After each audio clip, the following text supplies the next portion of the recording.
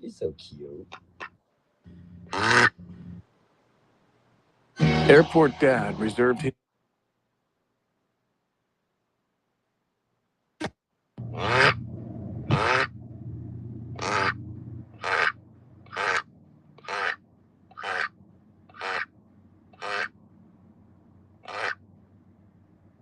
That's right. Subways now.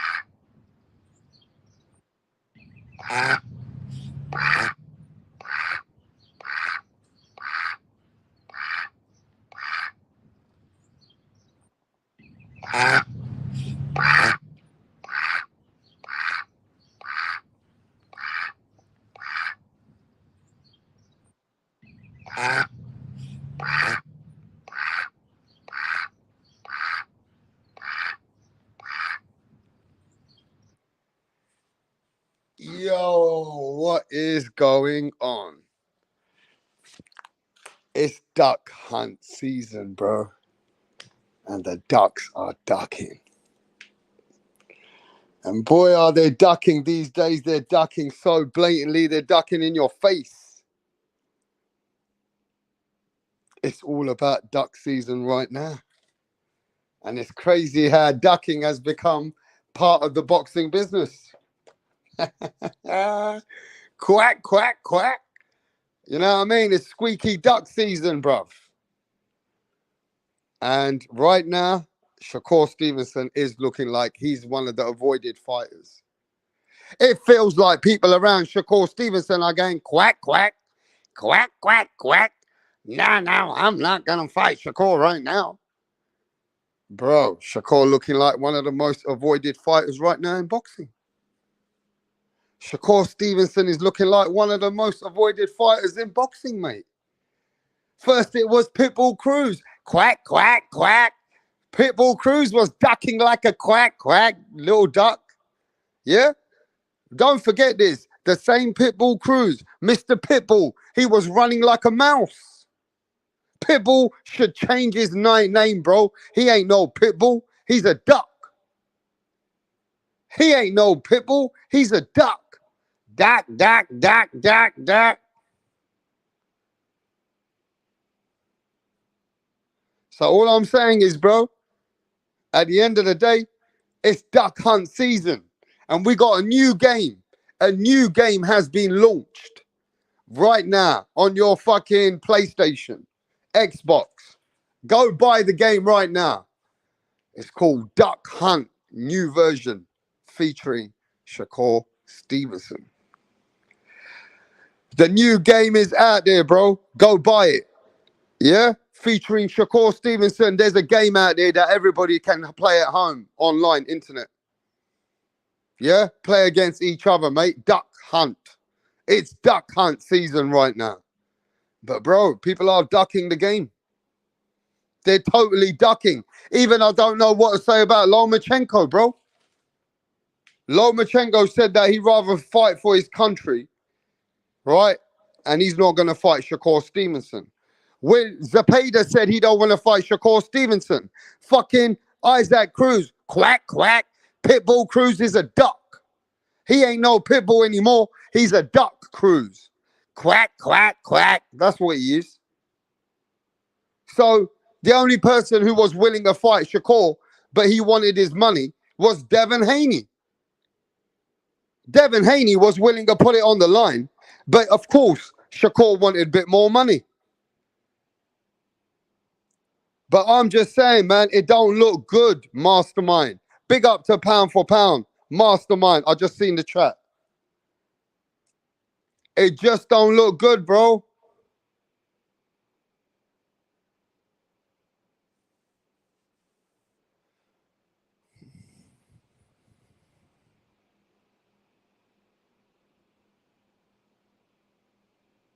I don't know what's going on, bro. I don't know what's going on, but all I know is I don't know about no blue blood. I don't listen to that guy, bro. You know what I mean? Big up to him anyway. Respect to everybody. But I don't believe in other people what they're saying. Shakur Stevenson said that Frank Martin is capping.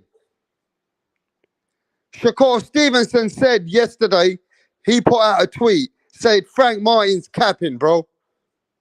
So right now, we don't even know exactly, but we do know this, that the fight was there, and now there is no fight. And Top Rank has put out a big thing out there today. So look, Top Rank has put this out today. Top Rank has said that Shakur is the most avoided fighter. You get me? Top Rank has just put it out. They would not put that out. Top Rank is not going to use their brand, their name, and put out there that Shakur's the most avoided fighter. He's getting ducked. They're basically saying that Frank Martin's ducking the fight. So look, when the fucking company and the promoter has put out Duck Hunt on Shakur Stevenson's name, then I can't go against that. Then I do believe that Frank Martin's team have ducked the fight, because Bob Arum, Top Rank, will not put that out there. The only reason they're putting that out there is that they know that Mans ain't taking that fight. Do you understand? Top Rank are not going to put Duck Hunt on Shakur's name and say he's the most avoided if Frank Martin ain't cleanly ducked. And if he hasn't, then he needs to get vocal now. He can't be saying nothing. You know why he's saying nothing. Because Shakur already put out there a little while ago that Frank Martin's capping. Shakur Stevenson just put out that Frank Martin is cap. That Frank Martin's avoiding the smoke. So look, others have ducked Shakur though. Come on. Isaac Cruz has definitely ducked Shakur. Zepeda ducked Shakur. Why is Lomachenko not fighting Shakur? Lomachenko rather go fight for his country, but if it was Devin Haney, Lomachenko was ready to fight Devin Haney again. So why are they not fighting Shakur, bro? Why? There's money to be made. You can't be avoiding a fight that much, bro. Come on. Shakur has fought everybody else. Shakur been fighting Jamel Herring, Oscar Valdez, Conseil. He been fighting fucking people, bro. It's not like people don't want to fight him. But why all of a sudden it's looking like more and more people are avoiding the fight with Shakur Stevenson? You get me? Look, Top Rank has put this out there. Shakur is saying that Frank Martin's capping. Frank Martin said that he ain't ducked. But Shakur has put out there after that Frank Martin's all cap. So where are we going with this? I want a detailed review. I want Frank Martin to come out and detail say what the fuck is going on. Stop hiding behind the curtains, bro. Stop hiding, trying to take your time to see what you want to say. If you have no fucking issues and you're not hiding, then you would come out straight away. Why are you holding back? I don't like the energy, bro. I don't like the energy. And that's why I said a long time ago that Shakur Stevenson will be in this position. Take that Devin Haney fight because people might not want to fight Shakur, and Shakur will have to push and get himself into the situation to get a vacant belt because others ain't going to step up to fight him straight away. Others ain't going to step up straight away and fight him, bro. So, yeah, it's looking a bit fishy right now. And it does look like some people are avoiding the real fights and ducking Shakur Stevenson. Right? When the WBC had mandated for a fight versus Pitbull Cruz and Shakur, Pitbull Cruz's team did not want that smoke, bro. Zepeda didn't want the fight. I don't know why Lomachenko ain't going to fight him. Because Lomachenko can come back right now. Listen to this carefully. Lomachenko, all he needs to do is pick up the phone and he can fight for the belt right now.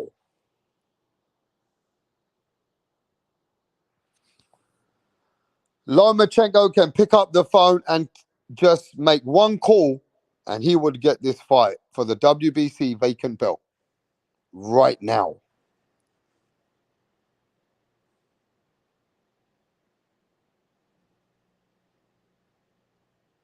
You know what I mean? Right now, Lomachenko can face for the vacant belt what Haney has given up.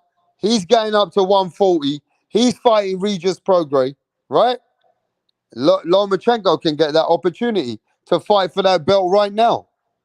But Lomachenko ain't fighting Shakur.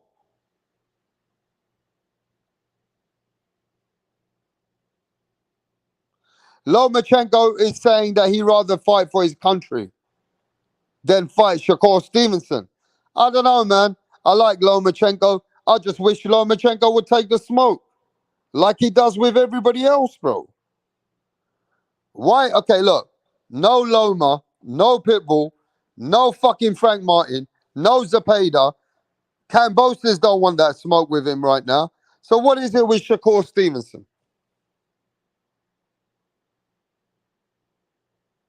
What is it with Shakur Stevenson that people aren't looking to take that belt? Everybody should be lining up to take that fight from Shakur Stevenson to get that belt, bro. John McSmith, that fight ain't gonna happen.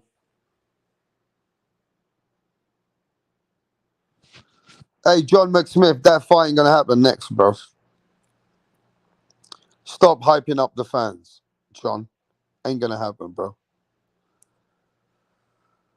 But we'll find out exactly detail by detail soon, right? We'll find out the details. And we'll see why this fight, even with Frank Martin now, was announced. It was totally announced. And Shakur was ready for the smoke. He came out on Twitter and said, yo, good fight. I'm glad Frank Martins took the fight. I'm ready. Let's go. Shakur was ready for the fight straight away. And the next day, they say Frank Martin's team, Mike Coppinger says Frank Martin's team. Mike Coppinger proper dedicates the conversation on Twitter that Frank Martin is the one who pulled out.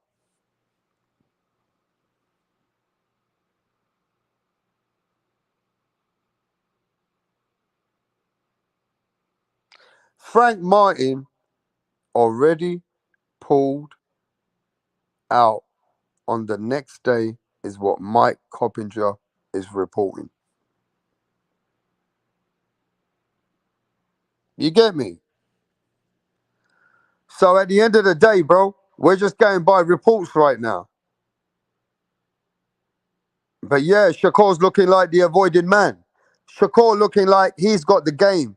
Duck hunt. He looks like he's one of the best at that game. That they got duck. He's a duck. I mean, he's getting the ducks. He's catching the ducks. Shakur is out there catching the ducks. You get me?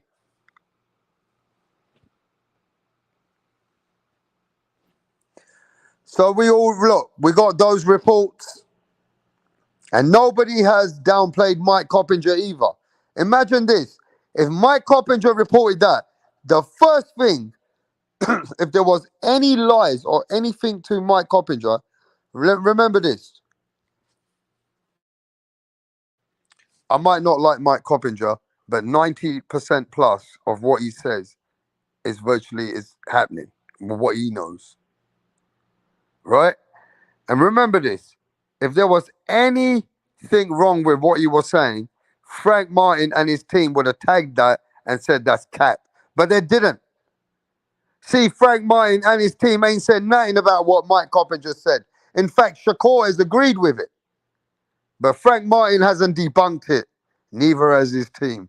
That tells me everything I need to know so far.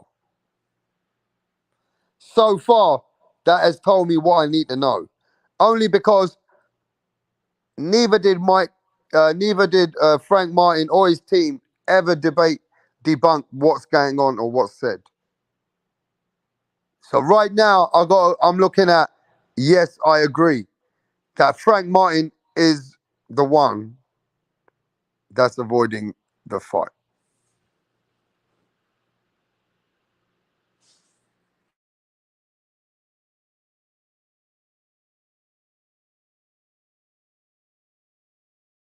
Right, what's going on here, Donny Zondernex? Barry's actually going to propose to Sandra. Sandra has been giving Barry mad head lately, and he's whipped, yeah? He's doing this behind the back of the boys because they know, yeah, they would have cussed him out for proposing to Sandra. Tracy had one job to do, and that was to record it. But she's all over the bloody place. Barry's clocked that she didn't get the footage, so he's going to propose to Sandra again. Oh, for fuck's sake, Tracy! What's going on?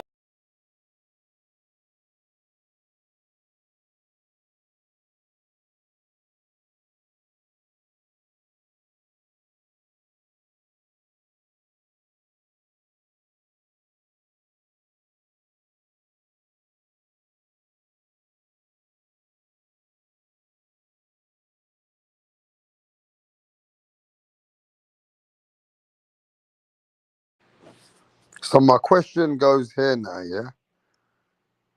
If there's no Frank Martin now, like there's no Cruz, like Loma's not fighting, and all these guys are not ready for Shakur, who do we expect to see him fight for the vacant WBC belt? Who is, do you think, going to fight next on that list? Who do we expect Shakur to fight then if Frank Martin don't fight? Who do you expect to see?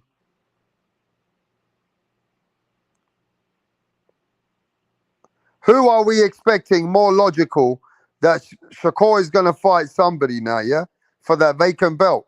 Who is it going to be?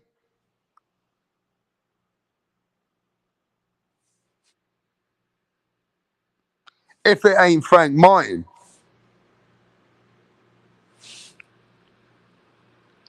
If it's not Frank Martin, who we think it's going to be?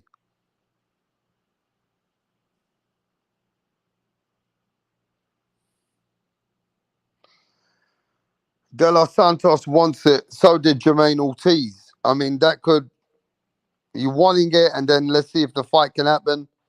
That'd be saying. That'd be saying. Same thing what Larry Lopez says. Jermaine, like I said, and Dos Santos. Eric Gomez in the house. So you got Santos in the mix. And that would be a life-changing opportunity for him. That'd be a great opportunity for Santos.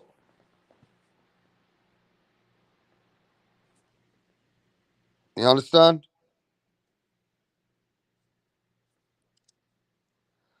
Until then, it's duck hunt season, bro. Now, if I ask you, let's talk about this. If I say, give me the top 3 avoided fighters right now, who are the top 3 avoided fighters right now in today's mix? Who are the top 3 avoided fighters? Is it fair to say Shakur, Boots? Who are the top 3 avoided fighters right now? Not everybody's preference. I want 3 names, bro. I want 3 names. Shakur, Boo Boo, and Boots. They're good names. Shakur, Boo Boo Andrade, and Boots. Shakur, Boo Boo, and Boots. That's good names. And there you go. 3 avoided fighters. Shakur, Bud Crawford, and Boots. Says pound for pound. Pound for pound says Shakur, Bud Crawford, and Boots. What about Shakur, Benavides, and Boots? Or Shakur, Benavides,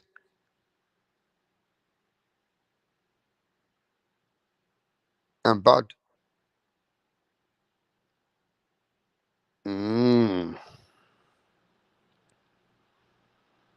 Shakur, Boots, Navarrete. Hey, Danny Medina, ain't nobody avoiding Tio because Tio, I think people want the big money fight. Tio, Shakur, Conor Ben. They're your favorite fighters, Danny Medina. That's a different question, bro. They're your 3 favorite fighters. Canelo avoiding Bud. Joker. Boo Boo just fought a ranked 100 something opponent. Now, he was ranked about 30. 28, bro. Come on, give him a break. He was ranked about 23, maybe even in the top 20. Pound for pound, he was ranked in the top 20, 25, bro. You're a cunt. Tio Bud Light Lopez, you're a cunt. Haney, Bud, and Shakur. Haney, Bud, and Shakur. Regis too. Mmm.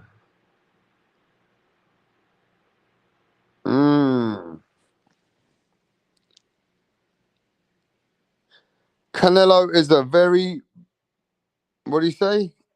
Is everybody's, Canelo is in everybody's mouth. Which kind of true, isn't it? He's not lying.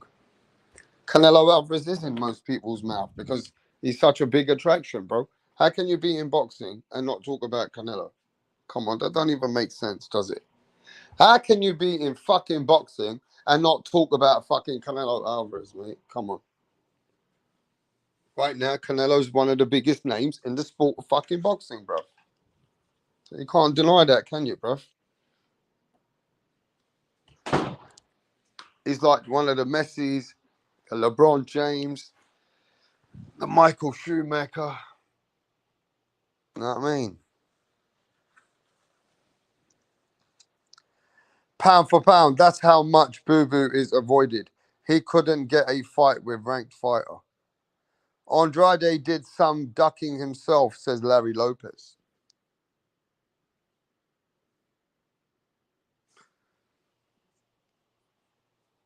Yeah, but Andrade never got the big fights with Canelo and Gennady Golovkin, bro. 2 big fighters never fought him while they were around to fight him. Think about that. Yeah. Gennady Golovkin wasn't looking for that fight with Andrade either, was he though? He wasn't fighting him. So you think about that. And let's look at the fighters that are ducking.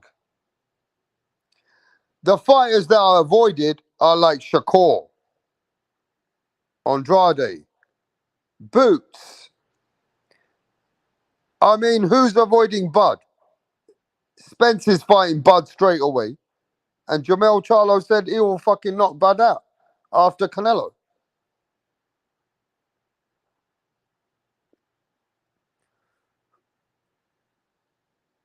Jamal didn't fight Boo Boo either.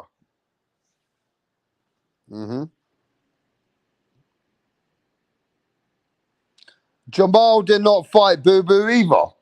You understand? Tell them, bro. Boo Boo's a weird fighter, though, isn't it? People don't like him, but then the fighters never fought him. The fucking is in a weird situation, bro. He's in one weird situation, isn't he, bro? People don't like him. The fighters don't fight him. Fucking hell, man. He got isolated a bit. And, you know, he never fought Janabek because Janabek ain't got much to say. You know, Janabek didn't really bring much to the table, bruv. What the fuck was he about? Do you know what I mean? And the Zach Parker fight, it fucked up for him. Come on. The Zach Parker fight, right, fucked up for Boo Boo Andrade. They ended up lowballing him and giving him a couple hundred, like 100 and something thousand. He ain't gonna fight for 180,000 when he was getting like a few million. So that shit all backfired on Demetrius Andrade. It all backfired on him. But hey, that's boxing, man. Sometimes you ain't the chosen one. And ain't nobody really calling for you. So then they can easily outbully you and, you know, do you like that. They can't do that to fighters who are in position. Fighters who got power, they can't do that to them. You get me? They can't even do that to him. But, yo, it depends on where you are.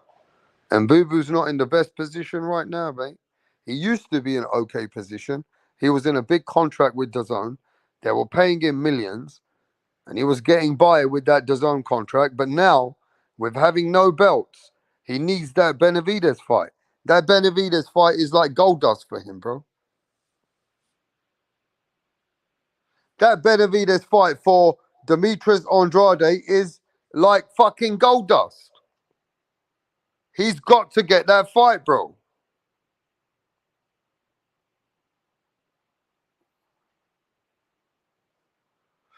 And that fight, we should be getting that fight anytime soon. You get me? But yeah, man, Boo Boo's in a bit of a situation where he's got to do a do or die move. Yo, man, the French dude KO'd Boo Boo last opponent. Eric Gomez says, facts. Mastermind, what you saying, bro? You want the link? And a bomber clock. Shakur too busy kissing Lomachenko's ass after Devon fight. Look what that got him. That's what I said, though, Mastermind. If you remember what I said, I'm going to play what I said. Do you remember in the chat? Let me see who remembers in the chat. When I said Shakur Miles will take this deal with Devin Haney, whatever it is, because he might get into a position where he might not get the fights. You get me?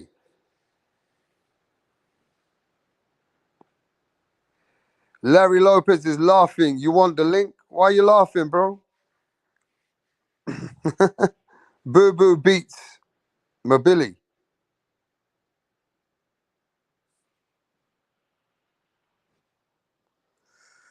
I remember.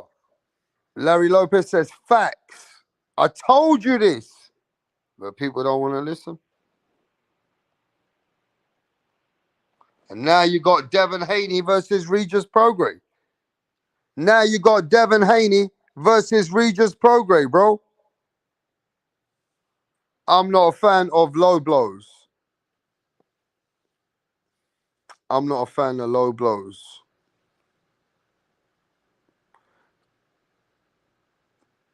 Take a fake, but there's no fake. It's fucking right there in your face.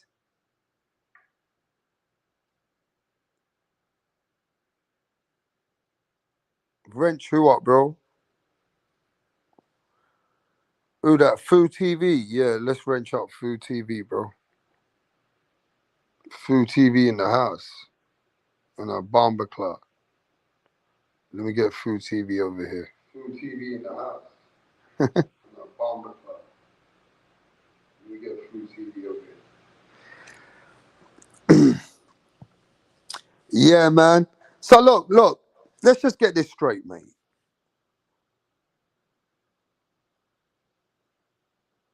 At the end of the day, it all comes down to money. It's all about the pay, how much you can make, what's the best option, what's the best fight.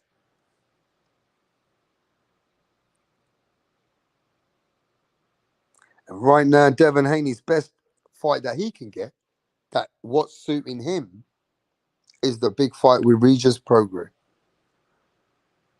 He now, from having all the belts as an undisputed at 135, is going up to challenge the world champion. And that's a big fight, bro. Devin Haney is doing some great moves that he don't get his accountability and flowers. He's going from belt to ranked fighter to pound for pound guy, and Lomachenko defend his belt and then go fight another champion straight at another weight class. Now you listen to me carefully.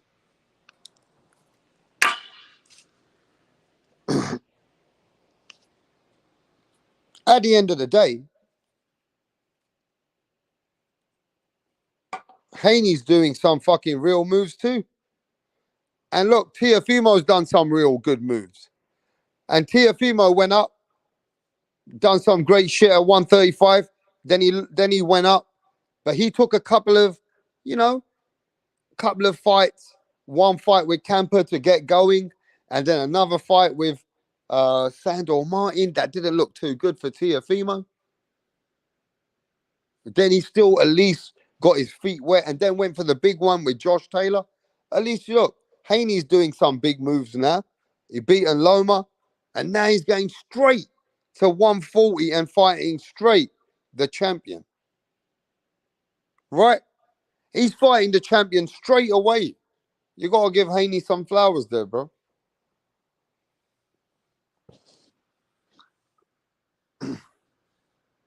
You got to give Haney some flowers there, mate. Think about it. He's going straight up there to fight the real dude. You know what I'm saying? Others go to the division sometimes and have 1-2 fights, then go straight for the champs. But Haney's using his power. He's using his undisputed status. He's making sure that he's going to go fight the real dude, the man who's got the money, the man who's got the belt. Haney believes he can just take that belt now. And this fight is going to be intriguing. This is a very, very intriguing matchup. This is going to show us how much Haney has learned through that fight with Lomachenko. It's going to show us where Regis Prograis is right now in his career. And it's going to show us what Haney can do at 140.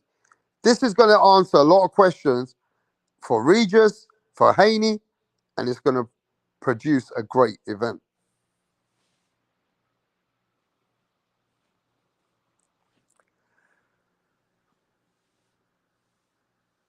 Yeah, but pound for pound, Teofimo didn't look good against Sandor Martin, and look what he did in his next fight. Right? Tank didn't look good against Pitbull Cruz, but look, Tank still looked amazing against everyone else. Sometimes you don't look good, but then you come out for the big fights. You know what I'm saying? You come out for those big fights, mate. That's how I see that, man. At the end of the day, both fighters have got a lot to prove. Both fighters have got a lot to prove. We just got to see what Devin Haney's skills, attributes, and his power. We do need to see how it's going to transcend now.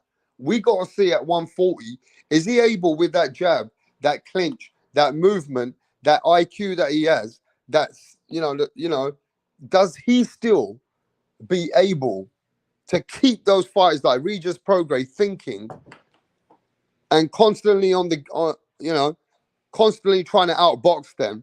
Is he able with that jab and that clinch be able to deal with these 140 pounders as he's going up? He's putting on weight. He's going to add to his. I want to see how he adds to his game.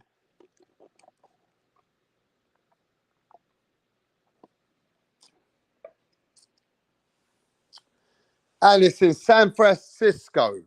Larry Lopez says it's in San Francisco. Mastermind says Devin Haney will retire undefeated pound for pound. Are you listening? Devin Haney will retire undefeated pound for pound, says Mastermind 96. Does anyone agree with Mastermind? Yes or no? Does anyone agree with Mastermind? Yes or no?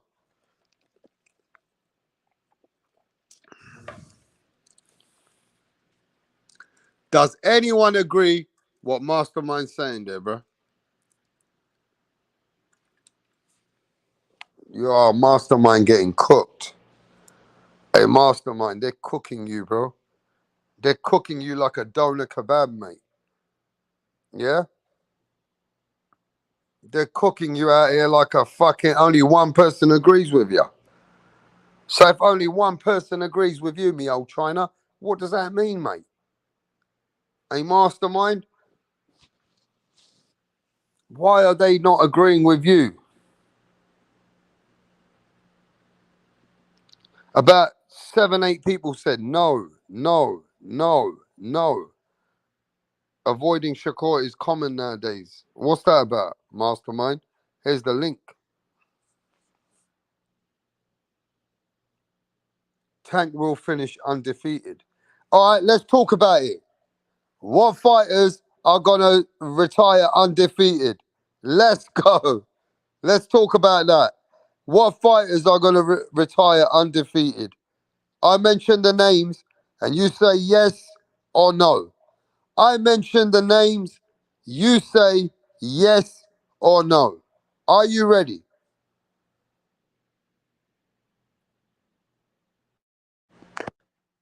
Are you ready, bro? Man, if I don't see people saying yes, man, I'm going to chill, man. You guys watch Tunde Tupac, and I'll be back in a bit. How about that? How about that? You guys are not ready, bro. You don't want to fucking trivia. You're not ready for the little bit of entertainment today. Oh, yes, you are. You're ready now, yeah? All right, let's do this, Mastermind. Give me a sec, yeah? And we got others in the panel. Let me just give you the names, and you tell me what's their chances of being retired undefeated. Are you ready, Mastermind and Fu TV? Let's go. Sir.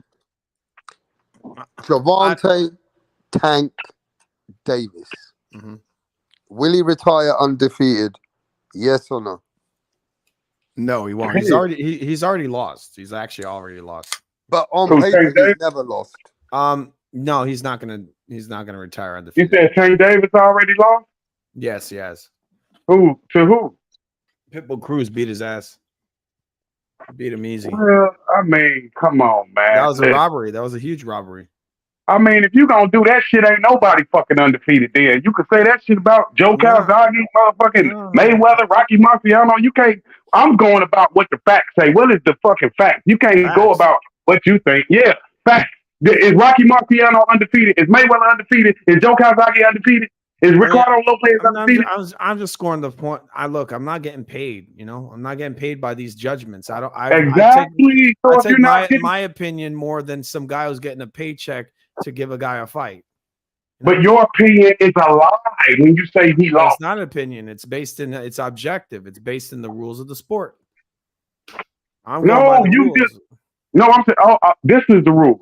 You put your money on a fighter. If that fighter wins, you go to the casino, you cash out. No, If that I fighter don't, loses, you're not good. I don't put money on fights. I'm here for the love of the sport, not for Right. So you biased. So how biased are you? How wrong? When are you wrong? Are you ever wrong? I'm not biased. There's no So bias. that's what I'm saying. So you a perfect human being that don't have no bias. That shit don't make no sense. How are you the perfect person? So you God. Why can't you get shit wrong? When it comes to boxing, I'm not biased. I'm just going with who won. Who won? Look, Pitbull Cruz beat Tank Davis. That's just it. Okay. You can say whatever you want, but going by the actual rules of the sport, Tank Davis lost. He lost the fight. Okay. Yeah, this is my point. He got whooped. Okay. He got whooped. But to No, be, the rules of the sport is. okay, let's move forward though. But look, to be fair, Mastermind. To be fair, yeah, Tank Davis won on paper. Right. So the main thing is when it's all said and done, he's undefeated, right? Hold on. So But let me got to say look this, at him going forward. What is his outlook? What is Gervonta Tank Davis's outlook going forward and then retiring? Okay. Let me answer that real quick. I just want to say real quick. The rules of boxing is 3 judges. If you are not the judge, your opinion means nothing. So all we have to do is go by the judge. We can't look at I don't go by that. I don't go by that. So because of your bias, you can't respect. That's not bias. Because look, you're not understanding. Look, the judges are paid. They get paid off. They're connected with the promoters. I'm not. So I'm not biased. I'm just seeing it for what it is. He got outpointed. I'm going by the actual rules. Those guys are paid off. They're going to give you a bullshit opinion. I'm giving the real deal. That's what I don't care. I don't care about Pitbull Cruz. I didn't care. I just watched the fight and scored it. And I thought Tank Davis lost. That's it, man. Yeah, no, I can respect it. I'm just saying, it's not about what me or you thought who won. I thought Charlo got robbed against Tony Harrison. Yeah, it's fights I don't agree with, but I'm saying my opinion doesn't have nothing to do with the fact that Charlo lost the fight. Just because I think they gave Tony just like the host said, it's paper. It's on paper, right? It's on paper. Right. Yeah, that's all that counts. But I just go by what I see. I'm not going to say a guy won when I think he lost the fight. Of course. But I'm saying you have to look at yourself. You're human just like anybody else. You're just as biased as anybody else. But I'm not. That's the thing. I'm not a fanboy. I love the sport. I'm not a fanboy for any fighter. What makes you any different than anybody else? How you can? So you can't watch. So you telling me you can't watch some shit and get it wrong? You can't have an opinion and be wrong. Your shit just can't. I'm saying just because I think a guy won don't mean he won. You don't respect. You just saying. So you saying if you one of 3 judges, you just saying whoever I said won. Fuck with the other. No. When I'm counting punches and I go by the actual rules of the sport, clean, effective punching, ring control, all the stuff, right? I see who won, but you're gonna tell me like people are saying Tank Davis won that fight. I mean, he's getting touched up. He was getting outpointed. He was just getting beat up. Like I can't see him winning the fight. And then they made an excuse at the end and said his hand was injured. His hand wasn't injured. You can tell his hand wasn't injured. But when I say retire undefeated, I'm not saying like, Mayweather lost 2 or 3 fights. De La Hoya beat him, Pacquiao beat him, Castillo beat him. No, we talked about what is their record going. I said he will retire undefeated. I didn't say you're going to think he won every fight. I'm just going to say Devin Haney will retire undefeated. Yeah. Well, the argument was that if who thinks they're going to be undefeated, they're going to go undefeated, right? I don't think Tank Davis is going to go undefeated. And the thing is that people need to say who boxing, do you think will be? You guys got to get over this whole undefeated thing. I want to see Tank Davis lose. I want to see not that I dislike the guy, right? I think he's a very good fighter. The thing is, I want to see Tank Davis in hard fights. I want to see. We want to see all of them win and lose. We want to see every single one of them win and lose. It's the same with Tyson Fury. These people are afraid. We want to see all of them win or lose. But the problem is, business of boxing has made boxers more into divas. Yeah, you have to understand this. If there look in life, if there wasn't that many options for you, bro, and life was a little bit where you only had 1-2 options, and you had to make that money quick and fast for your family, you do it. But if you're already making this kind of money, the business allows you to be a diva. Yes. So therefore, It's the business which is maneuvering those fighters in that way. If the fighters had less opportunity to be like that, or less ways to be like that, till they can move like that when they want, then they will be less divas, isn't it? It's the business but which it's the is fans allowing as well. them to do it. It's the fans as well. The fans want to create this illusion, you know, this invincible man. What would people need to be happy? They need to be happy with fights, with actual, real competitive fights. Have these guys have fights and have them fight 2 or 3 times. This is what it was in the 90s and throughout boxing history. The guys would have multiple fights. So yeah, look, we're gonna get Usyk versus Tyson Fury, right? Maybe Tyson Fury loses, but maybe it's a close fight. Let's have it 2 or 3. You know, what I'm saying is, look, let's have 2 or 3 fights. Stop with this shit where he's got to go undefeated. Who the fuck cares about that? I just want to see guys have real fights. Nobody should care about that. Because look, like you look at a fighter like Shea Mosley, I respect him way more than Floyd. About that. Nobody gives a fuck about that. But the question is, what fighters today? Because you can say what you want to say, but today Floyd Mayweather might be one of the best fighters, but he single-handedly has fucked up the sport in different ways. Destroyed the sport, right? So even though we logically can see that there's a lot of fighters who might stay undefeated, then we can see, okay, this fighter might stay undefeated because he might be able to do this. It's just a different conversation. It's not like, but you don't think it's a weird conversation? It's like, why do we care if this guy's undefeated for his whole career? Why does it matter? Just because a guy loses doesn't mean he's not the best of the era. The problem is, this undefeated thing, is that you can see like Crawford is undefeated, right now. Yes. Yeah. He's 35, going to be 36. Yeah. He more likely might retire undefeated. Yeah, that's terrible. Right. He hasn't done much. He hasn't done much of anything in his career. But I'm just saying, right? Some fighters you can see they might even just. But him going up now after fighting Spence, if he fights Jermell Charlo, that's a big fight for Crawford. And a very hard fight to win, right? Right, very hard. It might be. Who knows? It might actually be easy. Then if he wins that fight, then you can't knock. You can't. What are you gonna say about this guy, bro? And the same thing with Regis Prograde, rap. That's a very hard fight to win. It's hard to go undefeated because you got to beat guys like Lomachenko to go undefeated. It's hard as fuck to beat Lomachenko. Yeah. He had 3 close losses. It's also about, the timing, right? It's the timing as well. Loma's at the end of his career, so if any of these guys beat him, like, doesn't really matter.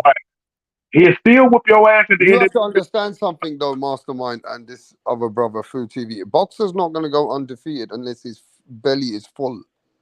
If he's been able to do enough in the business of boxing and being a guy that's made life-changing money, more than enough for his grandchildren, and his belly is full and he's content, then that boxer, whoever has retired undefeated, where there's only a handful, the Joe Calzakis, who made over $30-40 million in a time that never existed. You understand? The people like the Floyd Mayweathers, who's made over nearly $500 million. Yeah. The people like fucking, what's his name? The other guy, Andre Ward, who has made good amounts of money, but also accomplished something good. So there has been a handful who have able to feed themselves to say, okay, I've done it already with this money and what I've done. So there hasn't been many fighters who could do what these guys have done. Mm-hmm. And all you got to do is whoop his ass, rap. I'm not saying that's right, but I'm not saying that Andre Ward, Joe Calzaghe, Floyd Money Mayweather are exceptional fighters who have not at all. Well, in your ways, maybe not at all, but they've done enough to be able to achieve what they've done to feed themselves that way and being able to conquer the sport. But remember, with all 3 of those fighters, rap, all it takes was one punch to knock any one of them motherfuckers out. So if you can't blame Mayweather for fucking up boxing, when them people he fought could have knocked his ass out. Canelo could have knocked that old motherfucker out. He was 22. But they couldn't. He was fighting a loss. When it comes to Floyd, he was hugging the fuck out of these guys. So why would you blame Mayweather for beating the guy that's 42-0? So don't tell me he fucked it up. No, that's a fight he should have lost because he's up against a younger guy. Pacquiao. My problem with Floyd is that he was building this narrative where it was like, oh, well, I ain't getting the money for that fight, so I'm not doing it. So he used like money as a way to duck fights. But you fought Canelo. It don't matter. If you still fighting Canelo, he's a dangerous opponent. He never No, lost. but he drained the fuck out of the guy. Come on. He drained him to death. No, he didn't drain him. No, hold on. He Remember, drained him. the one said, "Hey, I could come down to 150 and beat your ass." Nah, he drained his ass. You saw it in the fight. No, listen. How did he drain? No, Canelo drained himself. He said, "I could come down." Nah, he cashed his ass out. Canelo cashed himself out. Dude, as a boxing fan, I don't want to see a dead man in the ring get punched out. Right. It's like when Canelo fought Julio Cesar Chavez Jr., that motherfucker was drained to death. Like, Right. why the fuck do I care about that garbage? You know? Come on. Exactly. Yeah, it's Yeah, great. but Canelo Alvarez is a young fighter who had a big country behind him, which was making life-changing money anyway. They wanted the fight.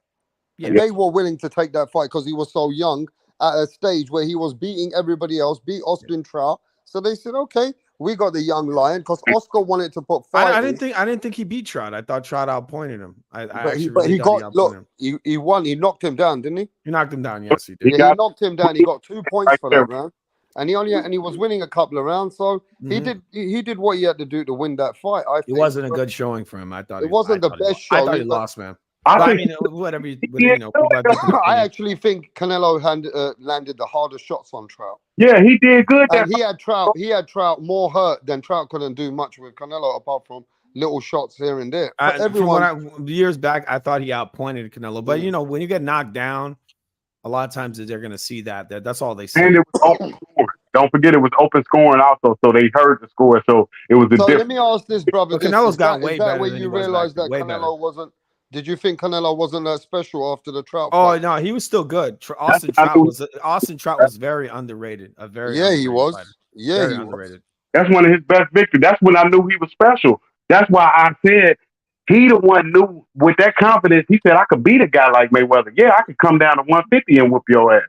So if you tell Mayweather that, when you do it, don't blame Mayweather. You the one said it. So how you gonna blame Mayweather for some shit you said? No, but you know what? The problem is, though, the problem is this, though, isn't it? What Floyd Mayweather has single-handedly done, he has implanted in the new generation of these American fighters coming up that keep your O, manage to get yourself the biggest money, because at the end of the day, you can then play the fans, play the everybody, and you can use that as your bargaining power, because it worked for him. And Floyd Mayweather showed the world that, first you can make the fights, but bro, there's a time that you're going to be bigger than the sport. So everybody's brainwashed that they can try and be like a mini Floyd. But what Floyd did is not going to be easy to fucking replicate. There ain't going to be any human being who's going to be able to do things like that all the time because it takes a certain breed. And Floyd did achieve a lot to then become like that. He did get a lot of names. He got a lot of names on his resume from Hernandez to fucking Diego Chico Corrales. But he was really hated. That's the thing. But he got all these names like Oscar, fucking Cole, Ricky Hatton. He fucking took everybody's names, even the names after names after names. Floyd achieved that, bro. And every time Floyd beat a guy like that, he took his fans. Like when he beat Ricky Hatton, bro, he fucking knocked him out. That fight was terrible, man. Listen, that was like, even if it was terrible, he made us into his fans. I wasn't made a fan with that fight. That the excessive holding, like I can't take that shit. That was a wrestling match, man. That was a total wrestling match. But see, Floyd has got a style of fighting that made people angry. But it's against the rules of the sport. That's the problem. It's not actual boxing. And this is why he only fought in Las Vegas, because he's constantly breaking the rules. He's bending under the guy's fucking knees, which is illegal. He's excessively holding. Every single fighter you watch, bro, they have a little sneaky thing they do. No, this isn't sneaky. This is blatant. Every single fighter does things which are not perfect. I understand. Did you know when any fighter pushes a fighter, you're not meant to push fighter back. Yeah, I know, but if you go read the rule books, there's little things that happen in a fight that maybe, but listen, Floyd actually still did things that people couldn't get away with. People couldn't beat that guy. The things he was doing was very like blatant. It wasn't sneaky. It was like literally excessive clinching. Like you saw the second Maidana fight. The dude should have lost points. He might have even got a DQ for the excessive clinching. He didn't hurt Maidana. He did nothing in that fight. He literally clinched the guy in it for a 12th round decision on a guy that he did nothing to. He never But hurt you him. can say nothing, but we can watch that fight now. And I'll tell you something. Floyd Mayweather That fight was done about terrible. at least 50, 60 shots on the inside, those quick punches from the ropes, and he's able to avoid Madonna's punches and quickly, sneakily hit him in different angles. All that scores, man. The excessive That- clinching should have got him a DQ for real. In real But- boxing but scoring, this is what he made should have Floyd, got DQ is loss. that people were like, what the fuck, man? Why is he getting away with it? Or whatever But he's saying. destroyed the But sport with this that is shit. what He's breaking the actually rules. made him, though. Because he only fought in Las Vegas, right? Through his entire career, he fought in Las Vegas because they allowed him to get away with that. If he went to a different state, they were like, hey, bro, you're clinching way too much. You're going to start losing points right now. And then he would have got DQ'd multiple times because he was doing some dirty, dirty stuff. You can't do that. Even that way he bends under the waist, that's illegal in the sport. You can't bend down to a guy's knees. You can't turn your back on guys. He's doing all kinds of illegal tactics. But you know what? Nobody made nothing of that, to be honest. They never said anything of it. And to be fair with you, Floyd fought many fighters, and everybody just said that Floyd is just a genius at what he does. Even Oscar De La Hoya turned around and said not long ago in an interview, man, he just said, look, bro, they asked him, who's the best fighter in your eyes? He goes, fuck it, I don't like the guy. He goes, Floyd Mayweather is the best. That's ridiculous. He I've said heard this before. That's a genius himself. Ricky Hatton said the same thing. It's like, are you Yeah, kidding me? Ricky Hatton even said that Floyd is the best fighter ever. Look how much They must be- dude, they must be No. paying I these want to people say off. this though. I want to say this though. Manny Pacquiao is what fighters are all about. Yeah, Manny a knocked man Ricky that Hatton out fought like he was everybody. nobody. He knocked him Manny out like he was Pacquiao nobody. is a man that lost fights, but Manny Pacquiao gave the fans and the world everything. Yeah, you saw what Manny did to fucking Floyd Mayweather. He crushed him. I mean, I meant more Floyd Mayweather to Ricky Hatton. He crushed him like he was nobody. Manny Pacquiao was one of the guys that you would want to base fighters to be like. Am I right? Definitely. No, he'd be too reckless, man. He The greatest Yeah, fighters but I in know history, that. man. But no, as for He's not fans, reckless. No, as he's for not the reckless. sport, You crazy? remember this: for the He- fans, don't care about that mastermind. He had amazing The fans defense. want to watch a fight. Fans want to watch a guy that's willing to put themselves in danger. No, but he had great defense, dude. He had really good defense. Yeah, People Manny underrated Pacquiao was the defense. fan favorite. You know what I'm Extremely saying? good defense. Pacquiao is number one. Why he ain't number one over Mayweather? Why he didn't do Of better? course he is. He Mayweather? got more titles. He fought more greats. Why he But didn't? Manny Pacquiao's got something that the fans respect him, mastermind, So differently why to wasn't he number Mayweather. one then? Right? So He also fought more grades and he went up in weight. He went higher up in weight, beat more guys. no, you said that's what people like. Why wasn't Manny Pacquiao the number one guy over Mayweather? If he was, He is in boxing history. He definitely is. Why he don't over have Mayweather. look at the numbers. Why is Mayweather number one over Pacquiao? If But he's everybody, not. Yeah. But he's not. He He's is. not. Look, you know, Boxing history, man. He's over him. or you tell me who sold more pay-per-views, Mayweather or Pacquiao? Manny is definitely bigger than Floyd Mayweather. Definitely. No, bigger. based on what? On numbers? You saying he sold more than Mayweather? Based on he's just a more beloved fighter than Floyd No, is. he's not. That's bullshit. You just saying anything. That's just saying like That's not Tupac. true. I mean, no. In boxing history, Manny Pacquiao's achieved more than Floyd did. No, he didn't. Based on Of course what? he did. He got more titles. He beat better guys in their primes. Look, he beat Barrera. He beat Eric Morales.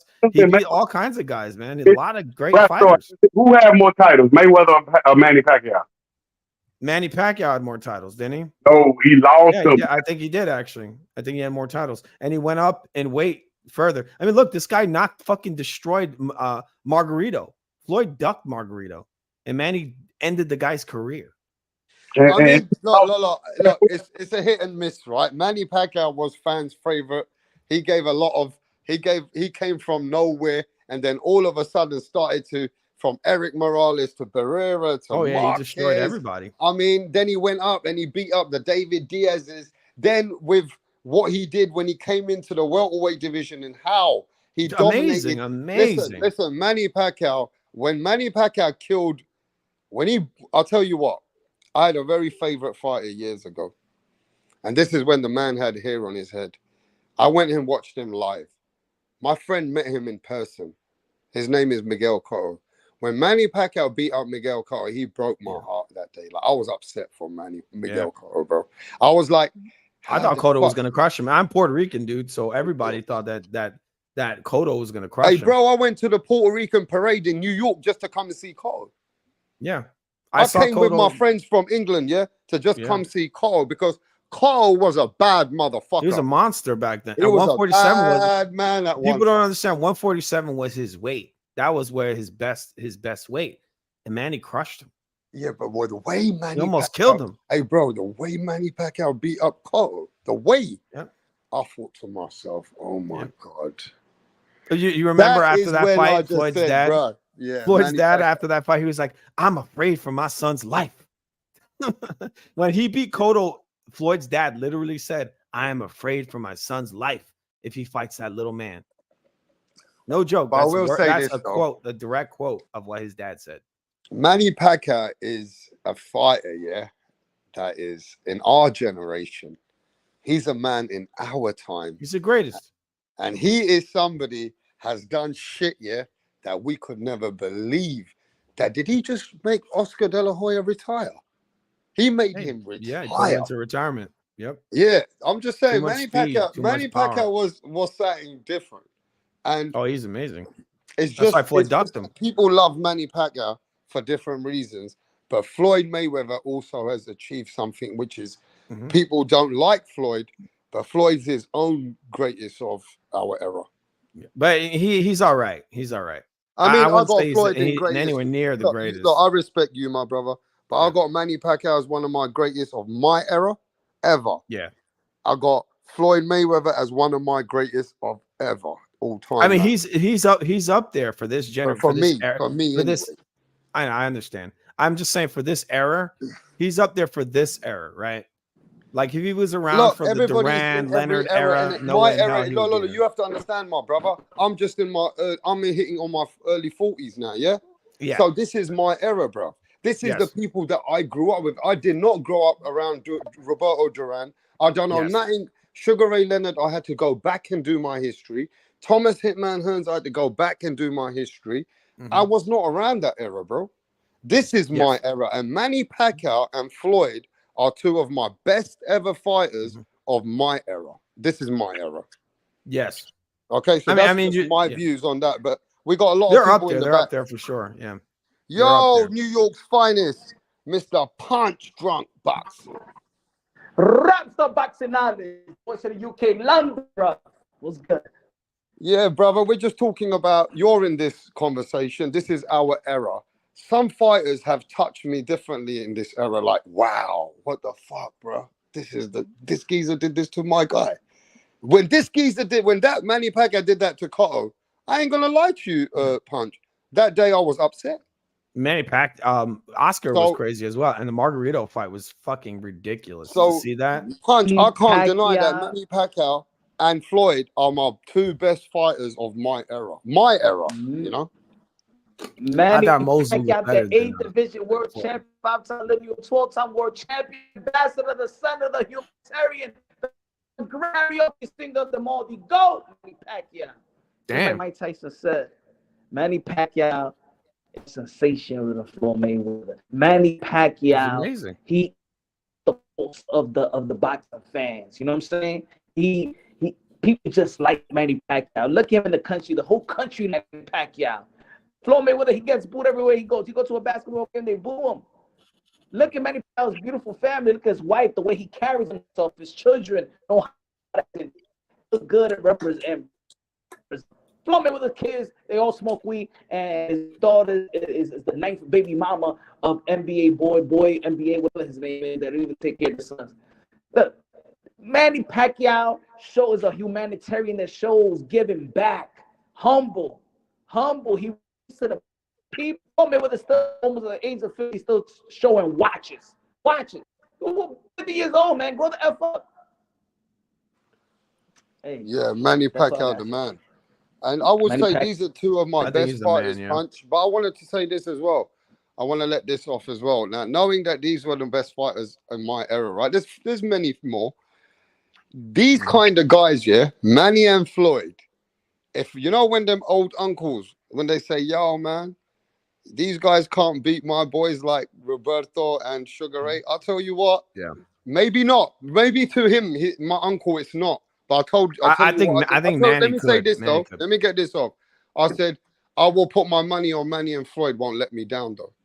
I think Even Manny if could beat a lot of Manny guys. and Floyd will go back in any era. Mhm. both of these guys, and I'll be confident in both of them. And this is I can see Manny doing it. I can't see Floyd doing it. I just couldn't see. I think Ray Leonard would knock him the fuck out. He would beat him to death. And he'll knock out Pacquiao too then. No, I don't think he'd do it to Pacquiao. He got knocked out by Lester. This motherfucker got knocked out by hold on, he got knocked out by Marquez. What are you talking about? He got knocked out by Marquez. So is Marquez better than Sugar Ray? Is Marquez better than Sugar Ray Leonard? I don't think Floyd could beat that Juice Marquez that Manny fought. He fought Just a little because bum you who beat was, somebody who was dead, man, in the ring. Hey, let me say this to point. Let me say this to point. I'm gonna be real. I'm gonna be real. Just because you beat somebody necessarily doesn't mean you overall better than them. Mike Tyson got beaten by guys that we don't even know their name. Let me ask you this. Mike Tyson or Buster Douglas? Who's better? Mike Tyson or Buster Douglas? Mike Tyson was better. Mike Tyson was way better. Mike Tyson or Buster Douglas? I mean, Mike Tyson. Hey, he showed you how good he is, man. Buster is back. He got a hell of a jab. He got a big right hand. Mike was way better. Mike was way better. Way better. Okay, hold on. Let me answer. No, at their best, if they're both at their best, Buster Douglas is a better fighter. No, he's not. No, he's not. He told it. That's insane what you're saying. That's crazy. Yeah, but I'm gonna say this. I'm gonna say this today. I want to say this today. I want to say this today. What do you want me to say when I've met some old, greasy, fucking old men in this industry of boxing, and they tell me, "Rap, I'm telling you now, there could be great fighters, but styles make fights." Yep. And he goes, sometimes you get a fighter who can't beat others, but his style can always beat that guy. Do you believe in this? Do you believe in that, you guys? Yeah, I agree. But all I'm saying with Buster Douglas is, if he was that good, if he fought like he did against Tyson his whole entire career, we would be talking. He would be a legend. Only guy's got an off night, man. He had an off night. That's all. That's true. What an off night? No. He did have an off night though. Yeah, Tyson was unlucky. Tyson was unlucky not to get that fight through TV. It's the same shit. Like you see the UFC fight this weekend where Israel Adesanya lost to this fucking bum. Dude, I bet you they put him in the ring again. He's gonna knock that dude the fuck out. You know, guys got off nights. It happens. You know. So that's how you do it when you. So I'm saying that's what I'm saying. A guy like Devin Haney can't afford to have an off night, but a guy like Ryan Garcia, he could get knocked out and still come back. Devin Haney, they can't afford to lose no fight. That's why you know what? You can have an off night. You can't say that fighters you can have it. It happens, man. You can have off nights. It depends what you do when you come back. Especially when you're dominating. When you're dominating, guys, it's real easy to have an off night because you know. No, Mayweather. When you have an off night, Mastermind, you got to remember this. Is what you do when you come back, bro. Let's be real. Danny Garcia lost to Zab Judah. Zab Judah is a better fighter than Danny Garcia. Danny beat Zab Judah. That's what I'm saying. But Zab Judah is a better fighter.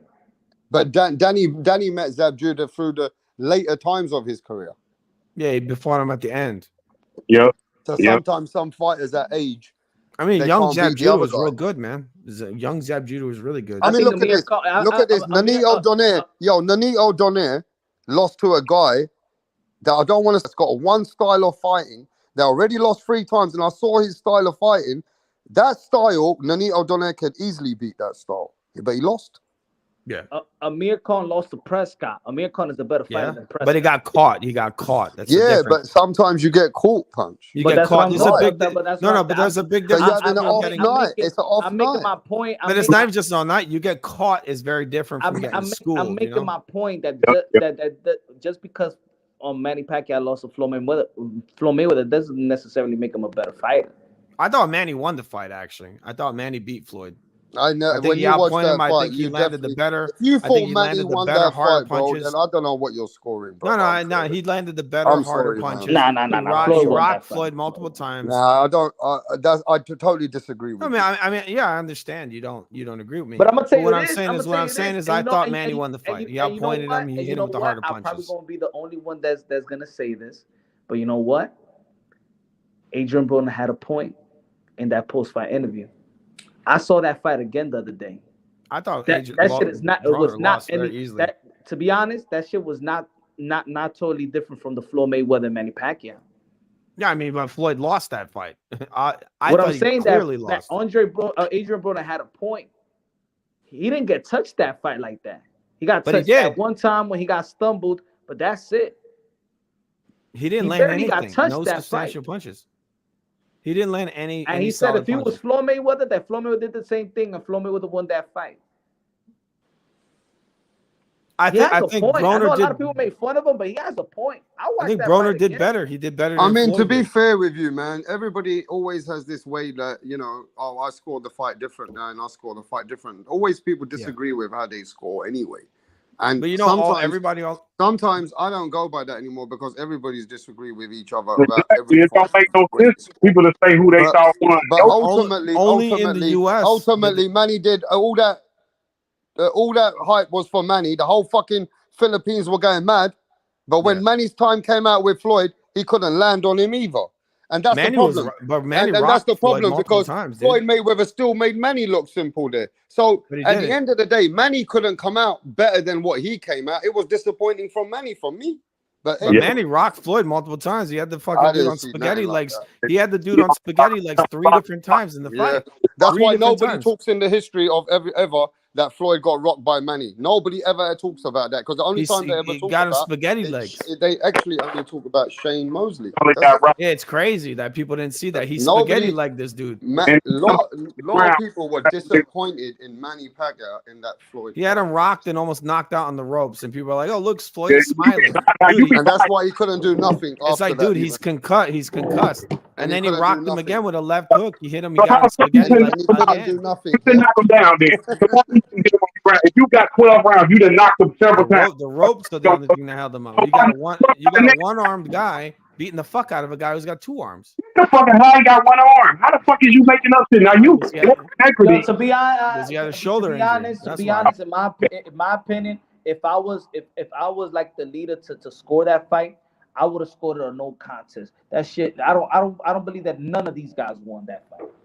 I thought Floyd got hurt. He got hit with the better punches. Do you know what the problem is? That for a flight disappointed us, and the truth in our heart why it disappointed us is because that's Floyd's fault.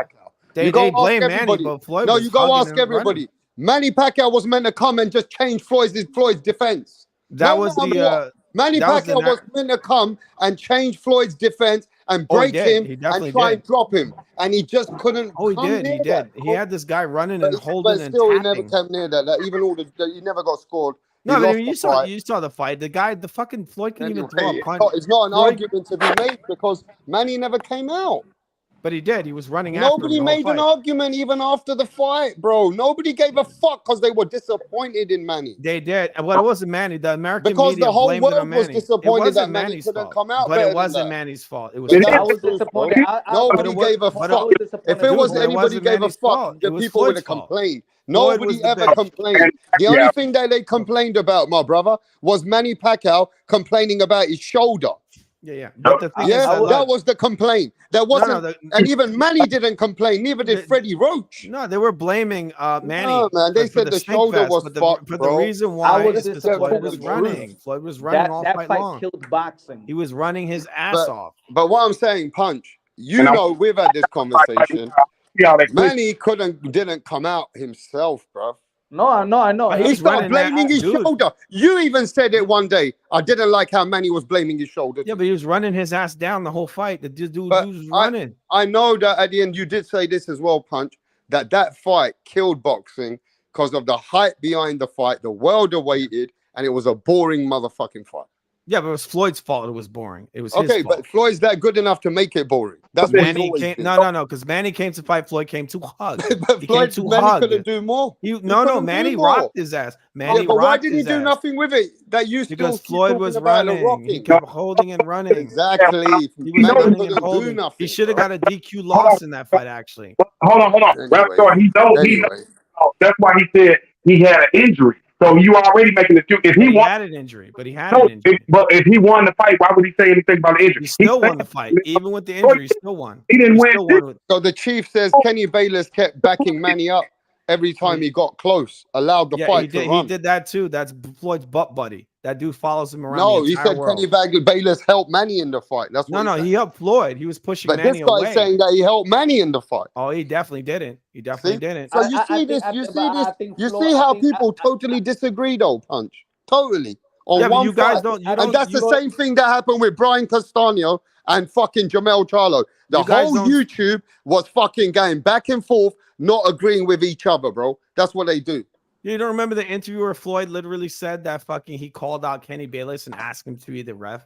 You know that's illegal. But you know He's what not the supposed funny to do thing that. is? I never seen no motherfucking Filipino, and I know Filipinos, they were Yeah. devastated. They never complained. They felt like Because their they man robbed lost. him. That's why they were. No, they pissed. felt like their man lost. They took it. They Yep. knew that I don't know Manny, that. I know in the they knew that Spanish. Manny couldn't come. Didn't come. I know in didn't the show Spanish that. commentary they had Manny winning all day. Manny Pacquiao threw less punches than the Nacho Beristain Yeah, came talk out- about it, Punch. Go on, Punch. Let me hear he Punch. outlanded him. He Oh, outlanded Right, him. let me hear Punch though. Go on, Punch. Manny Pacquiao was averaging 700 punches, over 700 punches a fight. So when he was when he only he threw less punches than Floyd Mayweather on copy box. And that's So not that good, right was it? there, Yeah, well, I mean, that- copy boxing so is that means bullshit. The Manny Pacquiao That's all was it's supposed to bullshit. show up, didn't No, show no. up. Showtime was living up Floyd's dick hole for that fight. He No. was the money guy. Manny Pacquiao No, didn't show up. Showtime lived up Floyd's Okay, dick. Chief. They Manny got Pacquiao another. had Yeah, one Floyd, Chief. Yo, dude, one flurry. He Showtime didn't had a show up. contract with Floyd Mayweather. They wanted the next fight. You Manny think they're gonna Pacquiao give didn't it? show up.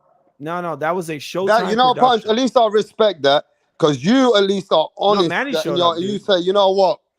Manny Pacquiao never showed up.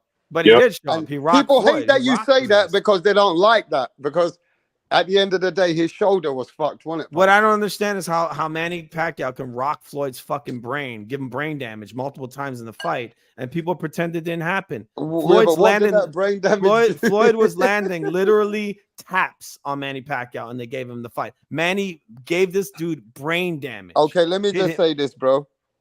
Floyd has always been untouched in a fight, and Oh, if he that's definitely- brain he was damage. not If that's untouched in brain this damage, fight. bro, then I don't know what we're watching. He but wasn't untouched in Mastermind, this Now fight. that He got fourth round, rocked. that He fourth was round, rocked Manny multiple Pacquiao did times. back up. He got that- spaghetti legged in this That fight. fourth round, Spaghetti when legged. Manny Pacquiao connected that left and his son, Dude, he gave him spaghetti like 3 times. did But that. what happened He after did that, hurt man? We're though. talking about one punch. No, 3 different times. 3 different times. He gave him Okay, but what spaghetti legged. happened, bro? That was the only highlight. What happened is Floyd ran that like was, a look, bitch that was the and only did highlight nothing. of the fight. All right, let me hear punch now, Food TV. Go on, That was punch. the only highlight of the fight. But the thing is, Manny Pacquiao output, that was the special thing about Manny Pacquiao. It was almost the same thing with Earl Spence. Earl Spence output is what makes Earl Spence. Yep. And guess what? He didn't show up. His output didn't show up, just like Manny Pacquiao's output And I didn't respect show up. that. And that's why I say, like, the bacon and eggs as well. Both of them did not show up that much. Mhm. It's Well, fair Floyd- to say Floyd that was Manny Floyd. Pacquiao never showed up. He tried to do some good He was there. things, but then Floyd did his masterful fucking defense on him. Mm, And he- after that Wing Chun defense that Floyd's got, after that, Floyd was just trying to tap him out, and he did what he had to do. It's hard to fight a guy who doesn't want to fight. That's the But thing. look- it's hard to fight a guy who does not want to fight. Okay, Mastermind, what do you think about that fight, bro? Okay, how hard is it to fight a guy with one hand? He got one hand, right? So when you lose the fight, now you say, I got a shoulder injury. Why don't you tell us that before the fight so we know where to spend the money? So you want He did say it before the fight. He said it before the fight. No, he did. You a lie. He Yeah, said, no, he did. He did. He did. 100%. He said, I'm a Punch, I'm watching a bit of highlights. Go watch He it. said it- Floyd's he said it jab. before the Floyd's fight. jab is doing some shit, man. What you guys? Oh, his jab is we garbage, want complete to garbage. watch this fight again, man. What the fuck? Hold on. I Punch. saw it multiple Floyd times. beat Manny Pacquiao, man. Dude, Hey, he didn't do anything. Hey, Punch.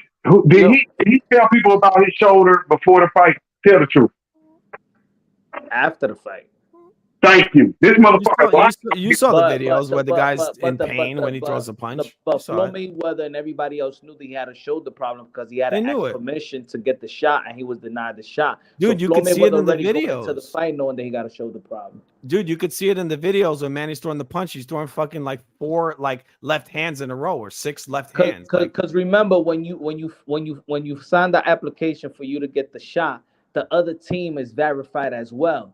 So once the other team is verified, that now Floyd Mayweather knows that Manny Pacquiao got a bad shoulder, in which he used that tactic and holding him. When he's holding him and clinching, that's when you're really bothering the shoulder, and that's what he did the first 3 rounds because he knew about the shoulder. Yeah, look, P King said it. Floyd's own dad said you're losing the fight. He said that in round 7. You're losing. That's what he said. No joke. So matter of fact, now he actually said. No, he said you're losing. You're scared. Going to, you're fighting. Oh yeah, he scared. Also said you're losing at one point. You're losing. Losing. He said he told Floyd Mayweather you're fighting scared. What did you score the fight, Punch? I to be honest, I saw that in the fight party, but I did have Floyd winning. I saw it in the fight party. I never scored it like that, but I have Floyd winning. Okay. Yeah, he said he was fighting scared. Yeah, because he was scared. He fought scared. What was you impressed with and not impressed with in the fight? I want to hear that. First, I was it was more because I think if we compare the two styles at that point of their career, Floyd did similar to what I think I would have expected more, but with Manny Pacquiao, he just was a different fighter, a fighter that. So I think that right there caught the eye of people. Floyd was more fighting within his identity, and Manny Pacquiao was not. So it looked Floyd like, was fighting like a scared little bitch. So it looked like if you know both of the fighters, it looked like Floyd Mayweather neutralized Manny Pacquiao. I don't think he did. I think he was getting rocked. His fucking brain got Come on, bro. I don't agree. The motherfucker got spaghetti legs 3 different times. Who else has done that, Floyd? He got spaghetti legs. Spaghetti. So what? So how many losses you got Mayweather with, though? So out of the 50 fights, how many losses you gave? Clean, effective punching, boxing rules, excessive clinching. So Floyd should have lost points. He should have lost. All right, let's talk to Al Heyman. Al Heyman's in the chat. Al Haman, what's happening? What's going on, Rap? What's happening, Al Haman? Not much. Yeah, we robbed Pacquiao in that fight. Dude, that excessive clinching. Let Al Heyman speak, bro. Yo, let Al Heyman speak, bro. What's happening? We robbed Pacquiao in that fight. We didn't let him get the shot. Yeah, Heyman. I hate that Heyman does that. Yeah, it is what it is. We robbed him. Okay. Damn, fuck you, Heyman. You're always doing that. Yeah, I'm gonna keep doing it, man. I couldn't save robbing everybody.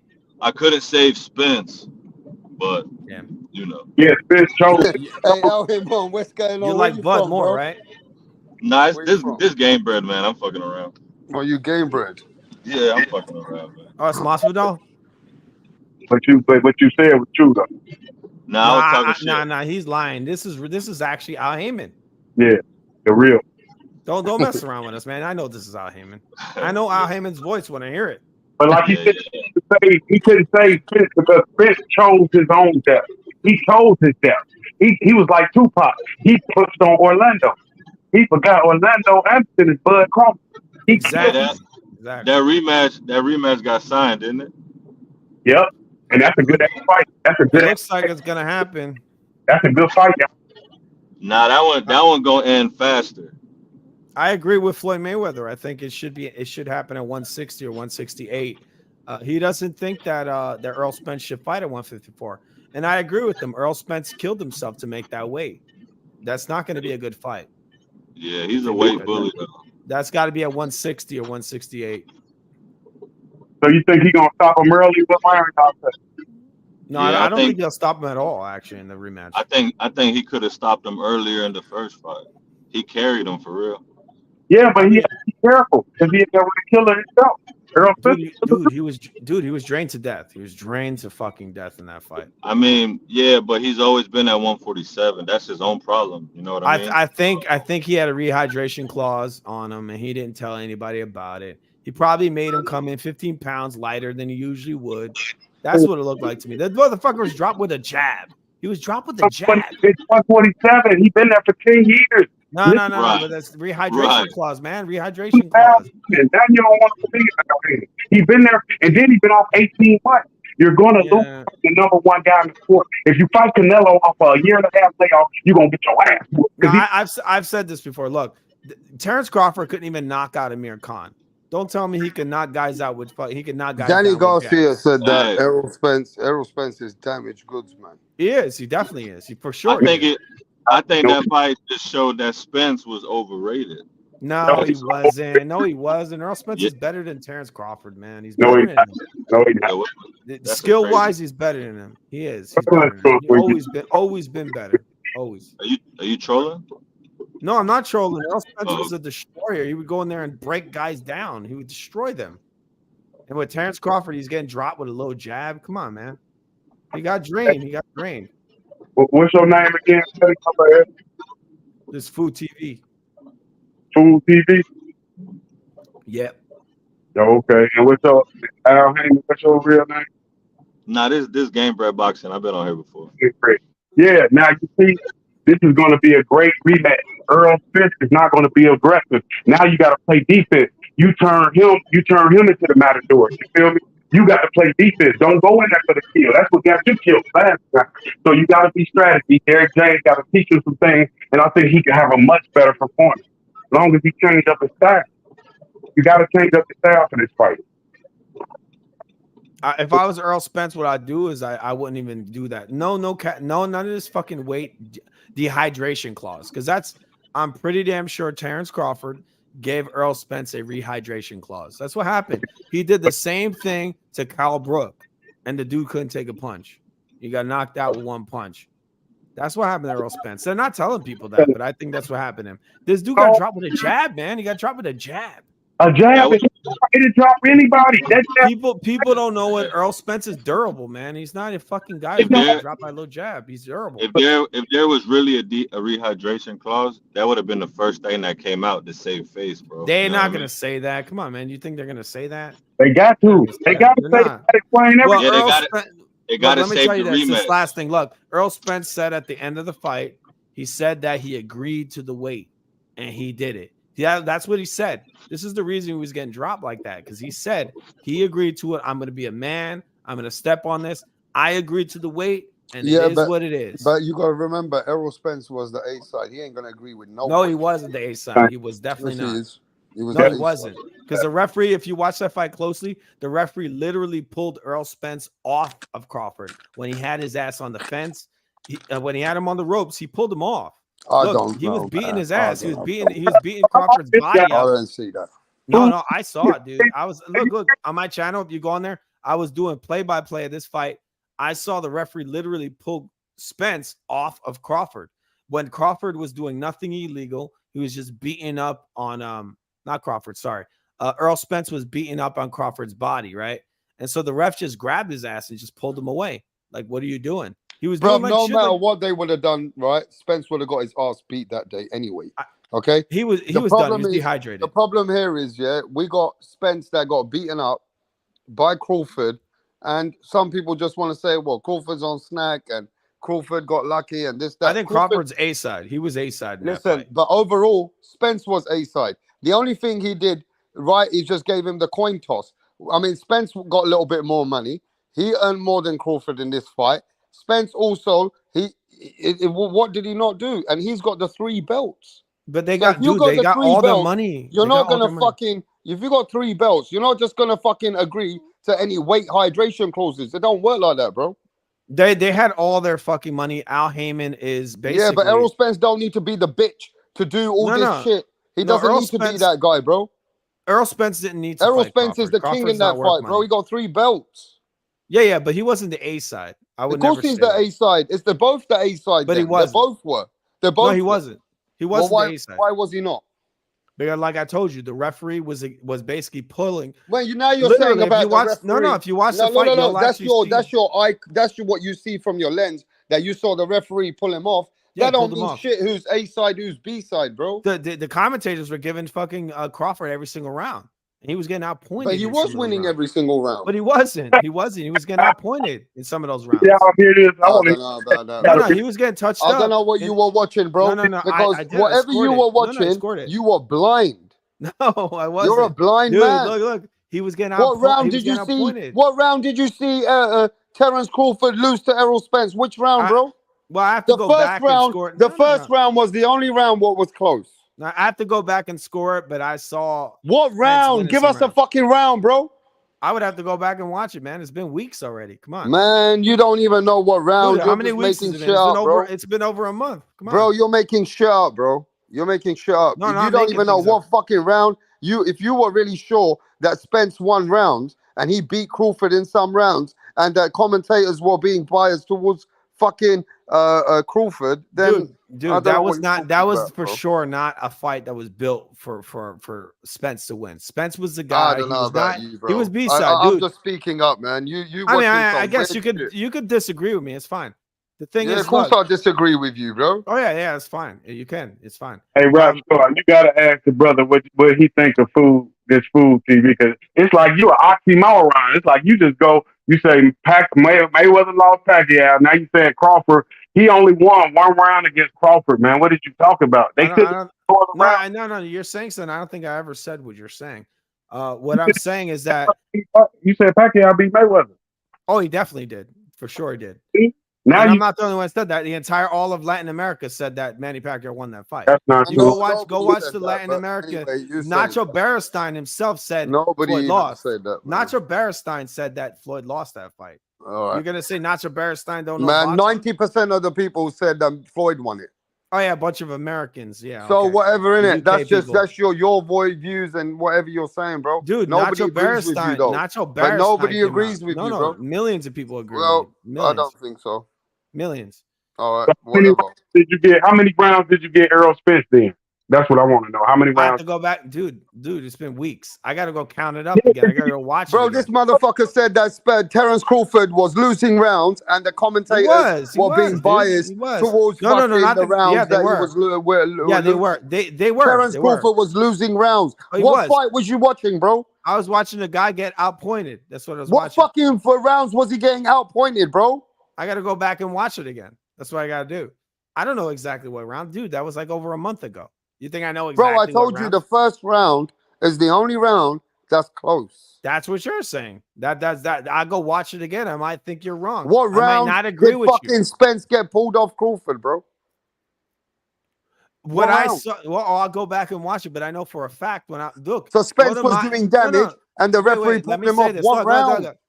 I got a page. No, look. What the fuck you talking about, bro? No, I got a page on YouTube. TV? Go watch it. I did a play-by-play of that fight live when it happened. Mastermind, I don't even know what you're saying, Mastermind. And I said exactly the moment when they pulled this fucking dude off. So look, go there, look at the timestamp, and you'll see when they literally pulled Errol Spence off of Crawford. The referee pulled Errol Spence off of Crawford. Dude, all I'm saying is that Errol Spence was not A-side in this fight. This dude, Crawford, sold his ass to what's this dude's name? Al Heyman. Not Al Heyman. This is his name, Al Heyman? Yeah, Al Heyman. Crawford sold his ass to Al Heyman. And now they're going to sell this fucking retard's ass to Canelo. And they're going to make all this money. You notice they're building up this Canelo Crawford shit?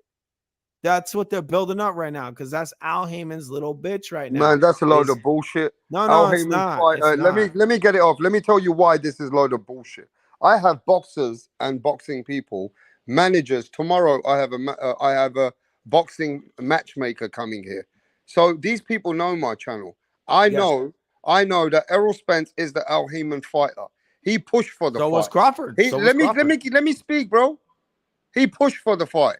He asked Al Heyman to put this fight together. Al Heyman asked him to fight Keith Thurman when Terence Crawford fought David Avanesyan. But Errol Spence said, no, I want to go for this big fight with Crawford. Yes. So at the end of the day, the fight was Errol Spence's fucking promotion. They brought Crawford into the fight because of Errol Spence. So just remember, he was the A side.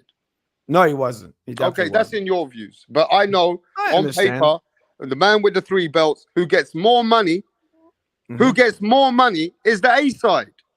Listen, you ain't getting more money because you're not the A side. You get more money because you're the A side, bro.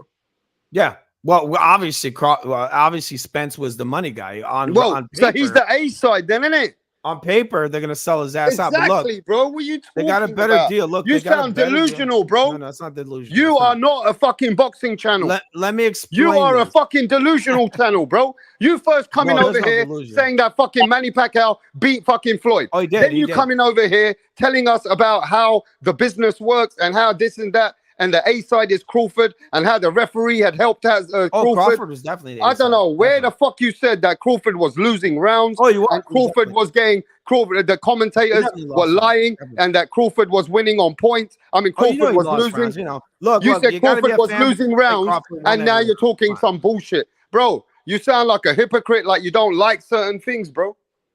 No, I'm just saying. How do you make yourself a boxing channel? Where did the fuck you I got come from, one bro? of the best boxing channels over here. Where the fuck you come from? Unbiased, very unbiased. You are the most. You're telling bro, me, let me tell you something. Food TV, Food TV. You are delusional fuckhead, man. I don't know what's wrong with you, bro. You can't even fucking sit back. You can't even sit back and understand that the man who gets more money is the fucking A side. You fucking fool TV. The man who gets more money is the A side. You dumb fuck. Did he get more money? Yes. Yes. Did he? Yes. Okay. So they paid his ass off and he went off into the sunset. Well, guess what? Errol Spence's show that was, bro. Oh, that wasn't that Al Heyman. That wasn't Al Heyman wanting fucking Crawford to win you, son. Fucking Eminem coming into the ring, right? Bro, you sitting over there saying that Al Heyman is wanting Crawford to win. You don't know what you're talking about, bro. But look. Al Heyman is part of the music industry, is he not? Al Heyman is part of the music industry. I don't understand where you come from. Next, you're gonna say that you want fucking transgender boxing fucking channel. No. That's what you're about, bro. You're about the beta males. No. You're not understanding. You want to get you emotional. Ain't understanding, bro. You're emotional, not like me. You're emotional, not me. Hey, let me talk. I'm having fun. You're emotional, not me. Right, let me tell you're calling me a beta male, but you're emotional. All right, listen to this. I'm having fun. You're getting emotional. I'm not emotional. I'm just having to put you in check. Woman, you're getting emotional. I just have to put you in check because you're talking on my boxing channel, bro. You are talking on my boxing channel while acting like a woman, while real like a people little will come here and lady. listen. Don't no. Like, now you're being disrespectful, cunt. Now watch this. Food TV. I need to foo you and King Foo you out now. I'm gonna teach you a lesson right now. You wait. Now you wait, you motherfucker. Now you're gonna have to wait for me. This is my channel. Watch. You're acting like a lady, not me. Not me. All right. I'm talking to you like a man. Watch how emotional I'm talking this to you guy like is. a man. You're talking like this an guy emotional. has come on my channel and started giving you all these hypothetical stories, telling you that Terence Crawford was the A side. And that he was winning. Can I speak in my channel or not? Why? No. But why are you cutting me off in my own channel? You don't want to let me explain. Yeah, but you can talk next then. Let me go and then you can talk. Right. This guy's coming here telling you stories. If I let this guy ride, right, because he's Food TV, then the people who really do come to this channel, they know boxing. How embarrassing is it for my channel to allow a man to come here and speak his hypothetical views and his biased opinions on Crawford, telling you that Crawford was, he was losing rounds. But the commentators, they were just, they were sucking his dick.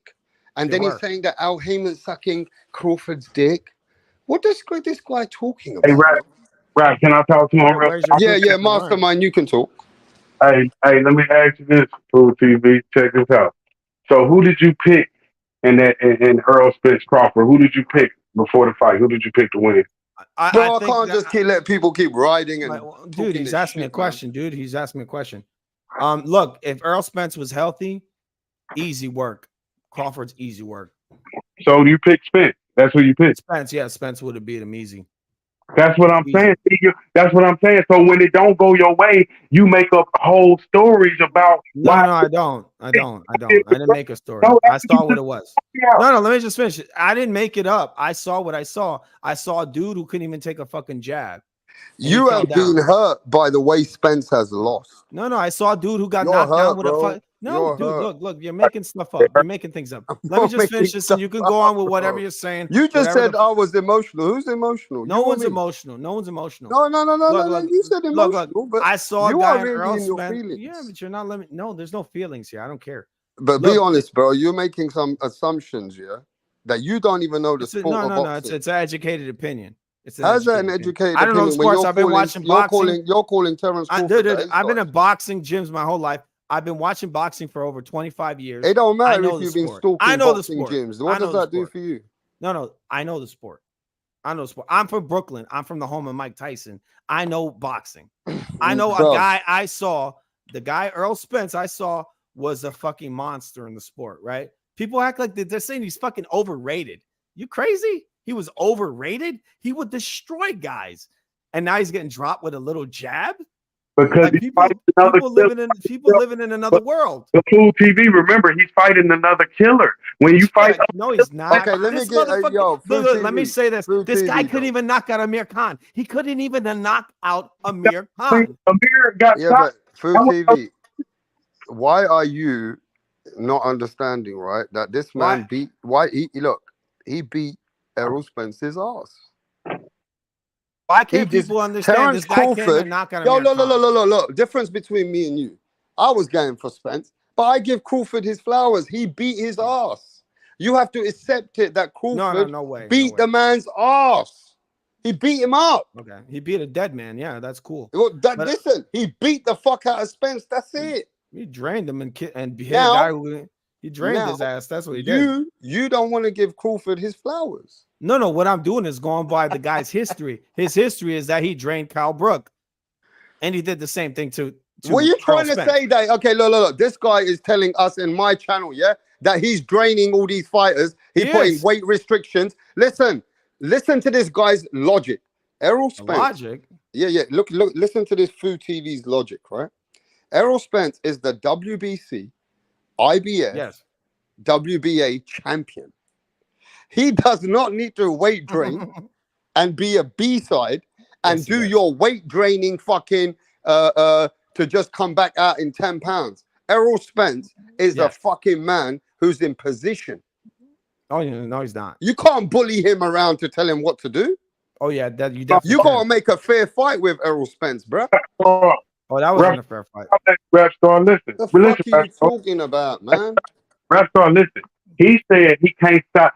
That boy, Amir Khan, didn't make it 7 rounds with him. He didn't make it to the 7th round. What is he talking about? He didn't go.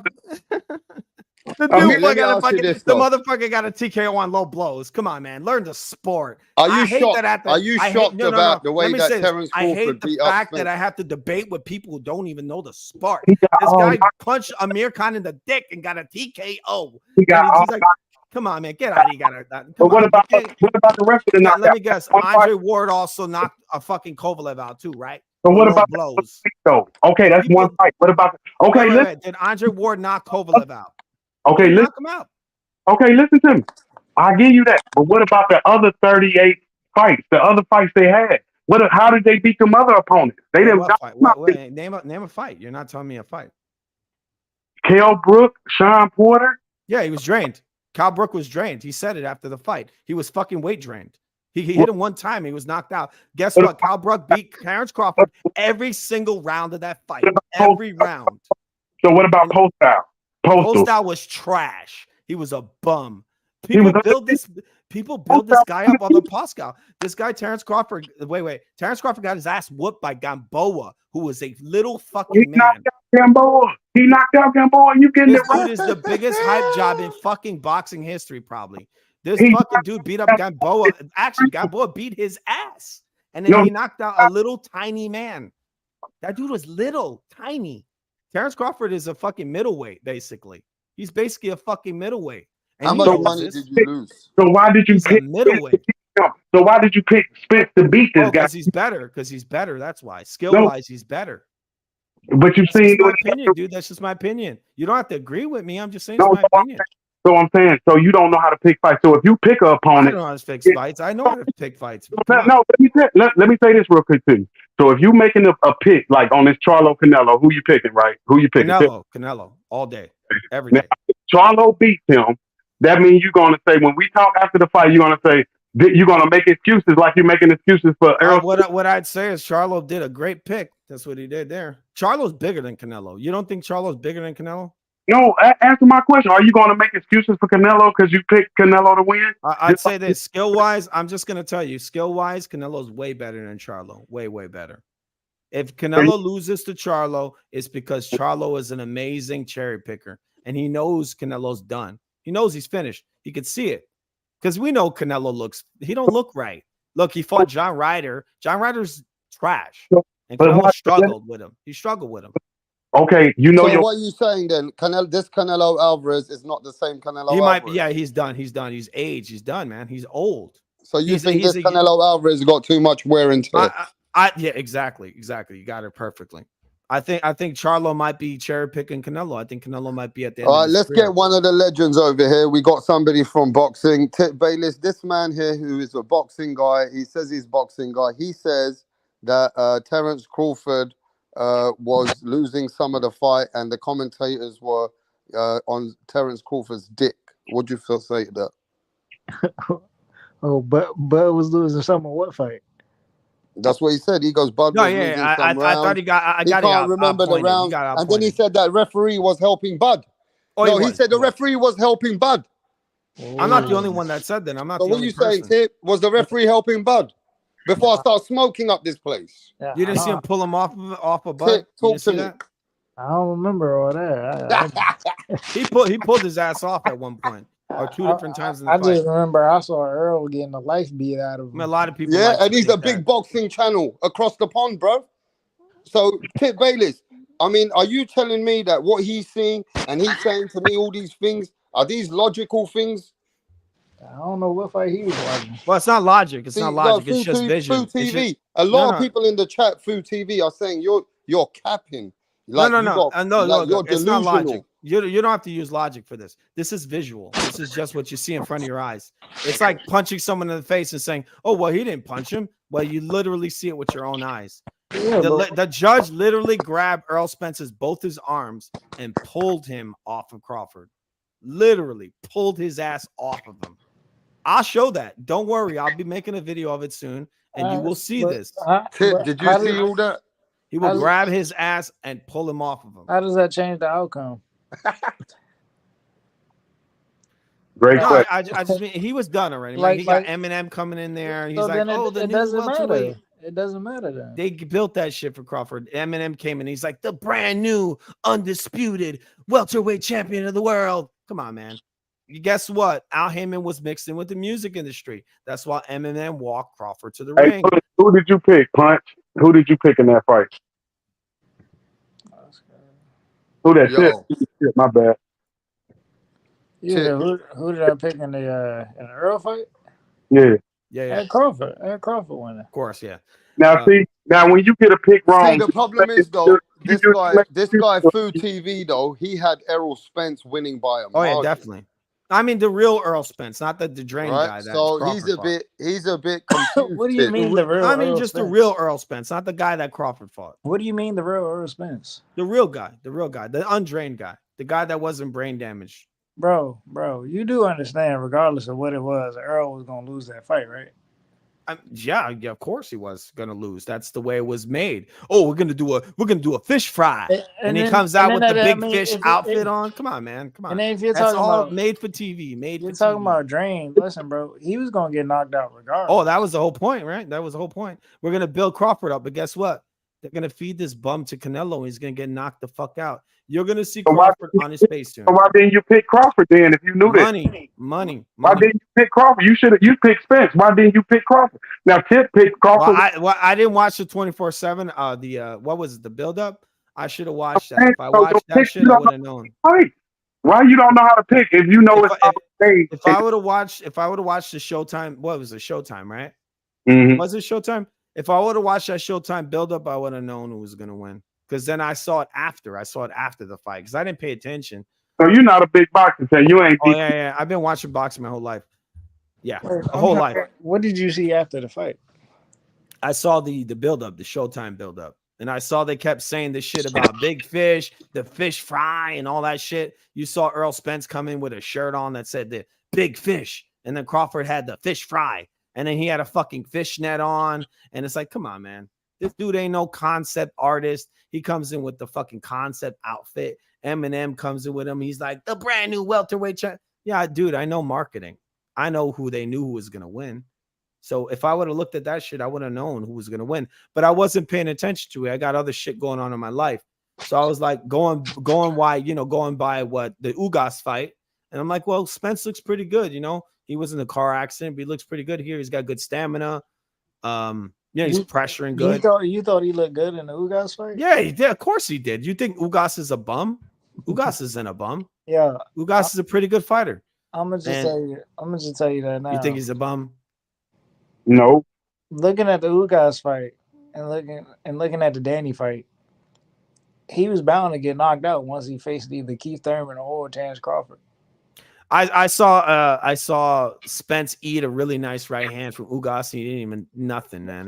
Dude smiled. He eats a jab from Crawford and he's fucking on the ground. He took a right hand from Ugas and he had his mouthpiece knocked out and Ugas didn't follow up. Well, the mouthpiece was already knocked out. He hit him. Dude, look. You know the old saying they say in boxing? They say the shot that hurts you the most is the one you don't see. Well, guess what? Earl Spence's mouthpiece fell on the ground. He looked down at it. Ugas nailed him with the hardest right hand he could throw. And guess what? Earl Spence didn't fall down. But he gets hit with Terrence Crawford's little jab. Boom, he's on the ground. Come on, dude. Use some logic. Logic. What do you mean? He got logic. He got punched in his People are telling me about logic. Use logic. He got punched in his chin and he took 5 steps. No, that shit. Dude, he smiled. He got hit with a straight right hand, a nice right hand from Ugas. He wasn't even looking at it. 3 or 5 steps back to the ropes. He got knocked into the ropes. Yeah, but he smiled. He was like, oh, that's nothing.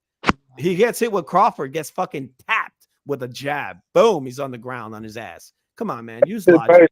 IQ. Look up the word IQ. Look it up. Logic.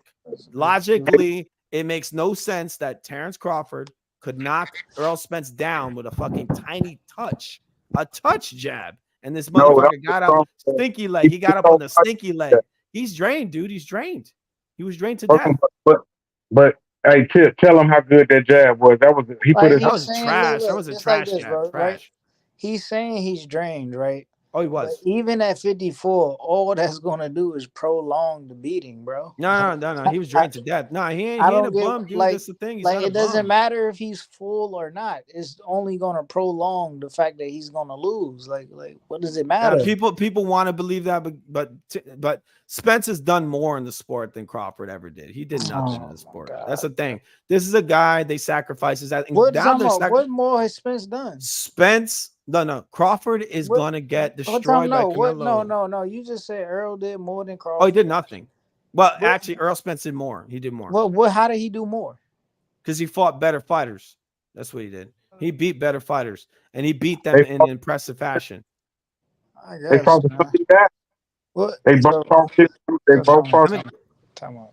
Crawford didn't really beat anybody. He's done nothing in his career. Nothing. What is it? 36. Who? Sean Porter beat an old motherfucker. Sean Porter. Sean Porter got both legs out the door. Look, Sean Porter was done, dude. He was retired. He was finished. That wasn't the same Sean Porter that Earl Spence fought. Come on, you're gonna say that's the same Sean Porter that Spence fought? Of course it wasn't. The guy retired after the fight. His dad threw the towel in. Hey, man, Pacquiao retired after. De La Hoya retired after Manny Pacquiao. Yeah, but Spence was wait. Sean Porter was winning all the rounds, and guess what? Sean Porter's fucking B level. He's a B level fighter. Yeah, I agree. People acting like this guy's an all-time great. He fought Sean Porter, a B level fighter, at the end of his career, and they're going to compare that. So now you're trying to discredit Sean Porter in a fight. He's an all right fighter. In a fight that Sean Porter was arguably making. He was winning. He was winning the fight. Yeah, right. And his dad threw the towel. So you're trying to discredit Sean Porter for a fight that he's arguably winning. Oh, he was winning. But he gave up. Look, dude. I saw fucking Sean. No, let me say this. Sean Porter after that fight was at a fucking barbecue. You just lied. He was at a barbecue with. You just lied. You just lied and said Sean Porter gave up when Sean Porter. Yeah, he did. He did give up. Yeah, he did. How did Sean Porter give up? Because you didn't care. His dad threw the fucking. What do you mean? Hold on. How are you going to say he didn't care and he got up off? So Sean Porter gets up off the canvas and his dad throws the towel in, but it's Sean who doesn't care.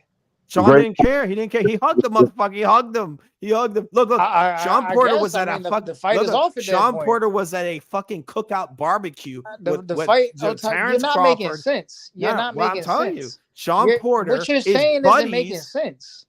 Sean Porter is buddies. You're not with making Terrence sense, Crawford. bro. You're not letting me try to. You're not letting me. You do get realize to you're my not point. making sense. You right? do realize you're not letting me get to my point. Because Sean Porter doesn't was make at sense. a motherfucking barbecue with Terrence How was he Crawford in a after he barbecue lost with Terrence because he Crawford was and he was winning the was fight? because he was at a fucking barbecue with this guy. But after you're the not fight. making sense how he was in Because a that's his barbecue buddy. when he Because was that's winning his the fight. buddy. He helped his buddy out. That's why. So he helped his his friend. buddy out. He helped his friend out. Yeah, just- that's his friend.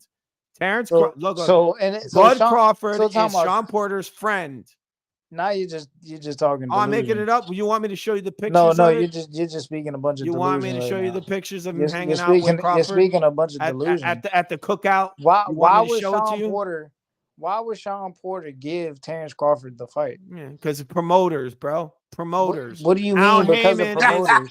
Al Heyman Al is Heyman had- what do Al you mean Al Heyman is Heyman? Crawford's promoter. What? No, That's Al why. Heyman. What? Oh, that's what you don't Bro, think so. what are you They're talking about? buddies. That They're fight was business. on- They are that fight was on business partners. ESPN. Dude, they're business partners. You don't know What this? are you saying? The fight was on ESPN. Al Heyman is business partners with Bro, Bud you're not Crawford. making sense. You sound You're not stupid. listening, Like, why bro. am I You're not arguing, listening, bro. Where do these Al people come Heyman, from? Al Heyman Where do y'all is come Bud from, bro? I Crawford's really wanna business know partner. where you folks come from. Wait. Dude, hey, dude.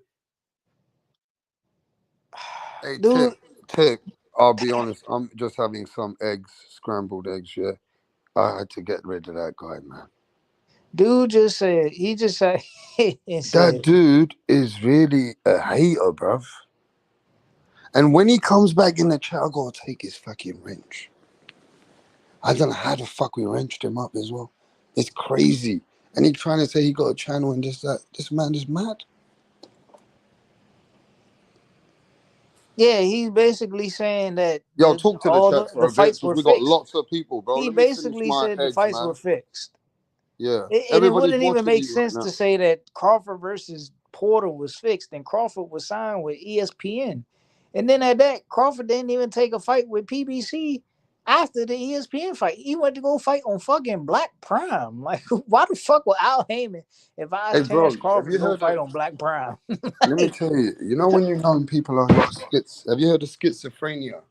Oh God, Yeah, you know when a man's got schizophrenia Oh man. and he's just schizophrenic, no matter what you say. And if you show him this color is black, no, there's a spot of white in there. It's not all black. No, that's not black. And you can see clearly it's fucking black. But this guy's gonna sit there and absolutely talk madness. How the fuck does this guy get away with talking this madness? I can't. Yo, cook this shit, bro.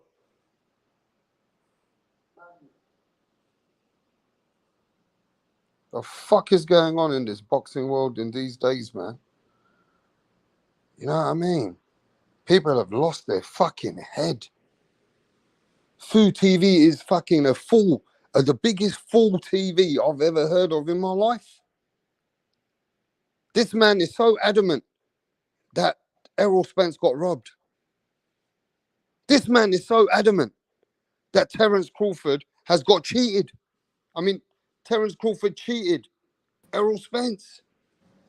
And Terence Crawford, with his conspiracies, has teamed up with Al Heyman behind the scenes to trap Errol Spence so he can beat up Errol Spence, and him and Al Heyman are mystery trying to make the Canelo fight behind the scenes. What the fuck is this dumb fuck talking about on my channel, bro?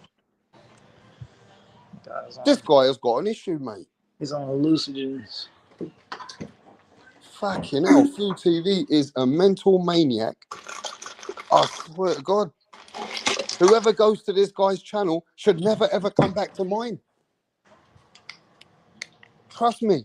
If you ever end up listening to a man like this, I feel sorry for fucking you and the boxing TV, the people watching it. Black Helmet says, Food TV is Ben Israel's retarded little brother. Crazy. Damn, man. Ben Man, Israel. Food TV is a lost plot, bro. Yeah, I remember Ben Israel. He's a lost plot, bro. This geezer's lost his head, mate. That's all I'm saying, man. If you know, too many people had Errol Spence winning this fight, and too many people had Errol Spence as one of them top dogs. When you kept coming over here telling these people that Errol Spence is going to lose, and you said to them, styles make fights, and Errol Spence don't have the movement, and Keith Thurman has told us this, it goes to show you, right, that fucking Errol Spence styles make fights, bro. And some people have lost their mind over Errol Spence losing like this, bro.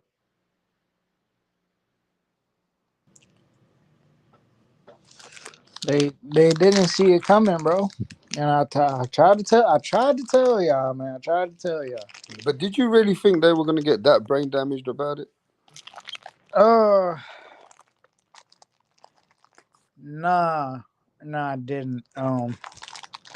Cause I didn't see it coming. The way Crawford beat him, I didn't see it coming from Crawford that way. Now, if Keith had got the fight, I had Keith knocking him out. I told y'all Keith was gonna knock him out.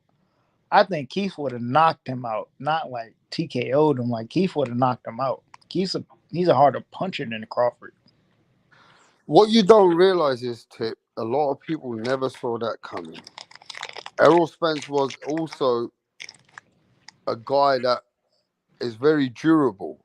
Nobody thought he'd get getting dropped with a jab and things like that. You understand? So people are like, nah, man, Terence Crawford had some different kind of power. Terence Crawford is with the snack team. Terence Crawford, you know what I mean? He got to take steroids now. Now, like, people are not fully convinced. They're saying, how the fuck is Crawford blocking every shot and then dropping Errol Spence with jabs and shit, bro? Errol Spence is a dog.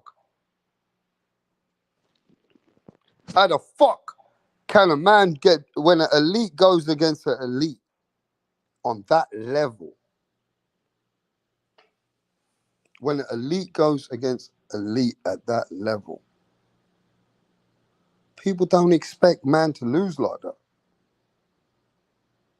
So it has created a whole bunch of suspicion. It's created an aftermath of people trying to now dice it down. What led up to the fight? What is Errol Spence's problems? Is he damaged goods? Is Errol Spence never really recovered after doing all these training camps? He's been pushing it, that he's never really been the guy. Now there's so many conspiracy theories going out there, bro. People are not fully convinced that how did Terence Crawford put a beating on another guy who's the A side, who's one of the top in the division like that, when he hasn't really done that to many other fighters like Sean Porter, to Cain Velasquez. You know, these guys were in the fight with Crawford. These guys were still in the fight with Crawford. How the fuck did Errol Spence, who beat most of those guys, end up losing so easily? Is the big conspiracy theories going on. Now, Tip Bayless, please explain to everyone. You got the floor. We got under 50 people watching on. You got to explain why this guy and many other guys are not fully convinced.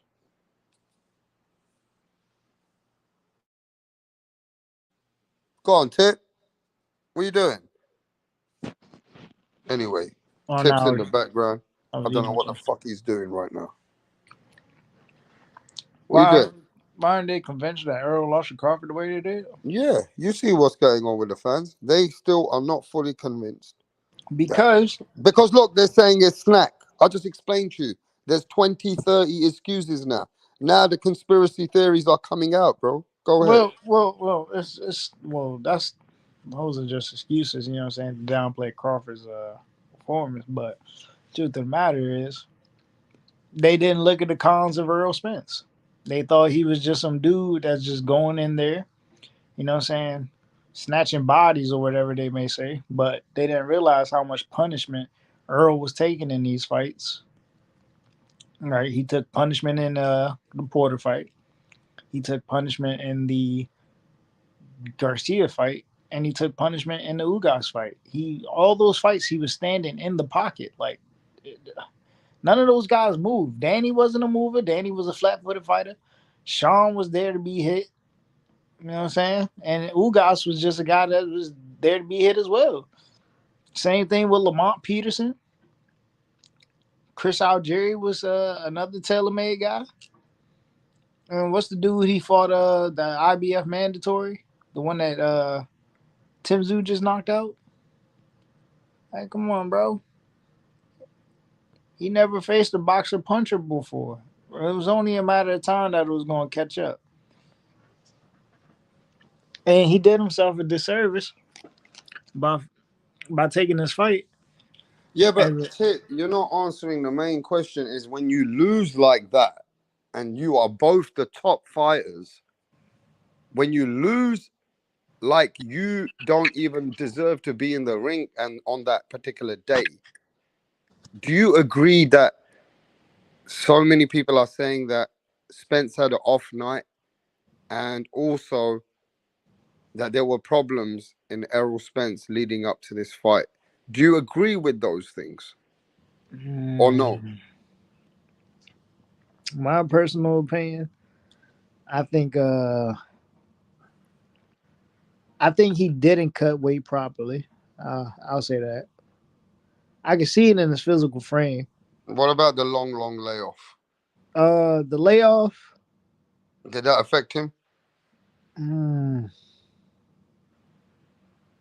I don't want to say the layoff affected him, but then again, I mean, maybe it did. Maybe it did affect him.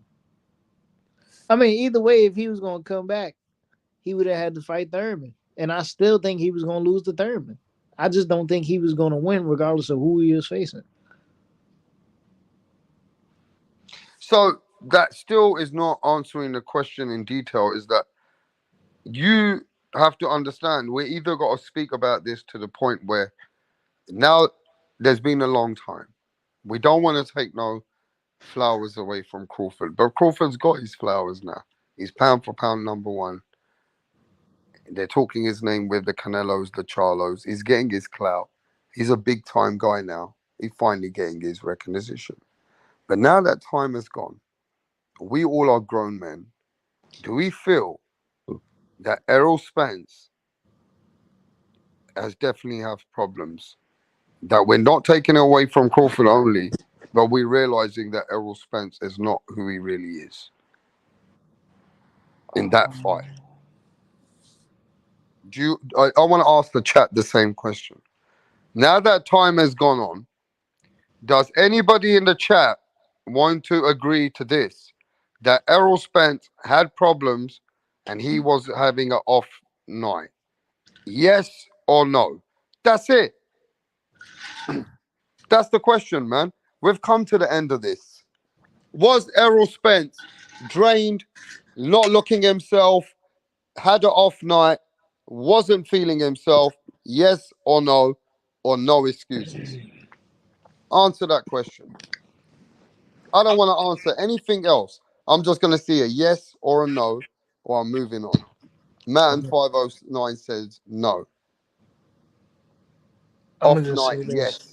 Yes. Stephen Bateman says yes. Spence is a crash dummy. Dizzy Dro says no. Pound for pound says no. No. Black helmet.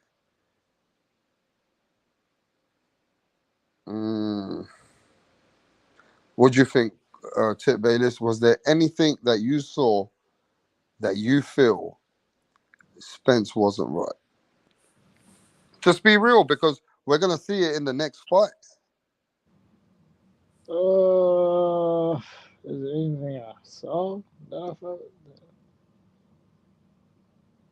I mean, just the just his body. I mean, that was it. He didn't look full. Like usually he looks bigger than what he was.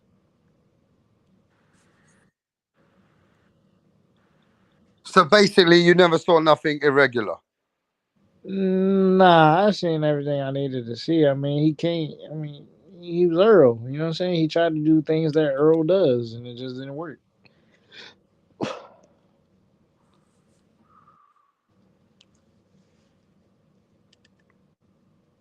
I just think, even if he, even if he rehydrated properly, what would have happened was it would have just extended the fight, but he still would have lost. That's it. Do you think he was weight drained? I mean, if he was weight drained, he did it to himself. So it's not an excuse. Like I said, he sat out. He sat out for a year. He didn't want to fight his mandatory. You know, I mean, he's probably lazy with cutting weight, managing his weight. Did Spence's eyes not look like he was awake like a wolf? Like Crawford's eyes were like he was a hawk. Spence's eyes were like he was laid back, like he was going, relaxing, like he looked like he was just getting ready to, chill in a lounge. He was ready to get it over with. He was there for the check. That's it. He wasn't there to win. He didn't want to win. He didn't. Everything leading up to it showed that he didn't want to win, and he was only there for a check. Joker's Wild said Spence went into the fight glossy-eyed and during the fight didn't get hit that hard and went down. Staggered when he got up and not had no balance. There's definitely something wrong with Spence. I don't think the weight or anything made a difference, but he may have had an off night. Bud just really turned it up that night. Fu TV Wagwan. And MAW says, stop it, Fu. Don't expect people to just agree to your narrative. Maybe you bitter because you picked wrong or Spence is your guy. Regardless, coming off as a Bud hater. Shaking my head, Mr. Full TV. Dizzy Bro says, well, we'll see in the next fight if Bud's KO Spence again. Fu TV will move in with Ben Israel. Oh, shit, man. What happened to Ben Israel, Tip? A hell if I know, man. He was hyping up his boy. We ain't seen him since. He'll be back next year. Yo, Spence is really fucked up his fans, isn't he? Their heads. These are delusional, man. These dudes. Yo, talk about that because we got a lot of people in the chat. Let me finish a couple of things. I want to finish my food. I'm going to leave it to you for you. This is the Tip Bayless show now for 10 minutes. Go on, Tip. Yeah, I only got 10 minutes. I got to go sleep. Go on, Tip. Yeah, man, these dudes, they grew up in an era of delusion. You know what I'm saying? Floyd Mayweather started this hype train, and y'all fell for it. You know what I'm saying? Y'all fell into the hype. Y'all called him this boogeyman. You know what I'm saying? This body snatcher, all this other shit, and come the biggest fight. You know what I'm saying? Ain't none of that shit happened. He ain't even show no will to push back. It's crazy. Earl Spence is who I thought he was, bro. Let me get to the chat.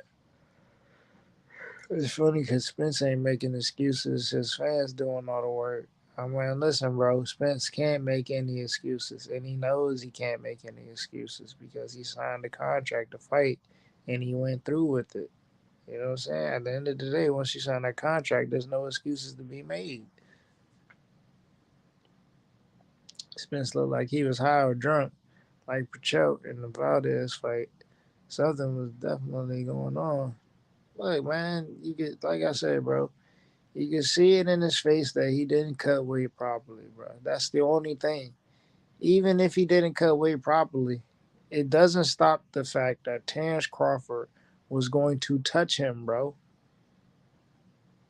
He's just simply better. That's it. Maybe Spence doesn't get dropped, but he still gets outboxed. You know what I'm saying? Just the style, he gets outboxed.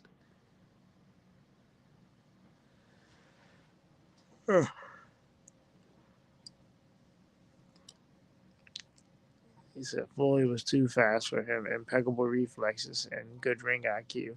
He knew Canelo was going to do. Man, Canelo, listen, bro. That kid was never he even to this day, bro. No version of Canelo beats Floyd. And I mean no version of Canelo beats Floyd, bro. Canelo has a limited output and he fights in spurts.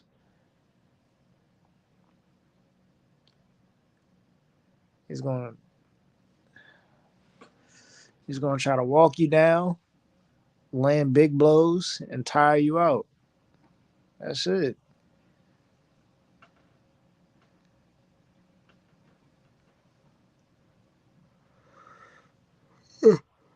He said lately, too many excuses of drained fighters. So move up and stop being the weight bully. Nah, really. That's what I said. That's why I didn't understand. Like, listen, bro.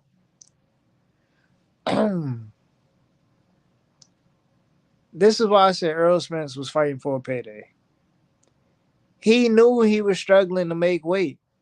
He told us this. He's like, yo, I can't make 154, right? I mean, 147, right? He said he wanted to move up. He wasn't going to fight Keith Thurman. All right. But you sit here and wait for Bud and you know you're struggling to make weight. Like, bro, he tried to make the biggest fight in the sport of boxing because he wanted the money, bro. Me personally, I would have said fuck Bud Crawford and I would have moved up to 54. If he still want to fight, listen, move your ass up to 54 and we can make it happen there. I'm not giving you an upper hand, you know what I'm saying? Fuck all that. But we see what his intentions were. And like I said before, matter of fact, like Earl has said before, he told reporters that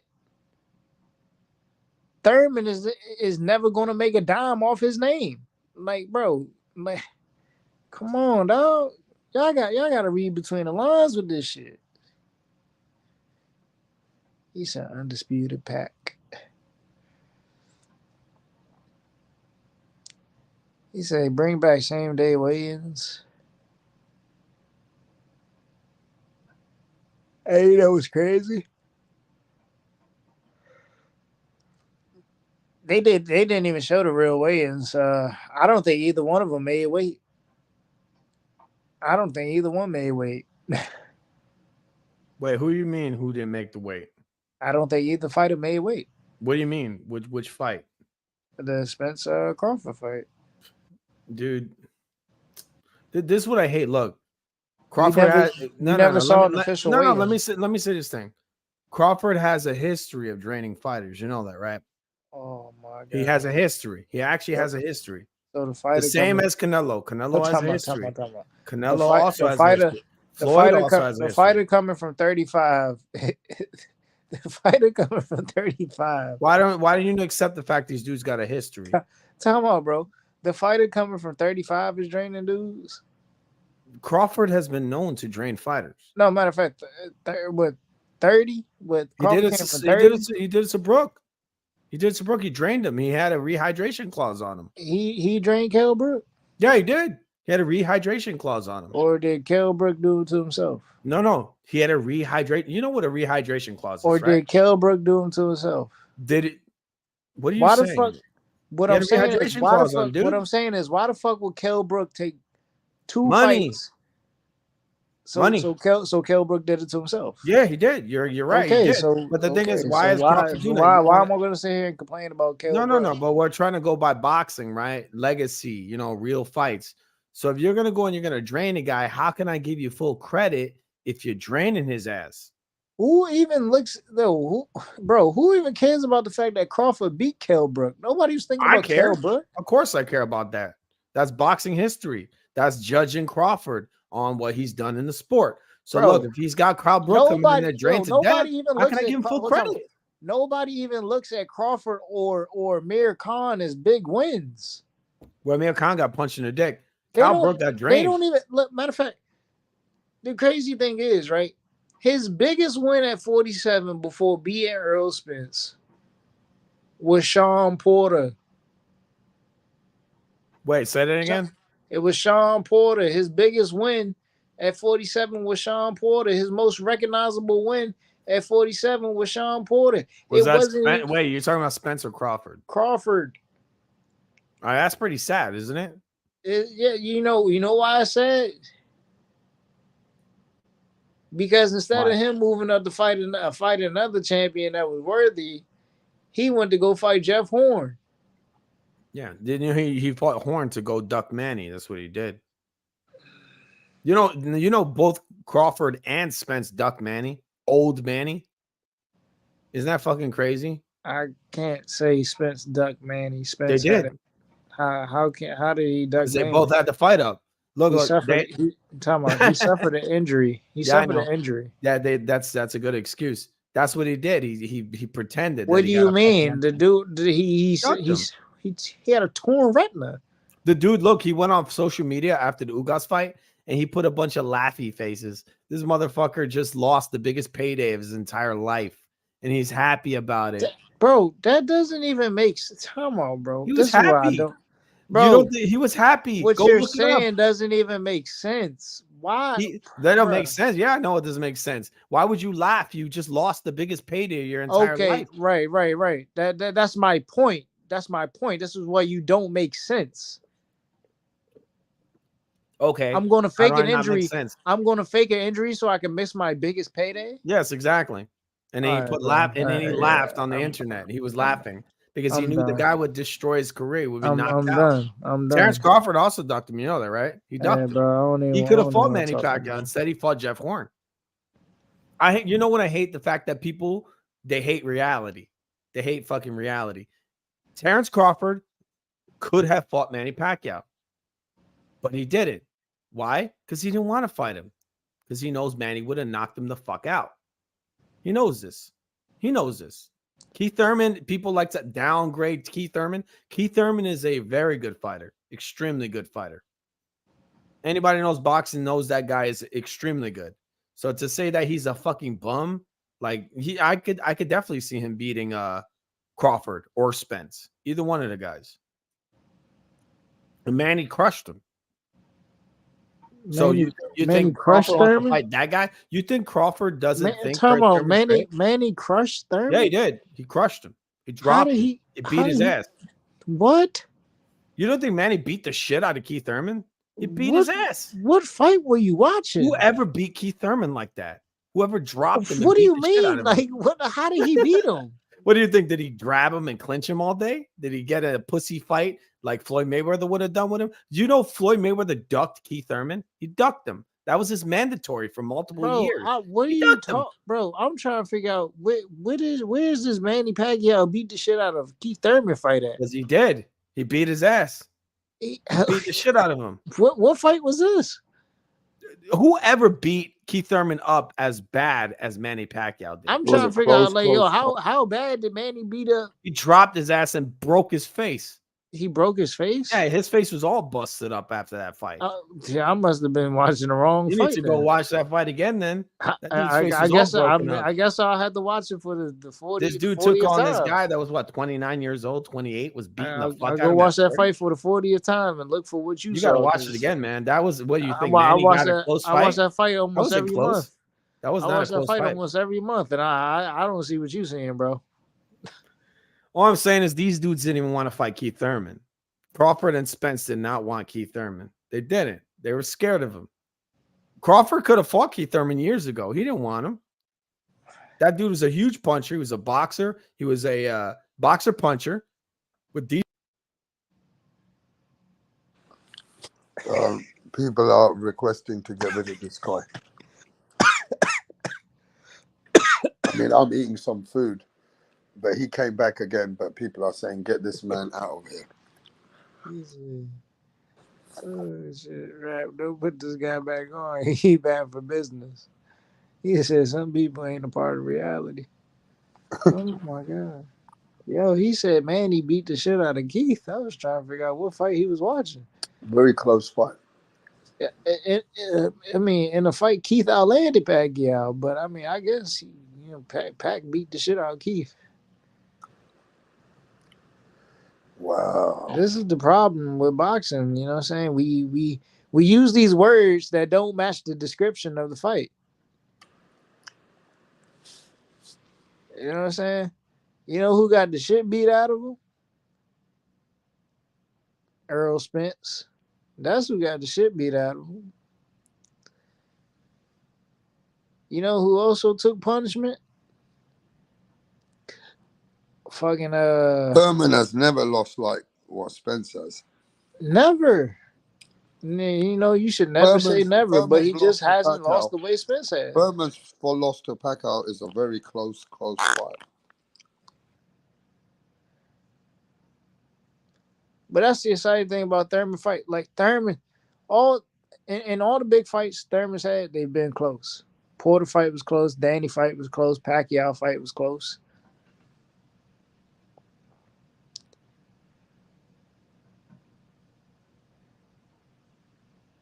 But you know what I'm saying? But he'll find a way. He'll find a way to edge it. He'll find a way. Just that Pacquiao fight, he needed one more round and he gave up. He'd have probably scored a draw. Who won the 12th and 11th round? In the Pat Keith fight? Yeah. I think I gave Keith the 12th and I gave Pacquiao the 11th, if I remember correctly. So Keith ended the show hard, like good? Nah, I needed Keith to win one more round, in my opinion, to just Keith get a draw. Who came out the championship rounds? I say Pac edged it. I think Pacquiao. See, because Pac got the knockdown and he ended strong. Because Keith was working like the middle part of the fight is where Keith started to pick up. Because he had to recover from that knockdown. So allowed Pac to take some early rounds.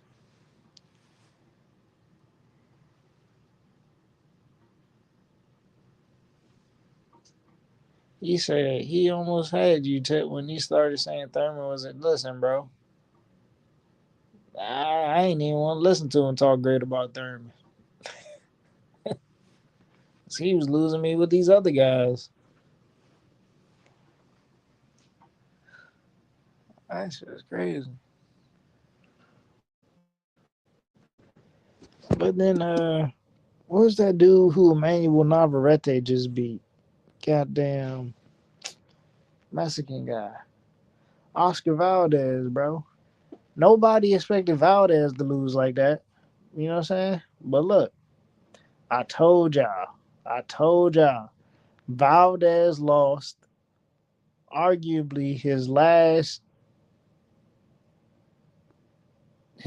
two fights prior to Navarrete. I mean, well, he did lose to Shakur, but I also thought he lost to Adam Blue Nose Lopez. I told y'all, bro, he was getting outboxed.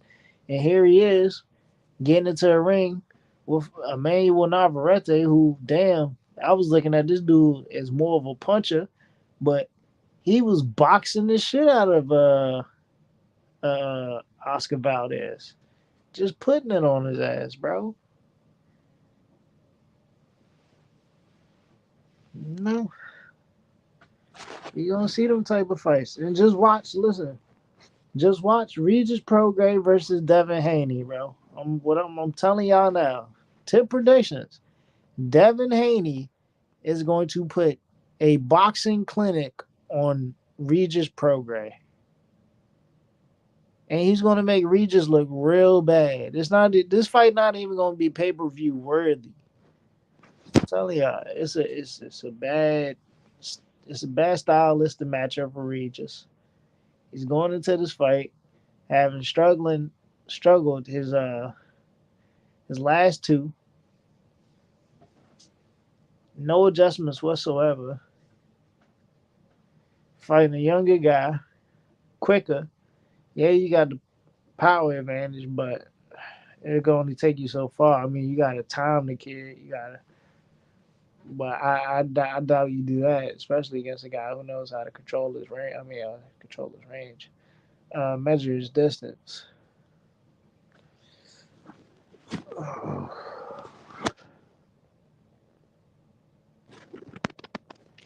Yeah, just on my So, opinion. on your theory, then, Tip, for the fighters that haven't been looking good the last two fights, in your theory, then Canelo hasn't been looking that great the last two fights. Yeah, but neither has Jamel. This is was kind of interesting, right? Jamel, you can say, well, yeah, yeah. Jamel hasn't looked good in like his last four. He had the Harrison fight. He had both Harrison fights, and he had what's the guy's name? Um, Castaño. People thought he lost the first fight. You know what I'm saying? The second fight was it was going back and forth. It was an action packed fight. I mean, the Tony Harrison fight, he was it was a close fight like the Castaño 2 fight, but Harrison edged it out. And then in the second fight, Harrison was clearly winning round. He was clearly beating him. The scorecards say different, but if you watch the fight, Harrison was clearly putting on a clinic against Charlo. But Charlo, you know what I'm saying? He's got that equalizer. He's got that punching power. But against Canelo, bro, I just don't think he's gonna pull it out. I'm sorry, bro. But then again, man, Can Charlo change the odds? Can Charlo change the game? Can Charlo show the people that he was the truth, that he could even go and beat Canelo right now? Even though, like you said, Canelo might not be at his best, but Charlo is where he is. Charlo Question has is, can Charlo show us that, you know what, we underestimated this guy?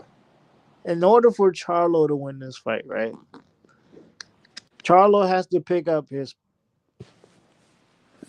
Charlo has to use his legs, and Charlo has to box at angles. He's got to throw punches and combinations at angles, and then turn out and use his legs. And he's got to be able to do that for at least 12 rounds. Because we know once you start touching a guy like Canelo, he's going to get tired. That's what he does. He gets tired. We know he fades in the later half of the fight. And he's just going to continue to keep pressing forward. You know what I'm saying? He's not going to stop pressing forward. He'll be tired, but he's not going to stop pressing forward because he's going to keep looking for that one shot. So, I mean, if you're able to just keep on your feet for 12 rounds, you know what I'm saying, just box him, you'll pull it out. But I don't know if I see Charlo doing that, man.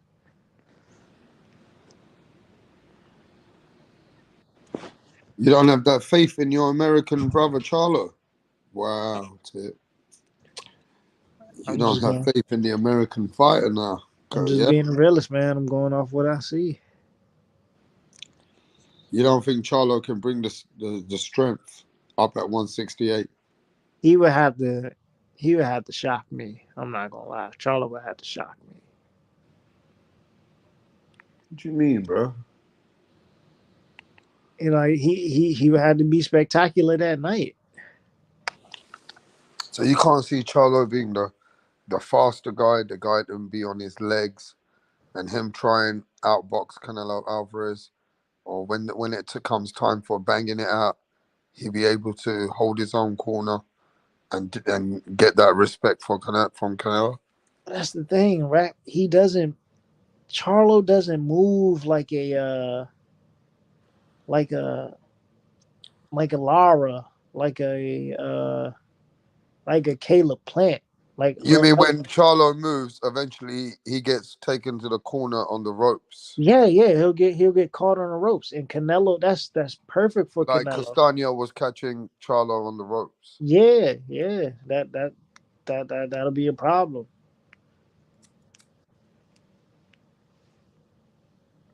So you don't think he's got that lateral movement where he can flow for about 12 rounds. His movement is limited to get him away from danger. But in order for him to get in position, he can do that, keep resetting. Charlo can keep resetting, but Charlo will get taken into the ropes. And Charlo's going to get taken into deep waters, says Tip Bayless. And then once Canelo starts to land on Charlo later on in the fight, Tip Bayless believes he's going to be another one who bites the dust like Caleb Plant. Listen, I'm gonna tell y'all the perfect way to decide whether or not Charlo is going to be Canelo, right? And the question you got to ask yourself when you look at this fight is, can Charlo back Canelo against the ropes? If Charlo cannot back Canelo against the ropes, bro, it's going to be a long night. And he has a slim chance of winning that fight. Just the truth of the matter, bro. Because even if he gets Canelo back against the ropes, right, he still got to worry about Canelo being a great counterpuncher. Canelo can counterpunch. And we know Charlo overcommits on his punches, bro. See, there's a lot with Charlo, man, that I just see. It's going to be hard for him to, like, win this fight in my eyes. And I don't think he has he's not as good as a boxer as his brother. I think his brother is a better boxer, but he's just a better puncher.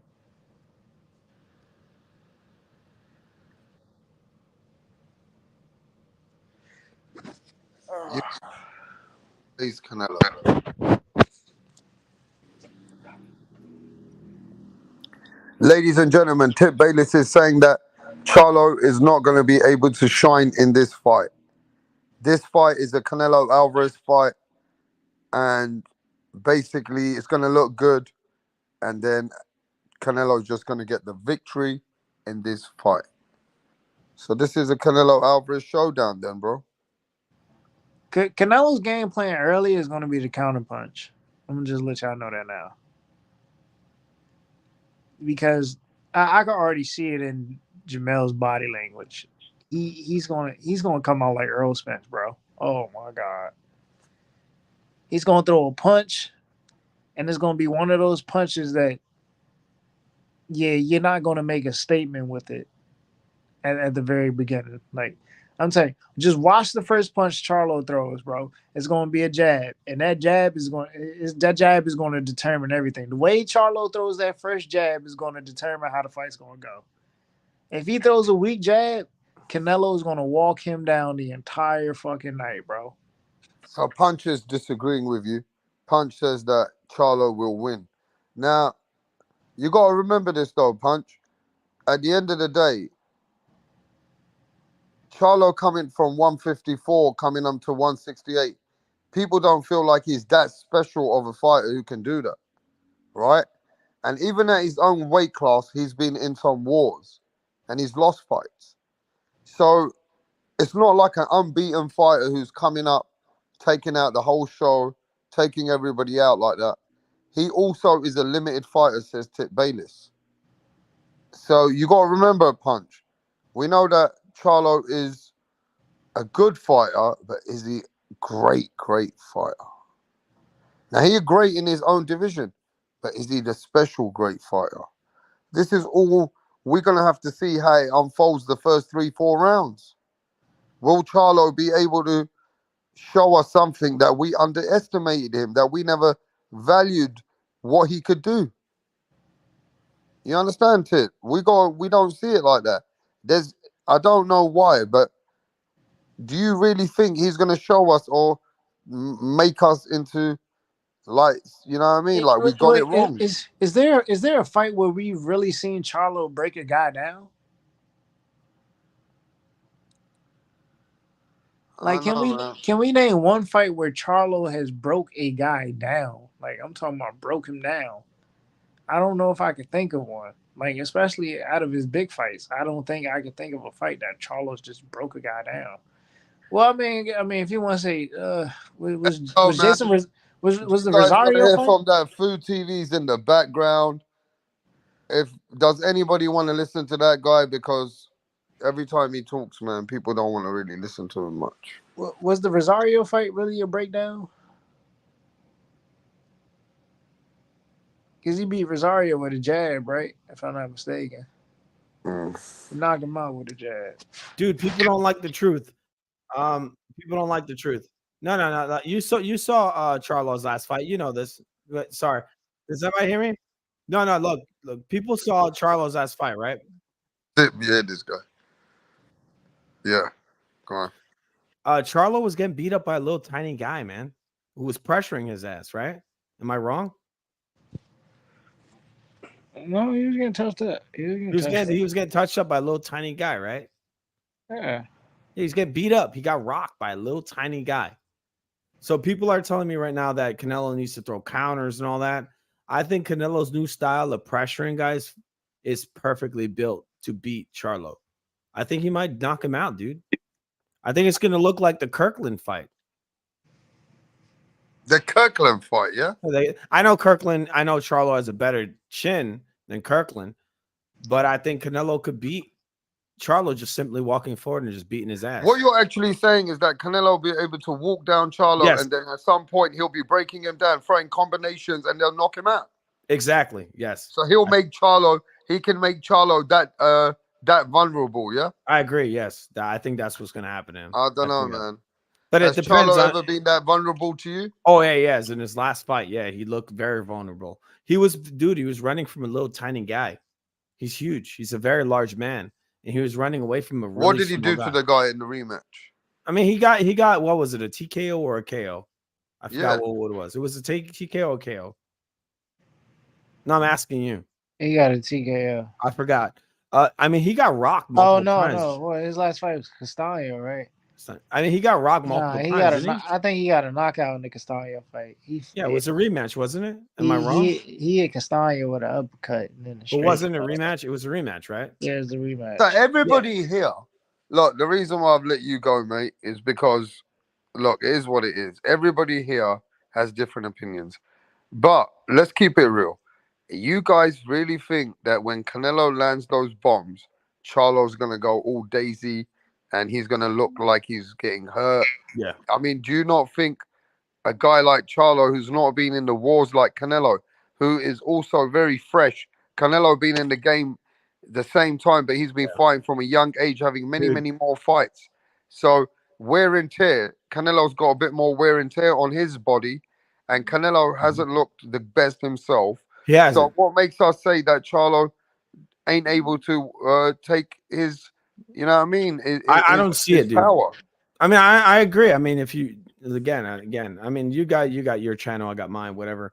You know, you don't have to agree with me. That's what I'm saying. Like I come on. No, but I'm just made. We're all having opinions here now, bro. Yeah. What I think, I'm gonna say my opinion, right? You said that the fight should go a bit like Kirkland. You're expecting Canelo to knock out Charlo like Kirkland. No. Let me clarify. Charlo's got a chin, bro. He's got a chin. He punches harder than Kirkland. I think he's a harder puncher, but I think he's more cowardly. I think Charlo is not a very tough guy. He comes off like a tough guy, right? But he's not. He just fought a guy that is way smaller than Canelo, and he was getting touched up. He was getting hurt real bad. I don't know if you guys watched that fight. I know a lot of people, obviously, you're boxing fans. He got hurt, man. Do you remember that fight? Like Charlo got hurt. He was getting rocked by this little man. And he was running scared. Charlo fought pretty clever. But you don't think he was running scared? He was kind of scared, wasn't he? That was the way that he needed to fight that fight, because what he was trying to do, he was getting Castaño out of range, and then he was trying to catch Castaño when Castaño was coming in. But he's getting pressed on the ropes. Yeah, but I think he had to make adjustments. In my opinion, I don't think he looked good. I don't think he's on Canelo's level. Like Canelo gone to war with Triple G. Triple G's on a totally another level from Charlo. I mean, this is like up there, man. This is like 3 levels above. What do you think Charlo. about Demetrius Andrade? Not very good. I don't think he's a great fighter.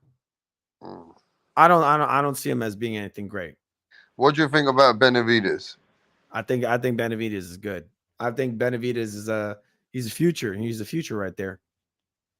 I think he's a beast. I think he's a fucking beast. But so the way that you guys and Tip Bayless are making it sound is that Charlo is an underdog to the point where ain't many people really expecting him to win. And to be fair, this is then a money fight for Charlo. I think Charlo might be, who knows? You know, Charlo might come in different. Charlo can punch, that's for sure. He can punch. Definitely. But he turns over the punches correctly, but he fights like a coward. He looks scared to me. He looks real scared. But when he does turn the punches over, they're real solid. Like he knows how to throw a punch. A lot of guys, people don't know, but a lot of these fighters don't know how to throw punches. They don't turn them up. They don't turn them over properly. He does. And he does it without even trying. Like he hurts guys without even trying. But I don't think that's not enough to beat a Canelo. It's not enough. I think Canelo's mentally, he's a much stronger fighter, and skill-wise, Canelo's much better. Even at, you know, this late stage in his career, even though people say he's 33, but to me, he's an old 33. But you know, Charlo's not on that level, man. He's not. I can see this new Canelo, because what we're seeing right now is the new Canelo. This isn't the best version of Canelo, but this version of Canelo it has the style to beat a Charlo, I think. Tip, what happened to you, bro? Look, man, at the end of the day, man, everybody, you know, I get it. Canelo is a big favorite in this fight. But Charlo sees something. He feels like Canelo and him were always going to fight. And Charlo just coming up 2 weights is because he's a big at his weight anyway. That motherfucker's huge, man. He's huge. He's big in his weight. People acting like he's smart. Dude, he's bigger. Dude, he's bigger than Canelo. He's bigger. Charlo didn't make a single adjustment against Castaño on the first fight. He did in the second fight and stayed off the ropes. Can't keep making same mistakes against Canelo Alvarez. You can't be on those ropes. You cannot be on those ropes. So what we're saying is Charlo has shown mistakes against fighters where he's paid the price against Tony Harrison, Castaño, and in their first fights. But yes, he comes back stronger in the rematch, but he ain't got. You can't make those kind of mistakes in a fight with Canelo. Canelo is an incredibly high level fighter. Incredibly high. I'm not the biggest Canelo fan at all, but he's a very high level fighter. This is the highest level Charlo's ever been at, obviously, right? I don't know. You know what? I'm not going to say nothing to you on this one, you know, because on this one, a lot of people agree with you. Only because Charlo is not getting the respect, if you ask me, in knowing that what he's doing to lead into getting into this fight. I just don't think people are they're not with the Charlo energy. They don't believe in him. They don't believe in Charlo. I can see that. So I'm not going to debate all of that. I can see people don't believe in him.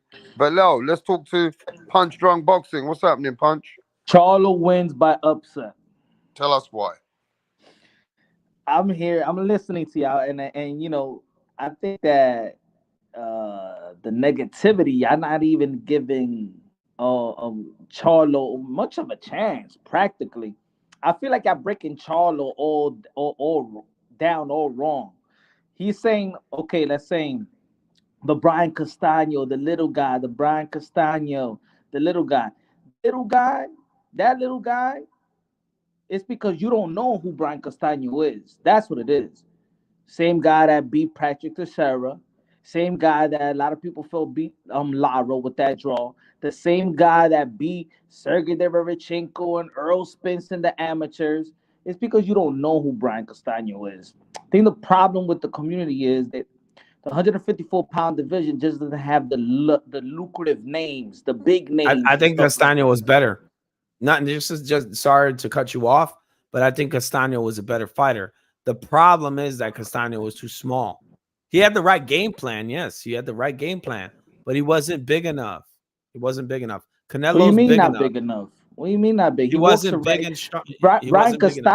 Brian Castano leading up to the fight was walking around almost 200 pounds. He wasn't big enough, dude. I saw him hit him. He couldn't crack a fucking So egg. what? Not to every fighter's the same size. What are Not you versus a guy expecting- that big. Are you That dude expecting was fighters big. to be the same height, same size, same shoulder? Everybody They got weight class. No. The thing is, look, they got weight classes Sometimes for being a reason. short is that. Sometimes being a shorter fighter is an advantage if you know. It how wasn't to use just it. short; it was the size. He was just a bigger man. Charlo's way bigger than him, so when he ate those punches, No, that shit was skills like beat nothing. him though. Skills He was beat getting him. fucked. No, Charlo was getting fucked up, dude. But he can't knock him out. That he couldn't knock Skills Charlo beat out. him. Skills beat him. But they don't win all the time. Well, Sometimes a skills smaller beat him. man- It wasn't size that beat. Because if it was size that beat Brian Castano, then I you think would size be beat saying, him. wait, I think size beat him. wait. If it was size that beat Brian Castano, you would be saying, well, his size was overwhelming Brian Castano. He just couldn't back him up. But at the same time, I'm listening in the panel that, well, he had him on the ropes. So size didn't did. matter because Jamel Charlo was on the ropes. He was running from the little guy. So what are you talking about was. size? He wasn't big. He didn't have enough size on him. I think the reason like Charlo survived is. But what do you mean? Break it down. Break it down. How 'Cause can he's you too say he big for walks him. away from the 'Cause he's guy too big. that he was, and then you talking about size? What the size? What's the significance of the It's the size? weight, What's 'cause the the pros and size, cons the of the size- size? well, the size makes a difference. Did Jamel Charlo overwhelm him with his size? Did he didn't. walk him down? He was so big Did he walk that him Castano down? beat the fuck out of him. He had him pressed back. And he was lost. beating on him. So He how is couldn't- it that and you then- beat and the then- fuck out of me and you No, lost? Charlo landed a single little But punch. explain and how him you knocked beating him the out. fuck out of somebody and you lost and get knocked out. How? Because the size, dude. The size. Size? Yeah, So size. don't fight nobody that's taller than you.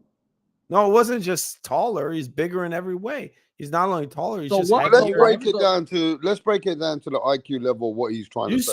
saw the Oh, fight. wait. Let me just break it down. What he's trying to say is that Jamel Charlo, right, punch that was moving on the back foot, second fight, is getting trapped on corner of ropes. He's limited in the movements that he does because at some point he gets trapped in the corner of the ropes or he has to fight. And that particular situation with Castano, when it became a little issue in the first fight where it was close, he can't afford to make those kind of mistakes ever with Canelo. that's- Do you and agree that- with that though? I But don't. it shows you how good Castano is, right? It shows you how good he is. 1,000%. Wait. Ask me. 100,000% disagree because Right. it seems like y'all not watching the fight. Because the times that Brian Castano got hurt in the 10th round of their first fight, and the time that he got hurt on the second fight was because Jamel Charlo was countering off the back foot off the ropes. Y'all forget when you're countering off the back foot and you're retreating, that is you're setting traps. See, y'all looking at it like retrieving. He's not doing anything. He's setting the trap. Jamel Charlo is a counter puncher. He's just not retreating because, oh my God, he's getting overwhelmed. Go look at the fight again. I mean, look, the Castano was fighting an How uphill much battle. can he move and fight like that? At some point, he's got to fight it out with Canelo, right? He got to be taken into the deep waters. He's going to be in the corner of those ropes as well, and taking some of these shots. And he's going to have to fight with Canelo. He can't move all the time, can he? Is the difference between him on the ropes and acting like his rope a dope? He's not on the ropes like Roy Jones Jr. later on in his career. He's not on the ropes like Muhammad Ali. Y'all acting like he's on the ropes. Yeah, but when he's on the ropes, when he's on the ropes, though, Punch, he's working. That's his the best only off time the ropes. Castano's getting his shots off on him. You know what I mean? Yeah, and he got knocked out that way. That's my point. I mean, Castano was tiny, dude. He's way smaller. at the fight. He's way smaller Look at than the Charlo, fight. way smaller. I saw it, dude. I saw it. No, you didn't very see the scared. fight. No, you didn't see the fight. Look, well, let me say You my didn't see opinion. the fight. You didn't see Of the course, fight. of course I You saw it. just I'm sounding telling like you. a robot. You sounding like a robot. He's the little. A robot. I watched the fight, You're dude. saying that he's the little guy. He's a big guy. I He's saw. big You know, and all right, he's all right, small. look. You're I not saw a even big talking technique. motherfucker. You're not getting even pressure. talking technique. Oh, You're not even technique, talking all right. technique. I You're not saw- talking I saw- technique when he was on the ropes and he and he slipped. He slipped one punch, counter one whatever, punch, dude. ducked the Look, punch, look. pivot So out. how does he and then beat landed the Canelo right Alvarez, hand. though, Punch? You ain't talking So, about Punch, that. how does he beat I saw a Canelo? big motherfucker getting pressured by a little man. So what? How does he beat Canelo, Punch? You beat Canelo Alvarez, you take him down to the deep waters. That's number one. If you take him to the championship round with the lack of stamina that Canelo Alvarez have, then he got a real big chance of beating Canelo Alvarez. He can't even take Castaño to deep water, dude. Hold on. Let me break. I heard y'all shit. Y'all whack ass shit. Break this shit down. Let me break it down. What Charlo could do to Canelo Alvarez. Canelo Alvarez is a slow starter. He need a bank in the first couple of rounds. Charlo doesn't throw a lot of punches, but Canelo Alvarez doesn't throw a lot of punches. But the time when he does throw a lot of punches, Jermell Charlo becomes a whole different type of fighter. Like in the second half of the Tony Harrison fight, and in the whole fight of the second fight of Brian Castaño, his output. He need to have output. If you're not the bigger, you're the bigger, but you're really the smaller man. You gotta throw more punches and overwhelm Canelo Alvarez. Anytime the Canelo Alvarez is overwhelmed with punches, he's not a special fighter. You overwhelm him like Lara. You overwhelm him like Bivol. You overwhelm him like even John Ryder was overwhelming him when he was countering back with him and fighting him. So with Canelo Alvarez, throw enough punches. Make him reset. He's not the mover like he used to be. He don't want to move like he used to be. So that's what pressure fighter now. That's what you got to do if you're Jermell Charlo. Be a yin yang fighter. When you think you're gonna be fighting on when you're gonna fight on the inside. Fight on the outside. Lure him to fight. Lure him to think that you're gonna be fighting a toe-to-toe fight, and then you stay on the outside. Set some traps up. Both of these guys are counter punchers, so both of these guys gonna be looking for their shots. That's it. All he gotta do is be athletic, use your angles, use your jab to the solar plex, make Canelo Alvarez rethink, get him tired, take him to the championship rounds to drown him.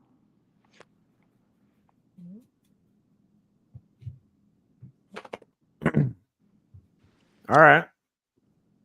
If Jermell Charlo don't throw enough punches, if he stay put for far too long, if he don't faint, it's gonna be a problem. Then the Canelo Alvarez is gonna pick him apart.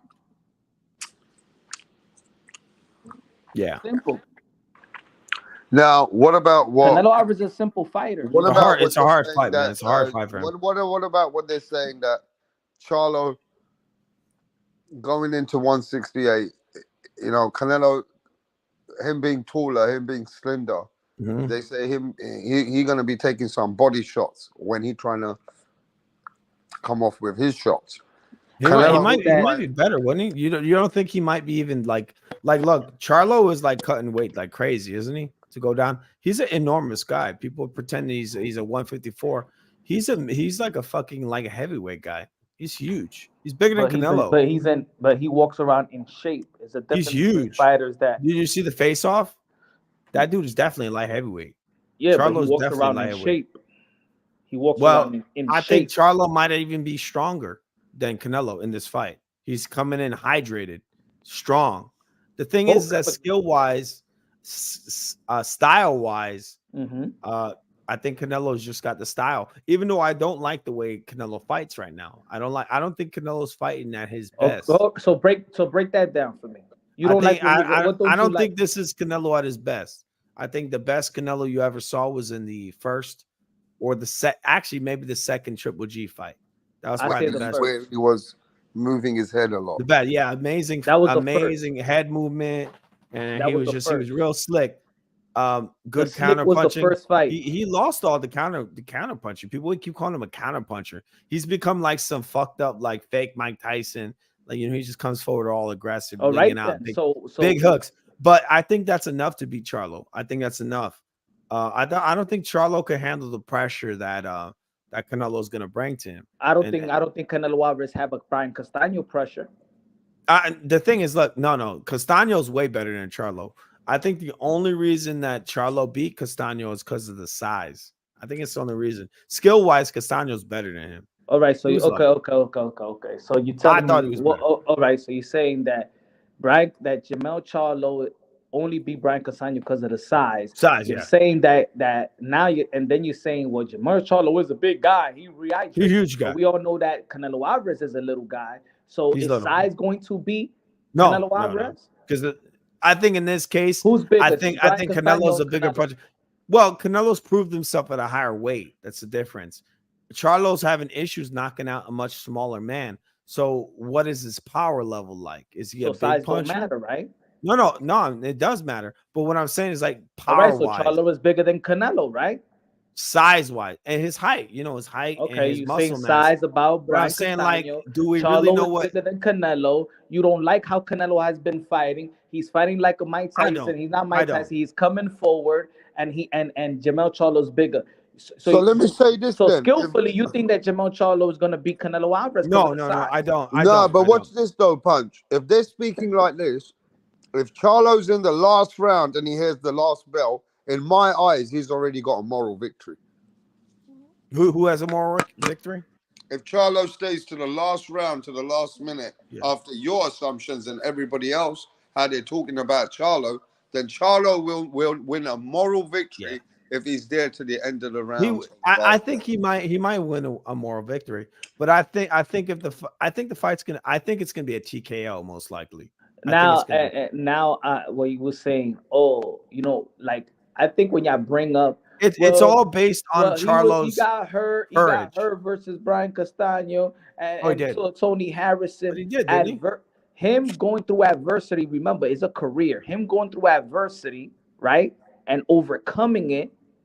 That's an experience that other fighters may not have.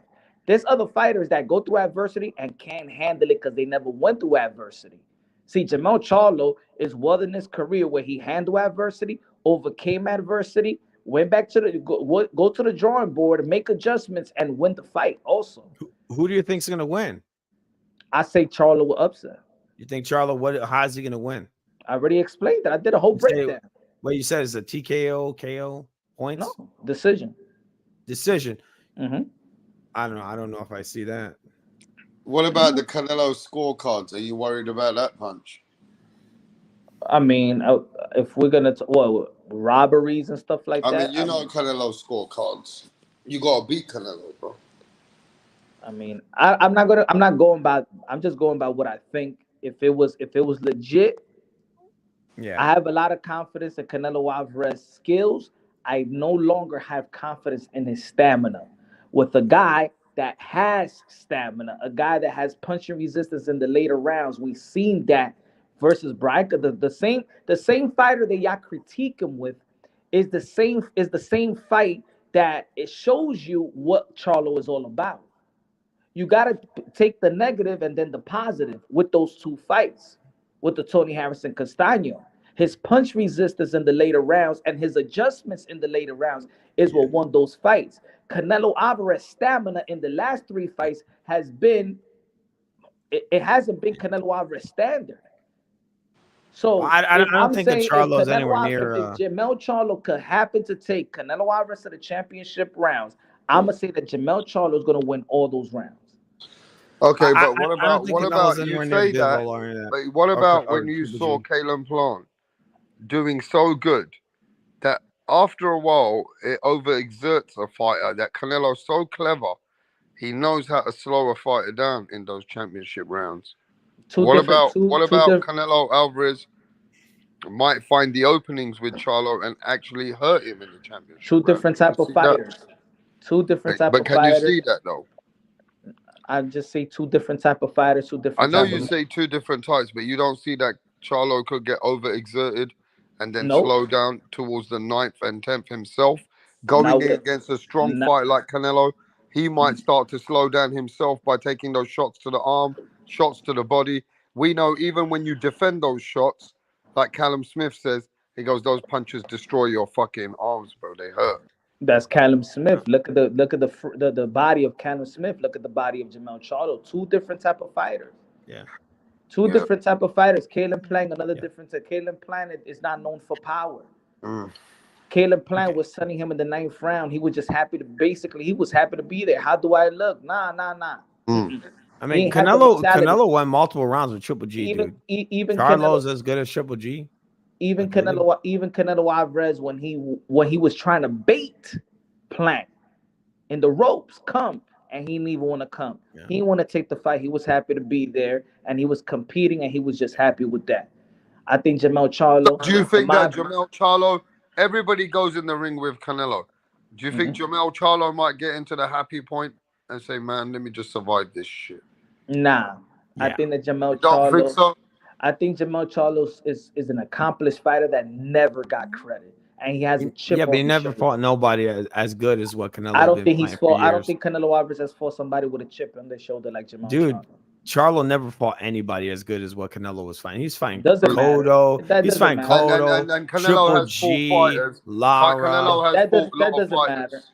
That doesn't matter. That's a fact. Way better fighters Canelo was That fighting. doesn't Way matter. better. Styles make fights. This guy's nobody for Canelo. I He mean, really no, is you nobody. can't say that. But Canelo has had way If he's more nobody, then experience he's than cherry everyone. picking him. And No, what if I'm he- saying, look, if No, Canelo no, no, wait, loses wait. fight, No, he's If done. he's a He needs to nobody, retire. if he's a nobody to Canelo Alvarez and Canelo Alvarez went to fight him, then Canelo Alvarez was cherry picking him, and No, I'm not because saying of him, and because of him cherry picking Charlo, Canelo Alvarez doesn't have the same type of mentality of wanting to be great and fighting great fighters. No, I'm speaking from my own point. My own. Well, let's. No, I'm speaking from my own opinion. I don't know what Canelo sees it as. You know. So you got to back up what you're saying.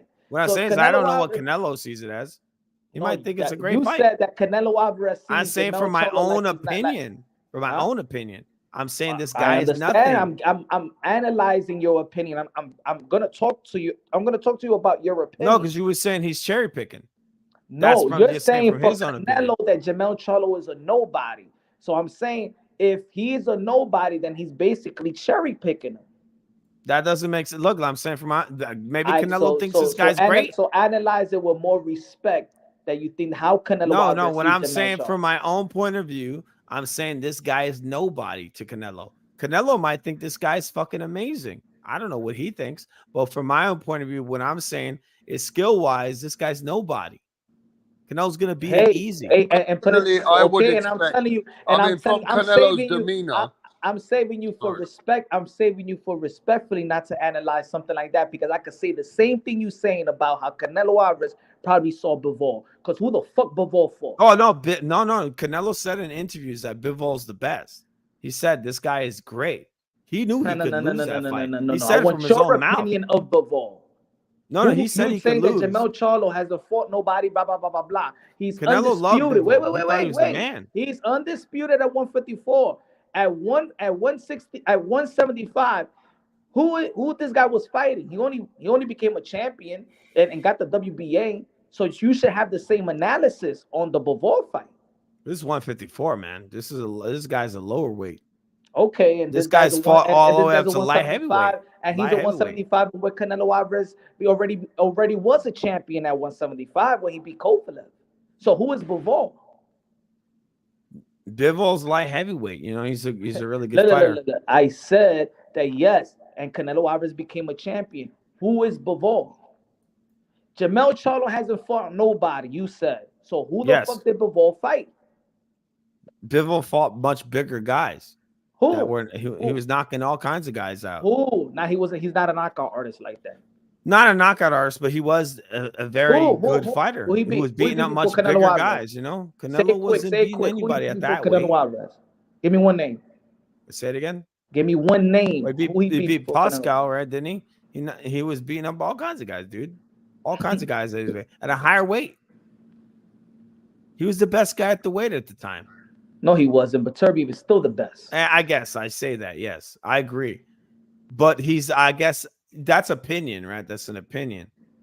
Second best guy. I would say he was the second best guy at that weight. Yeah, I say Beterbiev was the best. But man, people were saying that Canelo Alvarez was cherry picking Bivol. I don't know. I never agreed with that. I always saw. He was I always saw Bivol beating Canelo. He was a major.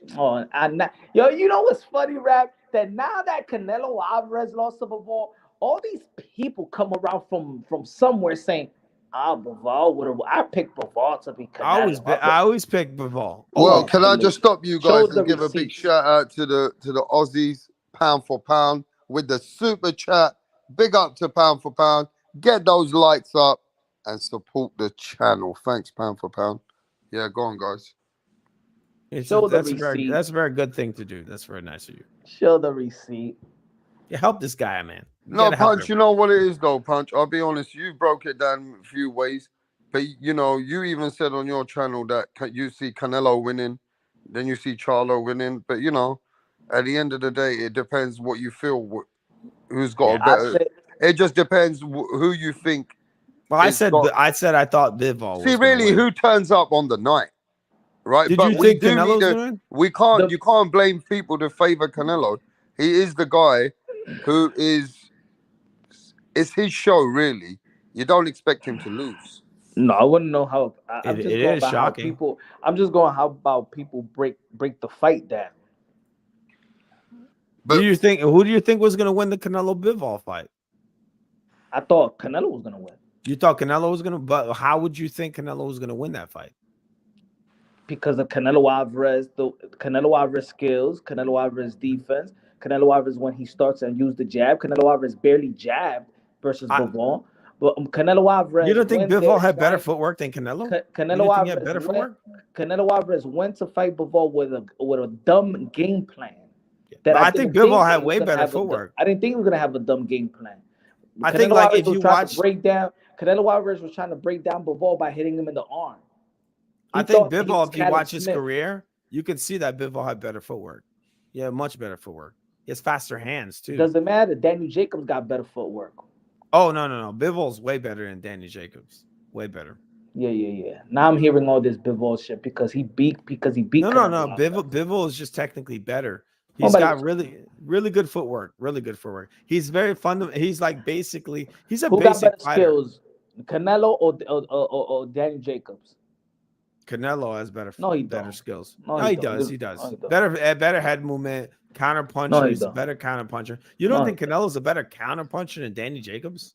I said better skills. Yeah. Skills. No, Canelo's better, man. He's better. So you tell me. So now you tell me what Bivol has. Bivol's just better footwork. He's better footwork than Canelo. How? Faster hands. He has faster hands than Canelo, which is insane. You know, he's at a higher weight class. I couldn't. He got fast hands, I couldn't believe, how Bivol was blocking 1, 2, 3 punches of Canelo and letting off 3, 4, 5 punches of. Yeah, dude, he has faster hands. I was surprised with that punch. How Bivol work rate was very excessive. And that's the problem with Canelo Alvarez. Canelo Alvarez, who's supposed to be the natural smaller guy, doesn't throw enough punches.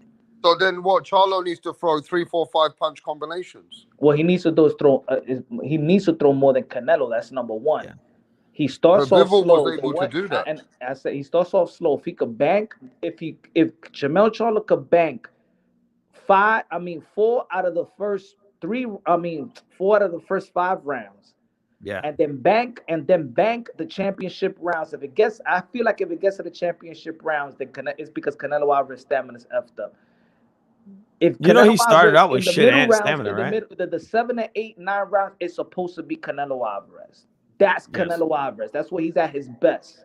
If Jermell Charlo weathers the storm and takes us to the championship round, I just feel like because he went there, his stamina wasn't up to par, and Canelo Alvarez, Jermell Charlo would drown him. Yeah, but John Ryder went the distance with him. That's what I'm saying. Yeah, he won the distance. Canelo was very strong in the championship rounds. Yeah, but he fought him at kiddie pool, dude. But his punch resistant. He was connecting, and Ryder was saying, "Come on." Ryder was going to Canelo. Like it wasn't affecting him like it was in the beginning of the fight. So his punch, he was connecting, but his punch resistance wasn't there. You saw Canelo when they was exchanging, he was gassed. So in the trilogy, Triple G won 3 out of the last 4 rounds. Then Bivol, so I'm saying his stamina is not where he always had problem with his stamina. He fixed it up. And now it's not where it's supposed to be. He doesn't look like a special fighter. Canelo Alvarez looking like a great fighter. Who's not the special fighter? I said Canelo Alvarez. The last 3 fights is not looking like a special fighter. He's a great fighter, but he's getting older, not fighting like a special fighter anymore. But I mean, Charlo's never been a special fighter. Never. That's the thing. Yeah, but he's a great fighter. He's never been a great fighter. I mean, that's crazy to say. So then he's a good. I don't even know if Canelo's a great fighter. I mean, come on, I don't even know if Canelo's. But Charlo, this is the same Charlo that knocked out Lubin. He fucking beat Austin Trout. He's done his journey, bro. It's not Yeah, like but- he has come through. He's come through and he's done his journey, and he's an undisputed fighter. But that's We're gonna see it. And We're gonna see it. Rapstar, this is why for me he's different than the other guys. See, he never. But what he's saying is what most people are saying.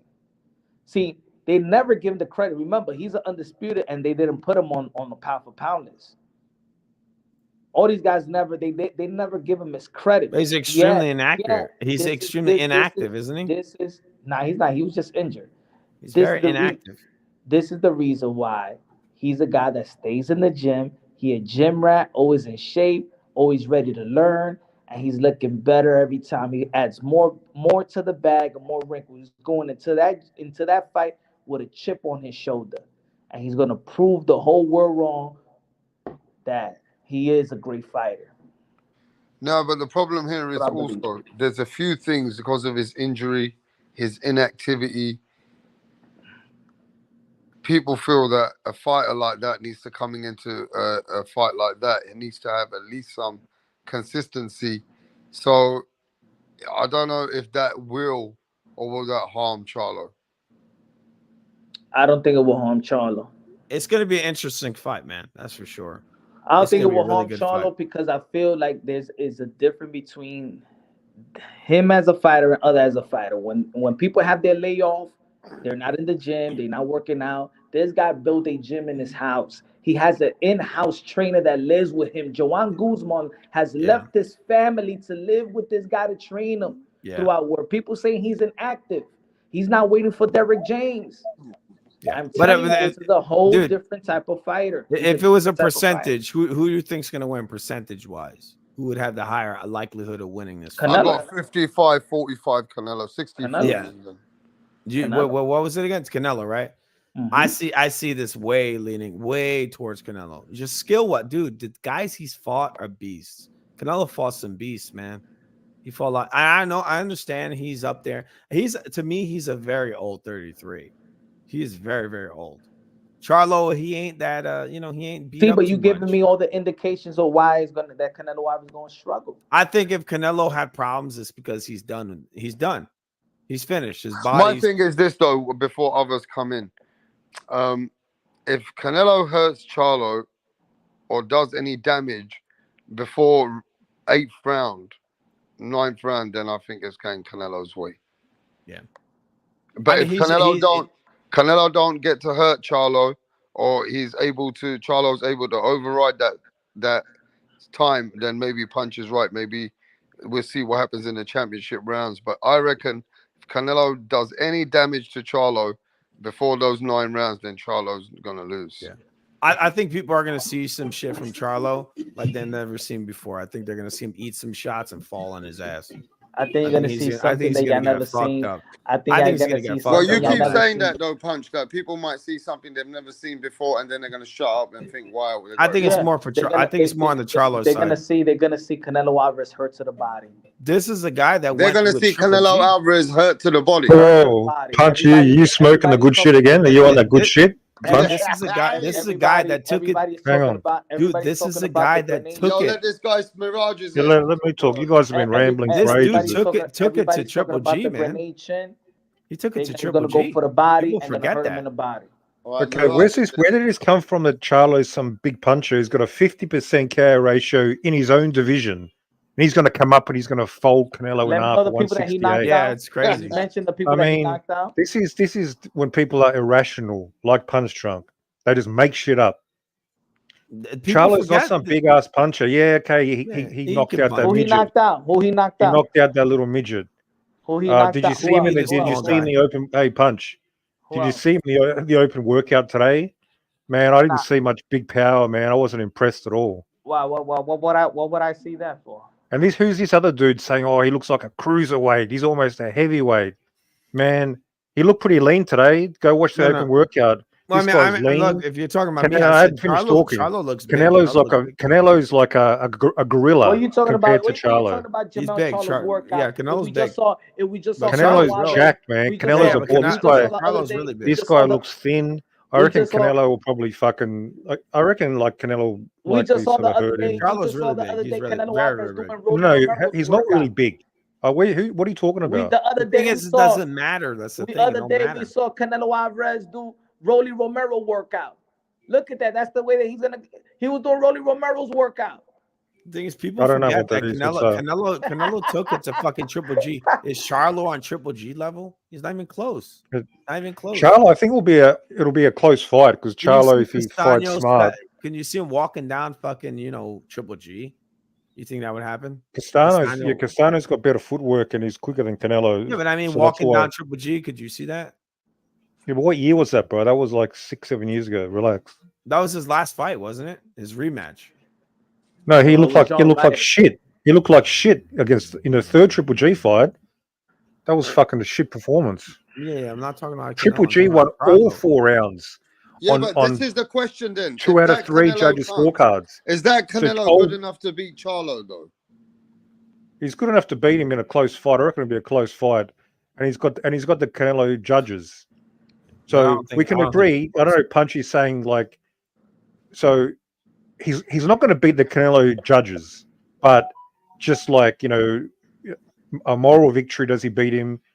I mean, it's possible, but he's not going to win on the scorecard. So he's not going to get his hand raised at all. Let's forget about that. Why? I just told you, Bivol won 10 rounds. The judges gave him 7. How the fuck is Charlo going to win on the scorecards? Tell me that. Because it's PBC. It's all PBC. Is that PBC that have just signed Canelo to a big 3-fight deal? And they're going to rematch. They don't want him to win. In-house money. No, that's PBC. In-house money. They don't want him to lose. If Canelo loses the first match, that's going to lose steam. So let me ask you a question. Okay, so let me ask you. What happens to the Benavidez fight? So let's say this. So let's say this. Canelo Alvarez really wins in the public eye, but he gets robbed, and they got a rematch clause. You think it's gonna make more money than the first fight? Yes or no? Oh, I have no fucking idea, man. You don't think that? Okay, you don't think that Canelo Alvarez he gets robbed, and they fight a rematch? But he's not getting robbed. Why are we talking about this? He's not getting robbed. Canelo's not getting robbed. Why not? We Dude, see Manny Pacquiao he does the robbing his whole career. We see Manny Pacquiao get robbed. It's possible, dude. He does the robbing his whole career. Yeah, but we got Manny Pacquiao. His whole career, he gets the decisions that the fucking dodgy decisions. Canelo can definitely get robbed, man. He can definitely get robbed multiple times. Why would he get robbed? Because then they'll sell this dude's ass to fucking what's his name, Benavidez. That's what they'll do. Whose ass? Charlo. Man, Charlo's never going to get in the ring against Benavidez unless they give him like $50 million. So that's the cash cow. Like, okay, Canelo losing derails the Benavidez fight. That's a problem. Who you think it was more powerful in their career, or more of a cash cow? Oscar De La Hoya or Canelo Alvarez? Oscar got robbed as well. Because if it was like that, then Oscar De La Hoya was never going to lose to Trinidad. They would have gave Oscar De La Hoya the win versus Floyd Mayweather. Well, that was in the middle of his career, so obviously, I don't know these Canelo judges that he's got going for him. It looks like he's getting better, favorable decisions than fucking Oscar was, because he's always getting the favorable decision. When has Canelo got on the side of a bad decision? Come on, somebody tell me. Who's more of a cash cow? When's Canelo been on the? Canelo's had 62 fights, whatever. When has he been on the side of a bad decision? Or even if he's won, when's the decision being like, I don't think I've almost robbed him. I don't think I've ever never. Yeah. So 62 fights. Yeah. And now they're going to rob him suddenly? I mean, super unlikely. Super unlikely. When the money comes in, things start changing, man. Things start changing. It happens. Because the track record is the opposite. So I'm going to go with the track record, Punch. Why not? That's what I'm saying. You can pull shit out of your ass. You're good at that. It's the same company. The thing is that Canelo has so much pull. He's worth more than Charlo, right? So Charlo's a controlled little bitch, right? He's owned by Al Heyman. So they would love to rob Canelo in order to build up Charlo, because they're gonna make more money on Charlo. Canelo's a cash cow. But now Canelo is the PBC bitch. No. What I'm saying is, look, Canelo's Canelo. You say they control him. Let me say it. Look, Canelo is a superstar. No, he's not. Canelo doesn't need PBC. No, he doesn't need PBC. No, he's made an arrangement. He's but fighting he Charlo. he doesn't need Charlo, dude. You don't need him. He's a superstar without Charlo. So He's why worth does he money. need PBC? Oscar De La Hoya didn't need nobody. He got his own. He's got to fight someone, right? Who is it? Who No, else he don't is he got to gonna sign fight? with nobody. Well, who else would he fight? If he has all that, no. Come on, Canelo. I mean, Oscar De La Hoya had Golden Boy Promotions. He was his own boss. Yeah, but what I'm saying is, look, they would love to rob Canelo because Canelo's a known superstar. So they got to give him what he's worth. When it comes to Charlo, if they build his ass up, The rematch, it could be a rematch. that can be. He Yes. signed a 3-fight deal. Fight the rematch. Yeah, but a lot of times when the guys, if you got a good lawyer, right, they're gonna say this fucking guy's pulling all these pay-per-view dollars. So you got to give him what he's worth. When it comes to Charlo, if you build his ass up, you can look at the past and you can say, well, he's not worth money. Yeah, he's not worth a lot of money. So no, what I'm saying is, look, you could say he's not worth money. So legally, you could say, well, I'm building his ass up, so I get this amount. You know, I get this cut of what we're gonna get on this pay-per-view. So you could get more. Was money Wilder and from Fury Charlo. more money in the second fight?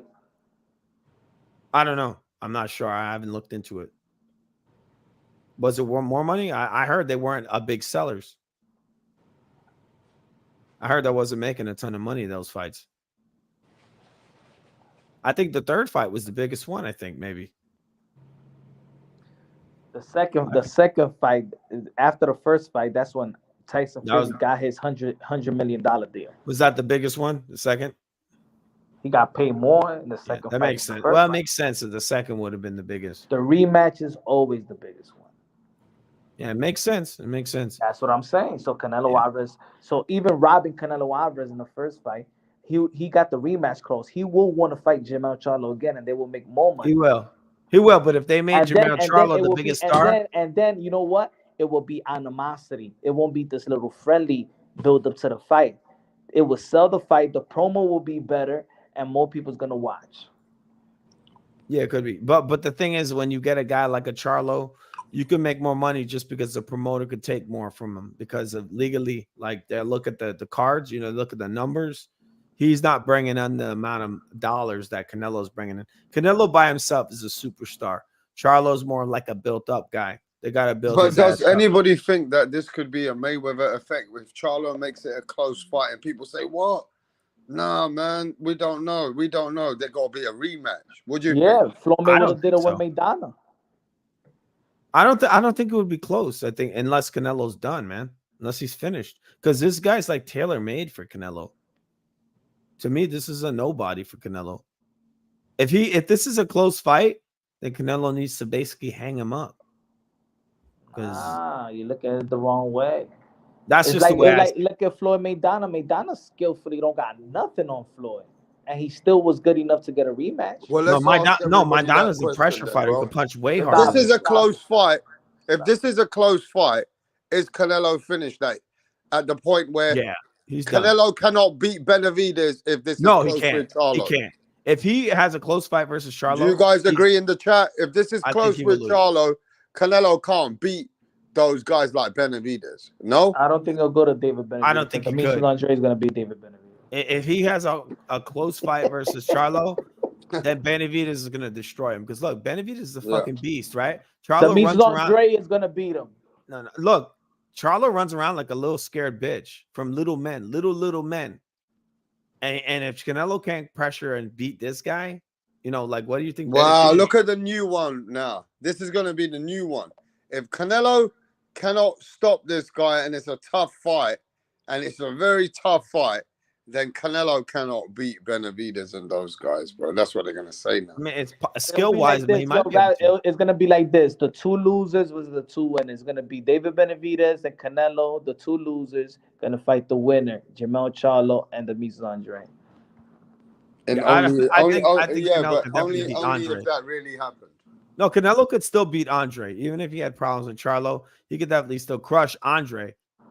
But Benavidez is a whole different story, dude. Totally different story. That's an uphill battle. That's a fucking real fight. That's a beast right there. That's a guy that's going to be like, okay, I'm going to try to murder Canelo. This guy over here fights scared. Charlo fights scared. It isn't going to be the same with Benavidez. You don't think so? Benavidez is coming there to make a point. He's there to make a statement. What is Charlo coming to do? Charlo, you saw Charlo's last fight. He fights scared. He fights like a scared man. That's not Benavidez doesn't fight like a scared man. He fights like I want to kill you. Hey, shit, man. If that's fighting scared and you can knock people out like that, I guess. Yeah, but he fought a little tiny dude in his last fight. He was running scared. He was up on the ropes. Who he was fighting? You know it? No. Charlo's last fight, he was fighting this little dude who was beating on him. He was running scared. He sounds like a guy that doesn't like fighters on the back foot. Yeah, he fights on the back foot. They set you up and then they knock you out like Tio did that with Campa. He's fighting on the back foot versus a little man that you shouldn't even be in the ring with. Remember Tio did that with Campa and they were giving Tio a hard time punch. And then Tio knocked out Campa. Yeah. I mean, Tio just beat up Josh Taylor, who's way bigger than him. He wasn't fighting scared. He was smiling. He was having a good time beating up Josh Taylor. And everybody said that Tio was going to lose. No, but I'm saying that's good enough. But when Tio fought Campa and he was moving on the back foot, and then people gave him a hard time that why is Tio moving back and not being come forward fighter? Yeah. See, Charlo's fighting scared. Charlo's fighting real scared. People don't like that. So I understand there's a fan base. They don't appreciate the skills that it takes for a fighter who can adapt in many different styles and move around on the back foot and then come back aggressive and take you out. I just don't see why. I don't see why a guy who is so much bigger than another fighter is fighting on the back foot like that. That's just he was just fighting real scared, and he was getting beat up. He was getting rocked by a little guy. So what do you think? So Lennox Lewis was afraid of Mike Tyson. Mm-hmm. Well, Mike Tyson was through bombs, and also Mike Tyson was at the end of his career. So I'm asking you a question: is Lennox Lewis afraid of Mike Tyson? Yes, he was. He fought him like a scared man. He did fight him scared, didn't he? I'm gonna stay in the chat on this one. He was clinching the fuck out of him. Who? Lennox Lewis. Clinched who? He was clinching Mike Tyson like crazy. Oh, I mean, that was. Yeah, I mean, with a fucking illegal blow. He pushed his head down and he went uppercut. Like Tyson was fucking done anyway, man. I mean, Mike Tyson was done. I agree with that. No, but the question is not that, Mirage. The question is some fighters, they fight scared in order to win fights. What do you think of that? Of course I do. I mean, look at Caleb Plant versus Benavidez. He clinched him 80 times. 80 times he clinched him. Yeah. Do you know why you do that? Because you don't want to get fucking hit. You're scared to get hit. Yeah, but the guy was clinching. The guy who was clinching like crazy was the one who got knocked the fuck out, right? In Charlo's case, he's clinching these little tiny guys. Caleb Plant was fighting a giant man, right? He's fighting a big, huge guy. Rigodale but he's still clinching to like not to get hit. Yeah, but the difference is that look, you got Charlo who's clinching little tiny men. Charlo's a weight bully. They talk about Benavidez being a weight bully. Charlo's a weight bully. He is. I agree. And Castano was still lighting him up, and they said he's a great fighter because he's undisputed. Okay, whatever, man. Who did you beat? Who did you beat to come undisputed? Damn, he's saying the same shit I'm saying. Yeah, I agree with you. This dude knows boxing a little bit, right? That's what I'm saying. No, but this guy says Luke Rockwell. We got Luke Rockwell. Luke Rockhold. Is that Rockhold from the MMA? Yeah, Luke Rockhold. Yeah, Luke Rockhold. Yeah, so Luke Rockhold says Caleb Plant was exhausted, not scared. And Luke, is that you, or are you just trolling with somebody else's name, mate? Yeah, but you don't clinch. Not the real Luke. Luke Rockhold was an underrated MMA fighter. Come on, let's get real. He was a great fighter. Okay, yeah, but then he gets his ass kicked every time he fights, man. Because he's cutting so much weight. He was always a light heavyweight. So anyway, So you don't just clinch because you're fucking tired. This was a clear strategy from even the early rounds. Caleb Plant, this guy came in the ring, man, used every dirty trick. He was sticking his arm out non-stop. That's fucking illegal. He should have been warned for that. You can't just stick your arm out, your left arm. Clinching, running, low blow. He came out with a deliberate low blow. Everything, man. Big ring, 22-foot ring, and David still smoked him. That's the fact. Yeah, but they clinched Mike Tyson. Remember prime Mike Tyson, the strategy was, Tony Tucker and that. It was a clinching strategy. They all did that. That was the first sort of strategy to try to control him. So we got about a couple of weeks to go in this fight with Canelo versus Charlo. I mean, closer to the fight, do you see any upsets or anything like that? I think it's going to be a close fight. But then that's not going to say much about Canelo, people are saying then. Well, yeah. I already said he's fucking... he hasn't been anything special for years. Wow. Caleb Plant fought fucking... I think the bright lights got to Caleb Plant. He didn't fight with confidence. And that was a close fight. I had it 6-4 to Canelo. Close fight. But now he's improved since then. And that's Canelo's best performance in fucking years. And that's about it. The rest of them are just fucking crap. So the thing is, can Canelo perform well on this fight is the question now. No, I think he's just going to come out just trying to swing and try to catch Charlo like he did with John Ryder. Charlo's going to box and move for the first start. But Charlo's got shit defense. He gets clocked. So I think Canelo might definitely be able to catch him. That's a good possibility. Could it be a point that Charlo does well, and then as soon as he gets hurt, or like you said, caught, he'll learn to survive like Caleb Plant learned to survive for a while. Some fighters, they're happy just to survive at the end. You think that can happen to him? Yeah, could definitely go that way. I don't know how he's got a chin, right? But if he gets caught against Canelo, will he be able to weather the storm? Will he just fold like Caleb Plant? I don't know. But it's going to be a close competitive fight, I think.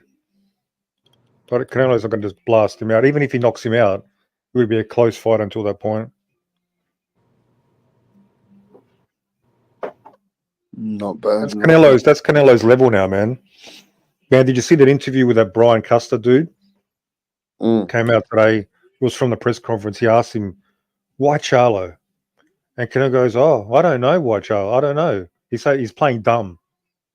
I don't know. It looks like a good fight, blah, blah, blah. He's acting like trying to say that PBC is putting the fight together. Yeah. But before, it was, you got to beat somebody. Who's he beat? You got to earn the fight. Now it's, I don't know. I just fight whoever they give me. This guy's a joke. I can't wait until this fight goes and we see who he fights next, man. I can't wait. That's going to be hilarious.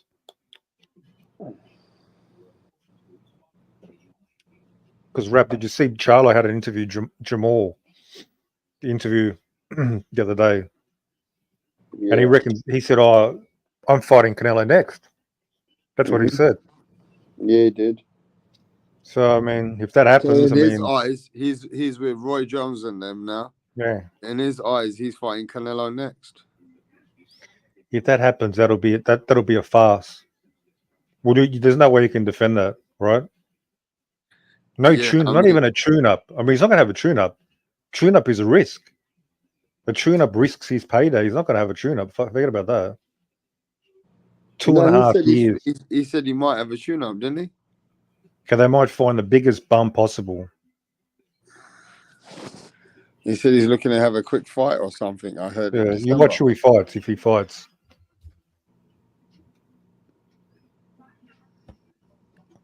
You talking about? Man. Charlo, Jamal. Man, I wish that, after this fight with Charlo, man, I wish David would hop in the ring, man. Get in the ring and press him, man. So what's up?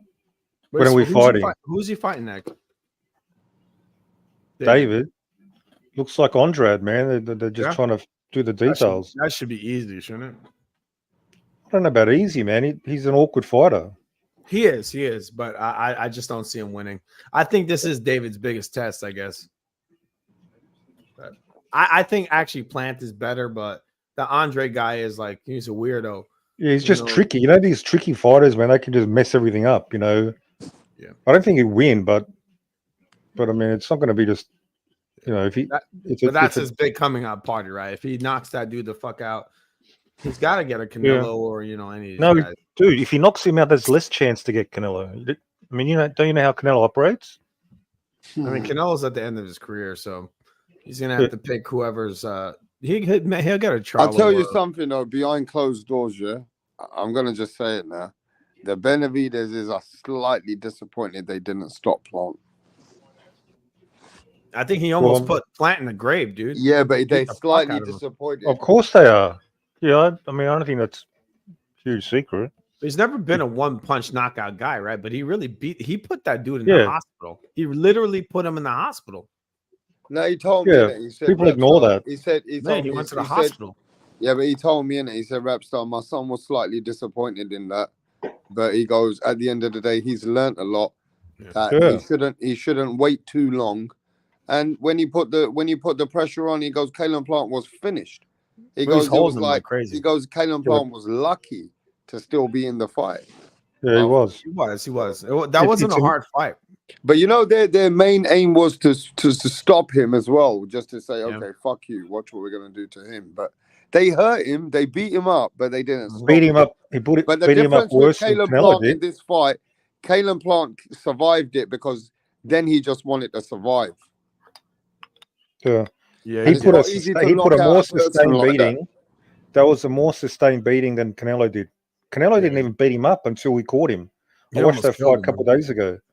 It was just Benavidez almost killed that dude, man. You saw what he looked like. That could be a career-changing beating that David put on him.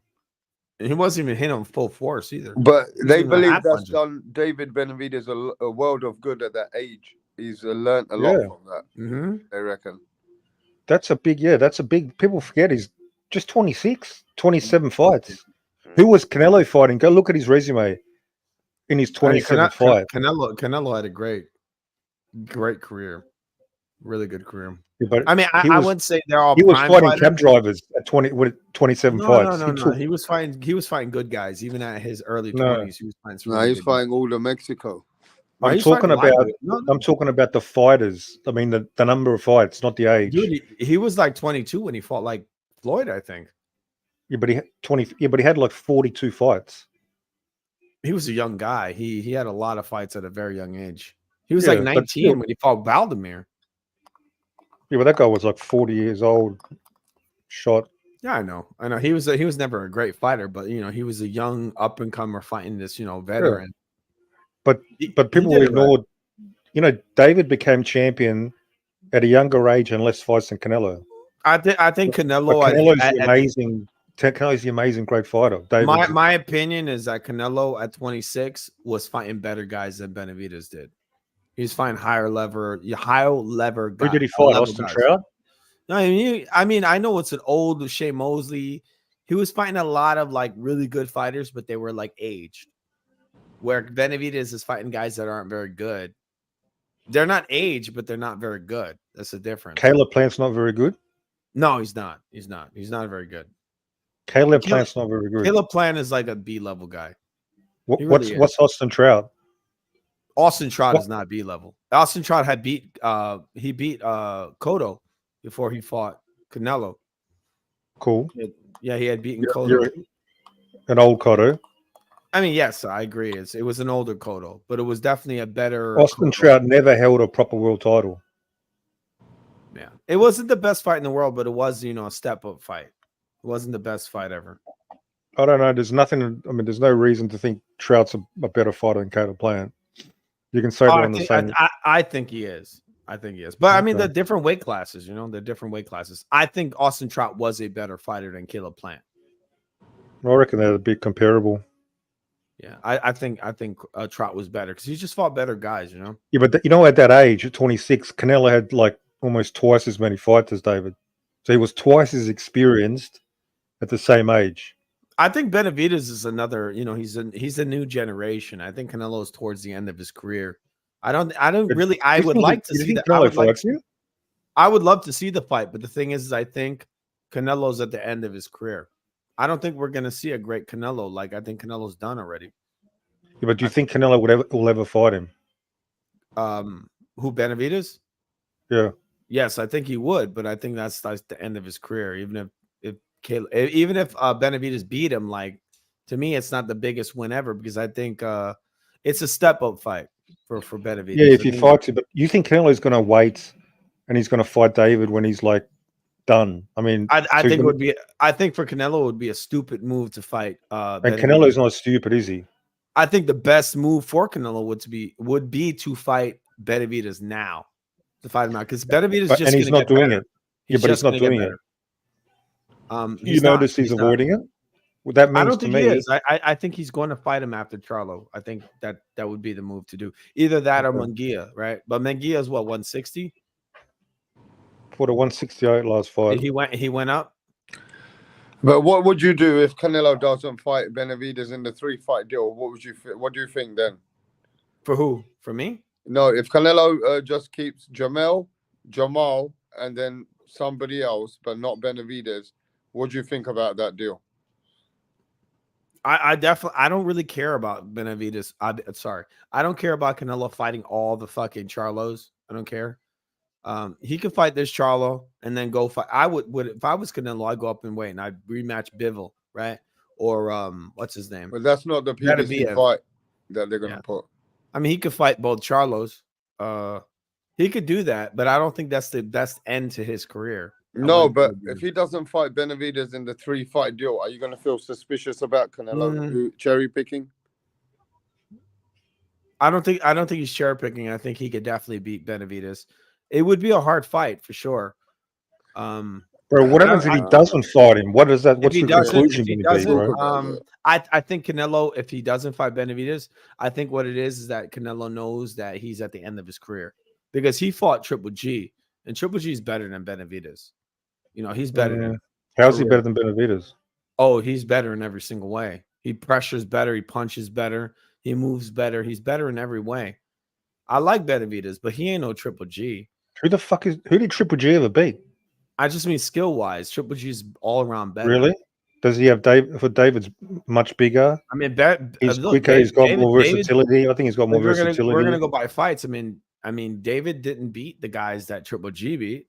You know, he had a better career. He beat Danny Jacobs. He beat Lemieux. Yeah, he barely beat Danny Jacobs. He barely beat Danny Jacobs. No, he beat the shit out of Danny Jacobs. Wasn't that a quick? No, that was a very close fight. I didn't think it was. Don't a lot of people think he even lost that fight? Oh, he definitely lost that fight. Danny Jacobs definitely lost that fight. No, a lot of people think Danny Jacobs won that fight. People think a lot of different things. Okay, the scorecards were very close. I thought he lost very clearly. I mean, what did he do? Drop the guy like twice? I mean, he beat his ass. Dropped him once. Did he drop him once? And he came in overweight. Danny Jacobs came in overweight. Okay, Danny Jacobs is a Caleb Plant level fighter. Oh no, he's better. Danny Jacobs. Okay, everybody's better. Who did he beat to make you think he's better than Caleb Plant? Who? Danny Jacobs? Danny Jacobs needed a split decision to beat Rosado. That's super middleweight. I mean, I was at the end of his career, pretty much. Well, he's 35.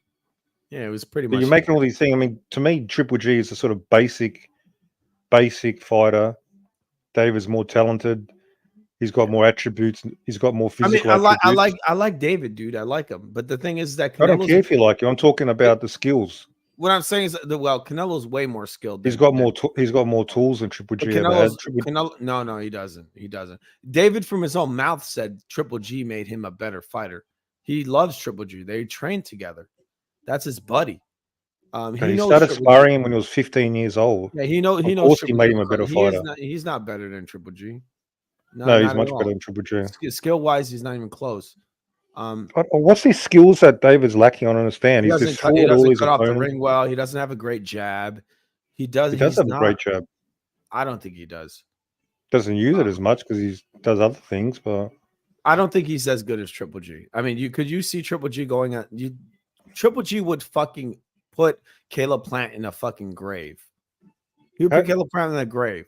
Okay, he couldn't put Danny Jacobs in the grave. Danny Jacobs was enormous. He was enormous. He came in overweight, and Danny Jacobs would knock fucking Caleb Plant into fucking. Caleb Plant's bigger than Danny Jacobs. What are you talking about? Danny Jacobs to me is a better Triple G. The best fighter he ever knocked out was David Lemieux. Well, what did Caleb Plant do? Hang on. The best fight he ever knocked out was David Lemieux. That's a fact. All right. He has a reputation. Oh, he's some great fighter, but he's a can crusher. Triple G was a can crusher. Yeah, but Caleb Plant never did anything in his career. He didn't do anything. His best win is what? Durrell? Uzcategui? Yeah, but you know that was a close fight. And from what I heard, that he won almost every round. He won almost every round. What are you talking about? In that fight, they drained his ass. He won almost every round. I don't know. I reckon Benavidez would destroy Triple G if they fought, man. I don't think so. I think Triple G right now could beat Benavidez. Oh, now you just fucked that up completely. I thought you were credible. No, I think he could. He could. You just said something so retarded. You don't think you beat him? You lost all credit. David would fucking send him to hospital. I mean, you like that Benavidez. No, Triple G was hurt by Murata, some Japanese can to the body. And what do you think David will do? I mean, anybody can get hurt in a fight, man. Okay. Anybody. No. Okay. So you think this 40-year-old Triple G would have anything, man? He'd get destroyed. David will beat the shit out of a prime Triple G. I like David, but David he's not really tested. He hasn't done much in the sport. He hasn't done much. He's already beaten guys that are just as good as Triple G beat in his whole career at 26 years old. Yeah, but who did he beat that was as good as Triple G? As good? Well, he hasn't fought as good as Triple G. Yeah. I'm talking about the opponents Triple G fought.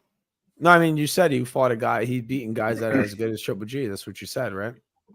Well, if I did, I misspoke. I'm saying he beat guys that Triple G beat that are as good. Caleb Plant, I think Caleb Plant, Durrell, David Lemieux. Caleb Plant's Triple G never good. beat anybody better than those. Triple G never beat anybody better. Caleb Plant is not very good. I think Triple G would knock Caleb Plant into the next fucking life. Triple G would likely box Triple G. He would knock that. He'd likely box his ears off, man.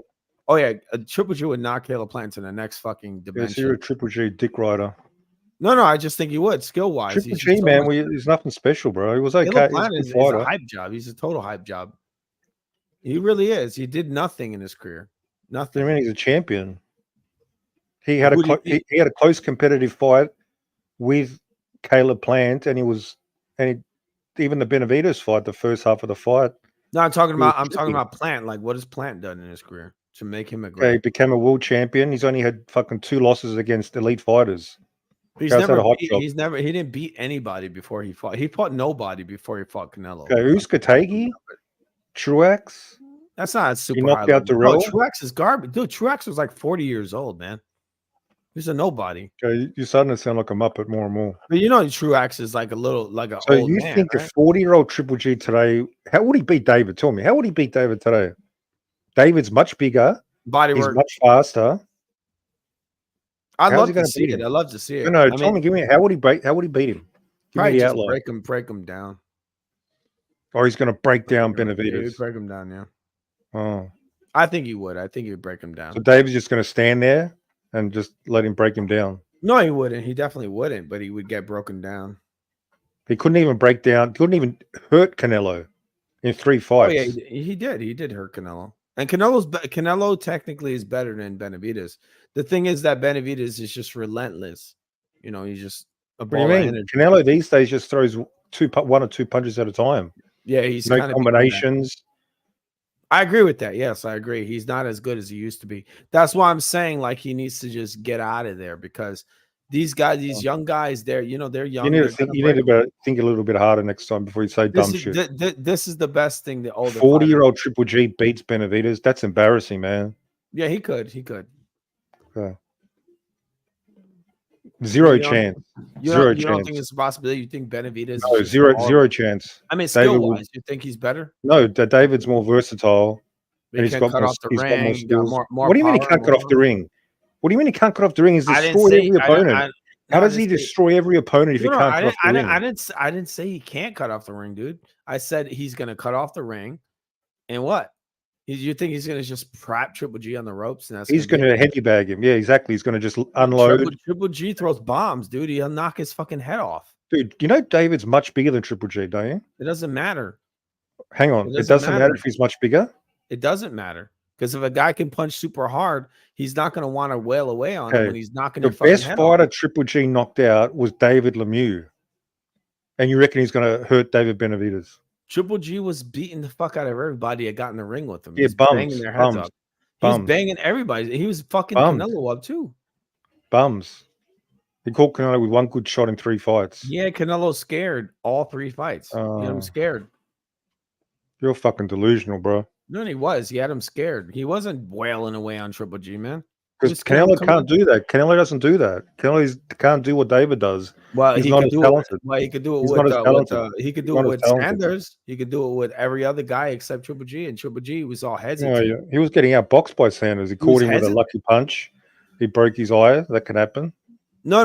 What I'm saying is, look, Canelo can step in crazy with a guy like a Caleb, with a Caleb Plant or like a Sanders. But when he fought Triple G, the dude was super like, he was very reserved and like scared to throw punches because he knew that any time he fucked up, he might get knocked out. David's completely different attributes, man. Much bigger, longer, much faster than Triple G. How's Triple G? You can't overcome those things, man. You just can't. I mean, look, it's a good fight, dude. It's not that. Look, you got your own opinion. Triple G would never even fight him. How come Triple G hasn't called out to fight David? He would definitely would. Oh, why doesn't he? They sparred for like 4 years. Over. Dude, his career's over. He's done. Why didn't he never want to fight David? David was holding his own as a 15-year-old versus Triple G. Look, we have to understand. Look, Triple G, these guys. You don't understand much, bro. Triple G's a fucking old man. Why does he want to keep continuing this? Look, he's way better. Why did he fight Canelo? He went up there and he wasted our time. Well, he's better than Benavidez. Look, Triple G's better than Benavidez, but the thing is that time catches. Never beaten a better fighter. Just fucking the hype job. That's what he is. The shit just happens. The guys get older and they're like, why am I going to fight this guy? I'm way too old for him. He's way younger. He didn't do anything the last 5 years except wait for a payday. I mean, he beat a guy. The Japanese can hurt him, man. The Japanese can hurt him to the body. That's embarrassing. Well, the Japanese can he fought was ridiculously good. The guy who was ridiculously good. He was like 37 years old. That dude's a very 37 years old, beat nobody. Oh, he's a good fighter for sure. I'll take away the fighter. That dude's going to knock Caleb Plant out in like 3 rounds. That dude's way better. Okay, now I've realized this guy's just trolling. You don't think that dude's better than Caleb Plant? Caleb Plant is no Murata? Yeah, he's better than Caleb Plant. Come on. Okay, Murata's good. He's good, man. Hey, Rap, I'm done with this troll, man. You think Caleb Plant's better? Dude, that different caliber. Caleb Plant's levels above that fucking Japanese but he's done nothing. Okay, tell me who Murata beat. What's Murata? What's Murata so good? Win? You tell me the best win on Caleb Plant's record. Who's the real? Now tell me Murata's best win. He has like one win, basically. Cool. Now you tell me Murata's best wins. Murata's a good fighter. He's a good fighter. Did you hear the question? Just skill-wise, he's a good fighter. Yeah, cool. Did you hear the question? I'm not even gonna go by who they fought. I'm just gonna say skill-wise. But why did you ask who Caleb Plant fought? He fought nobody. Who did Murata fight? Did Murata fight somebody? Murata's just a good fighter. He's a really good fighter. Did Murata fight somebody? So you can't even name him because he fought nobody. Yeah, he's still a good fighter. When Triple G fought him, he was 36 years old. So he's already fucking done, and he was never good anyway. He had 19 pro fights, 3 losses, never beat anybody. That's a can. And you're sounding like a can as well. He looked good to me, that's for sure. Well, you need glasses. Just like what they call the eye test. The guy's a good. But you need glasses before you do your eye test, man. Caleb Plant would not beat that guy. Never. Not gonna happen. Cool, man. He could beat, a bum ass fucking who did he fight? He fought Jermel, whatever the fuck the guy's name is. He beat some old man. That's his best win, is knocking out some old dude. And like, oh, he's gonna go fight Benavidez now after knocking out a nobody, an old dude.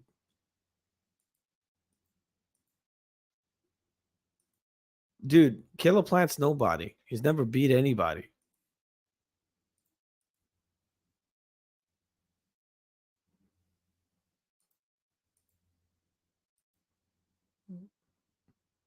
Canelo's at the end of his career, and they want him to fight Benavidez. Okay, cool. I don't think Canelo has to fight these young guys. I think it's okay for him to retire.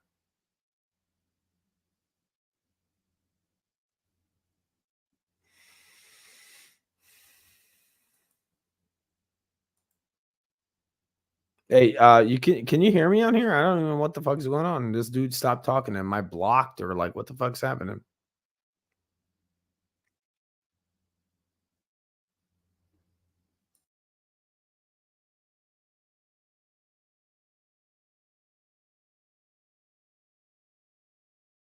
I mean, Benavidez is like I like Benavidez, but he's unproven. He's not a proven dude. He needs to get more fights.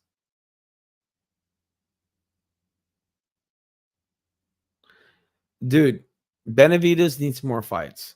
That's it. Like, I like him. I like the guy.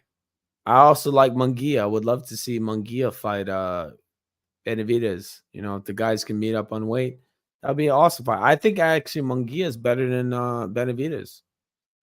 He's a better fighter. People say, "Oh well, I don't agree with you." It's like, whatever. You don't agree with me, but I think Munguia could beat Benavidez. They were the right size. Yeah, definitely. Munguia is a fucking beast, man. Yeah, look, this guy over here, he's saying Munguia is a hype job. I used to think the same thing. I used to think Munguia was a hype job, but Munguia is getting trained by Eric Morales, and he's throwing some ridiculous combinations, man. He's a fucking beast. He's throwing like 8 punch combinations, and he's every power on every single punch. I never seen Benavidez throw a combination as good as Munguia. Never. You know, I'm talking about the future here, man. I'm not even going to add in like, you know, a Canelo or any of that shit. I'm just saying skill wise, like Munguia's he's building, man. He's getting better and better. Where David, I don't think David's getting better. I think he's just the same guy. He's always the same guy.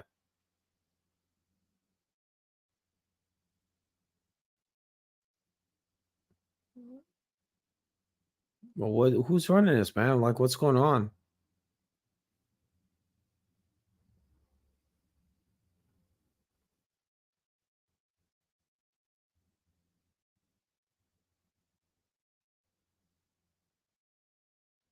Yeah. MAW, dude. I like fucking Benavidez, man. I think, but Benavidez is cool.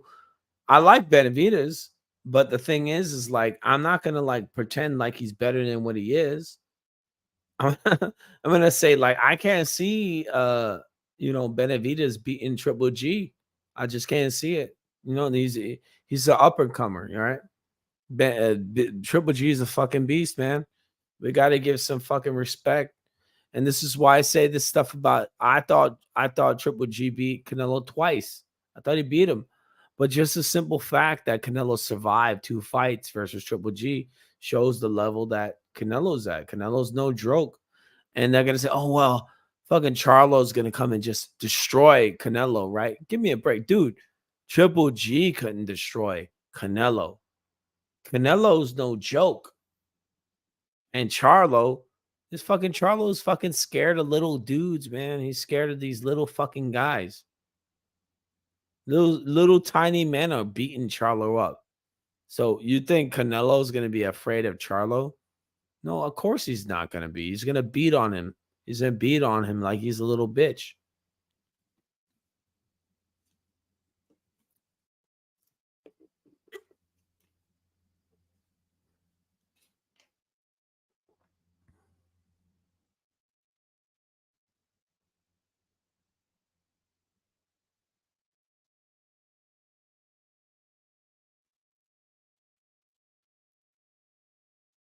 I used to think Munguia was bullshit, right? I thought he was a hype job. And then I started seeing him improve, man. He not to say he definitely not the best fighter right now, but the thing is that kid is building, right? He's getting better and better. That dude could be a monster in the future. I don't know how old he is right now, but he's getting better. But the last time when I saw him have that, when I saw the Rosado Munguia fight, I was like, this dude is fucking learning. This guy's getting really good. This guy's getting really, really good. Like, you know, he's getting better. He's getting better. He's building. He's a student of the sport.